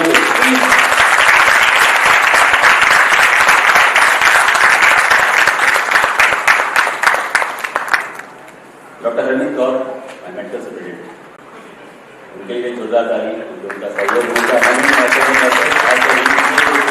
ऐसे करना एक जोरदार ताली हमारे डायरेक्टर सर हैं, Shailendra Mishra sir,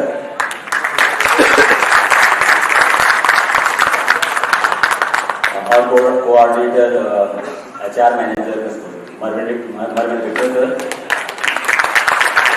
mister Divesh Malia ji, vice chairman, और हमेशा उनका सहयोग हमें मिला। हर वक्त हर पल वो हमारे साथ खड़े रहे, अब क्या करना है, कैसे करना है, आप करते रहिए, हम देख रहे हैं। मिस्टर दीपक निगम, एक जोरदार ताली, क्योंकि फाइनल डेट रात से 11:30 बजे ट्रांसफर करना है, उन्होंने देना ही नहीं किया, फोन पिक किया और वो फंड ट्रांसफर हुआ। वो 11:30, मुझे याद है कि एक फंड ट्रांसफर करना रात में 11:30 बजे, 11:37 में उन्होंने फंड ट्रांसफर किया था। मैं डॉक्टर पुष्पराज पाठक, को chairman standing committee doctor Suresh Yadav.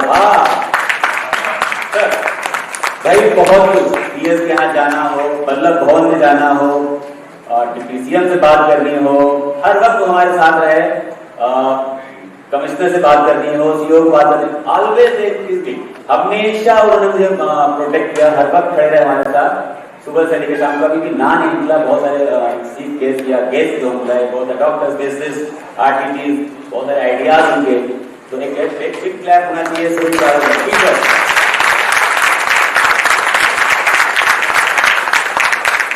Big clap on my RTT team, Mr. J.P. Srivastava, Mr. P.K. Sarma, Mr. Rupal Khan, Secretary, District Superintendent, District Superintendent, District Teacher, Mr. Aditya, Mr. Vishal, Mr. Ankit Raj.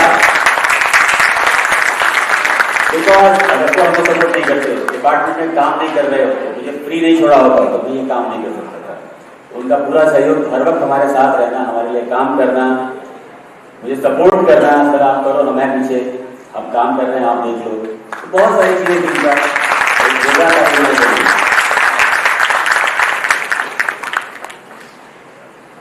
और जो सबसे बड़ी चीज है वो हमारे पंचरत्न कौन कौन है? Will you guess? Manoj Wakte from Chennai Apollo, Sumit Sharma STD, Prakash Nibankar Hinduja, Yogesh Nav, Siddhija Gaikwad, Unnati का सुरेश यादव, सुरेश पटेल, कमल कौशिक, ये ऐसे नाम हैं जो नहीं होते तो हम वास्तव में यहाँ नहीं होते। बहुत सपोर्ट, और हमारा मैं खुद खड़े होकर ताली बजाता हूँ मनोज वाकटे के लिए।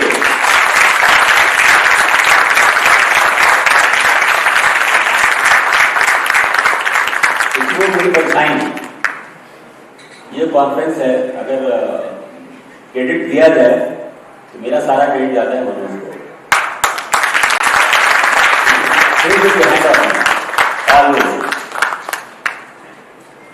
I would like to thank Vice President, Founder Chairman, Ajit Singh ji President, ARTTI and many more. Govinder sir, because ये पिलर हैं इस ARTTI के, अगर ये नहीं तो बहुत कुछ नहीं होता है। फाउंडर चेयरमैन मुझे याद है जब पहली कॉन्फ्रेंस अटेंड कर रहे थे और हमारे सदस्य हमारे बगल वाले रूम में स्टे कर रहे थे, बहुत सारी सीखने को मिली, बहुत सारी चीज़ जानने को मिली। तो एक बिग क्लैप जो है इनके लिए हमारे अरे साहब क्या चल रहा है, क्या करना है बताओ, किसको हड़काना है, किसको डांटना है, किस ट्रेड डेलीगेट से आपको पैसे दिलवाने हैं। हर 15 दिन एक बार जरूर उनका कॉल आता था। और अब भाई सर इतने पोलाइट वे में कैसे चल रहा है, एवरीथिंग फाइन है? हाँ सर। और गोविंदर सर हमेशा अरे गुरु साहब लेटर ड्राफ्ट हुआ कि नहीं, उनको मिल गया कि नहीं गया, तो आप तीनों महारथियों के लिए जोरदार ताली हो जाए। इस कॉन्फ्रेंस में कुछ ऐसा पता है, ऐसे क्षण थे जो मैं शेयर तो नहीं करूंगा, पर वो परिस्थितियां मेरे लिए बड़ी विकट विषम थी। एक ऐसी परिस्थिति एक दिन और आई थी, कुछ हमारे मित्र हैं, उनका नाम उनके ले सकता हूँ, दिलीप साहब और जिन्होंने ये कहा कि आप हो, आप करो, मैं आपके पीछे। और जो सबसे बड़ा नाम है वो है संजय दत्त साहब का, क्योंकि एक ऐसी सामग्री तक मैं उदास हो गया और समय लगा कि मैं विड्रॉ कर जाऊंगा ये कॉन्फ्रेंस। उन्होंने कुछ ऐसे पल शेयर किए, कुछ ऐसे एक्सपीरियंस शेयर किए, वो एक बूस्टअप होता है आपके लाइफ में, एक टर्निंग पॉइंट होता है जहां से आप फिर फाइट करते हैं और सोचते हैं नहीं अब तो मैं कर सकता, अगर वो कर सकते तो मैं नहीं। और वो पल था जहां से एक टर्निंग पॉइंट स्टार्ट हुआ और मैं ये कॉन्फ्रेंस वापस लेके आया। तो बहुत जोरदार तालियां संजय गज्जर साहब के लिए, क्योंकि वो 45 से नहीं होते एक जोरदार ताली हमारे मित्र देवोजित सर के लिए, क्योंकि वो डेढ़ घंटे में कन्विंस करते थे और हमेशा कहते थे बाबा जगन्नाथ है ना सब होगा सर। ये चार ऐसे नाम हैं, जय श्री ओंकार, जय माता रानी, श्री गणेशायन और हमारे हनुमान जी, क्योंकि हमने जो कुछ भी किया ना इनके आशीर्वाद से, हम आज जो भी कर रहे हैं आप लोग से जो भी करेंगे इन्हीं के आशीर्वाद से। मेरा ऐसा मानना है कि मेरा एक पल, एक क्षण, एक पल, एक आवाज जो होती है वो उन्हीं के आशीर्वाद से होती है, अदरवाइज कुछ नहीं होता मेरे लिए। इन्हीं की वजह से और इन्हीं की वजह से होगा। तो हमारे भगवान माता जी के लिए, गणेश जी के लिए, माता रानी के लिए, हनुमान जी के लिए जोरदार करें। माय मदर तो विद्यार्थी की तू कर सकता है, तू कर लेगा बेटा। मैं नहीं राजन, वो हमेशा कहते राजन तू करो, कुछ नहीं होगा, तुम करो कुछ नहीं होगा। और मैं ब्रदर्स भैया मेरे अपना भाई, वो हमेशा स्टैंड करते रहे और ये कहते रहे कि हम हैं, सब कुछ है, जॉब कर रहा है, नहीं कर रहा है, क्या कर रहा है, क्या नहीं कर रहा है, नथिंग एल्स, हम तेरे पीछे खड़े हैं, तुम कर। उनकी लैंग्वेज, उनका आशीर्वाद हमेशा मेरे साथ रहा और हम इस विकट परिस्थिति से निकल के कॉन्फ्रेंस कर रहे हैं जहाँ आप आपका आशीर्वाद प्यार मिला। और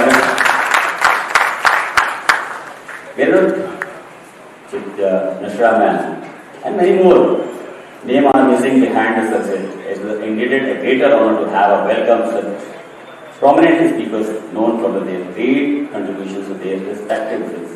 We feel in time and believe that we have learned many things from this conference. Words will fall short of describing how much we could derive from this and the important we could feel. I want to extend the vote of thanks to our sponsors. Without him, हम ये conference सोच नहीं सकते। मैं क्या, कोई नहीं सोच सकता, चाहे वो प्रो है, अमेरिकानो कोई भी हो या नहीं।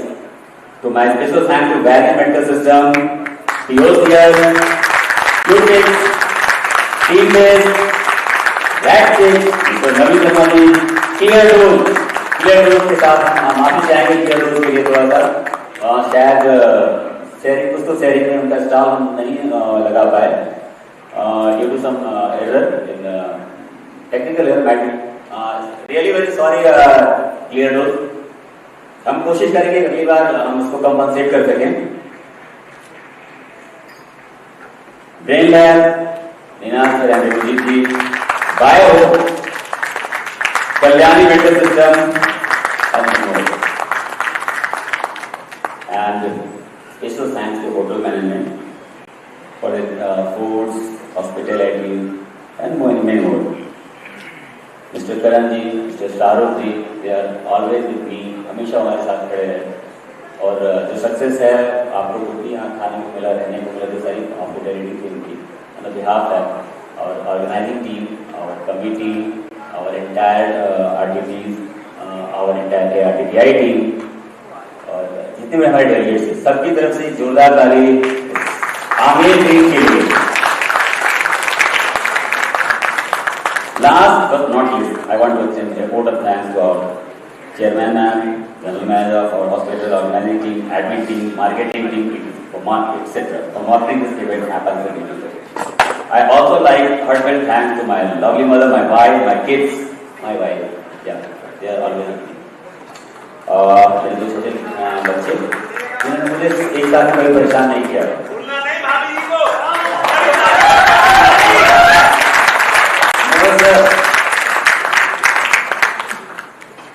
My God, my parents for their unconditional support. Thus, at the end of all, it gives me immense pleasure to see the proud face of my team members and see their efforts bring fruits. I hope to continue to work like this and nice. थोड़ी sensitive हम लिख रहे थे ना, तो मेरे साथ जो बैठे लोग कहते हैं कि लाइन लिख रहा है। I hope we continue to work like this and organize such teaching session in the future of this year and update the knowledge. Are you sure about that? तू ऐसा मांगता है? मैंने कहा कोशिश करेंगे जरूर। But I know through my speech and wish everyone's success and good health. Cheers!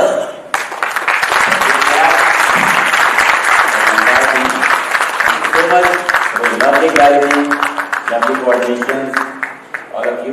Love you all. Bye bye.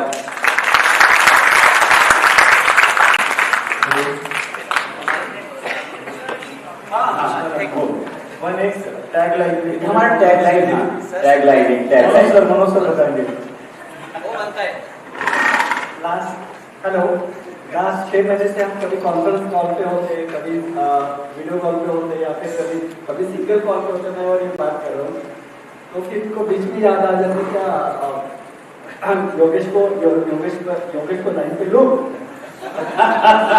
तो ये हमारे लिए टैग लाइन बन गई थी, इसको लाइन पे लो। तो इन्होंने बहुत सारे लोगों को लाइन पे लिया है। I congratulate him actually for his great success And really, what he does actually, I only know actually behind the story. I only know the witness apart from family. Apart from his family, I only the one person actually. Really, I should be in his place. Maybe I cannot do it. So I just ask everyone to do the standing ovation for him.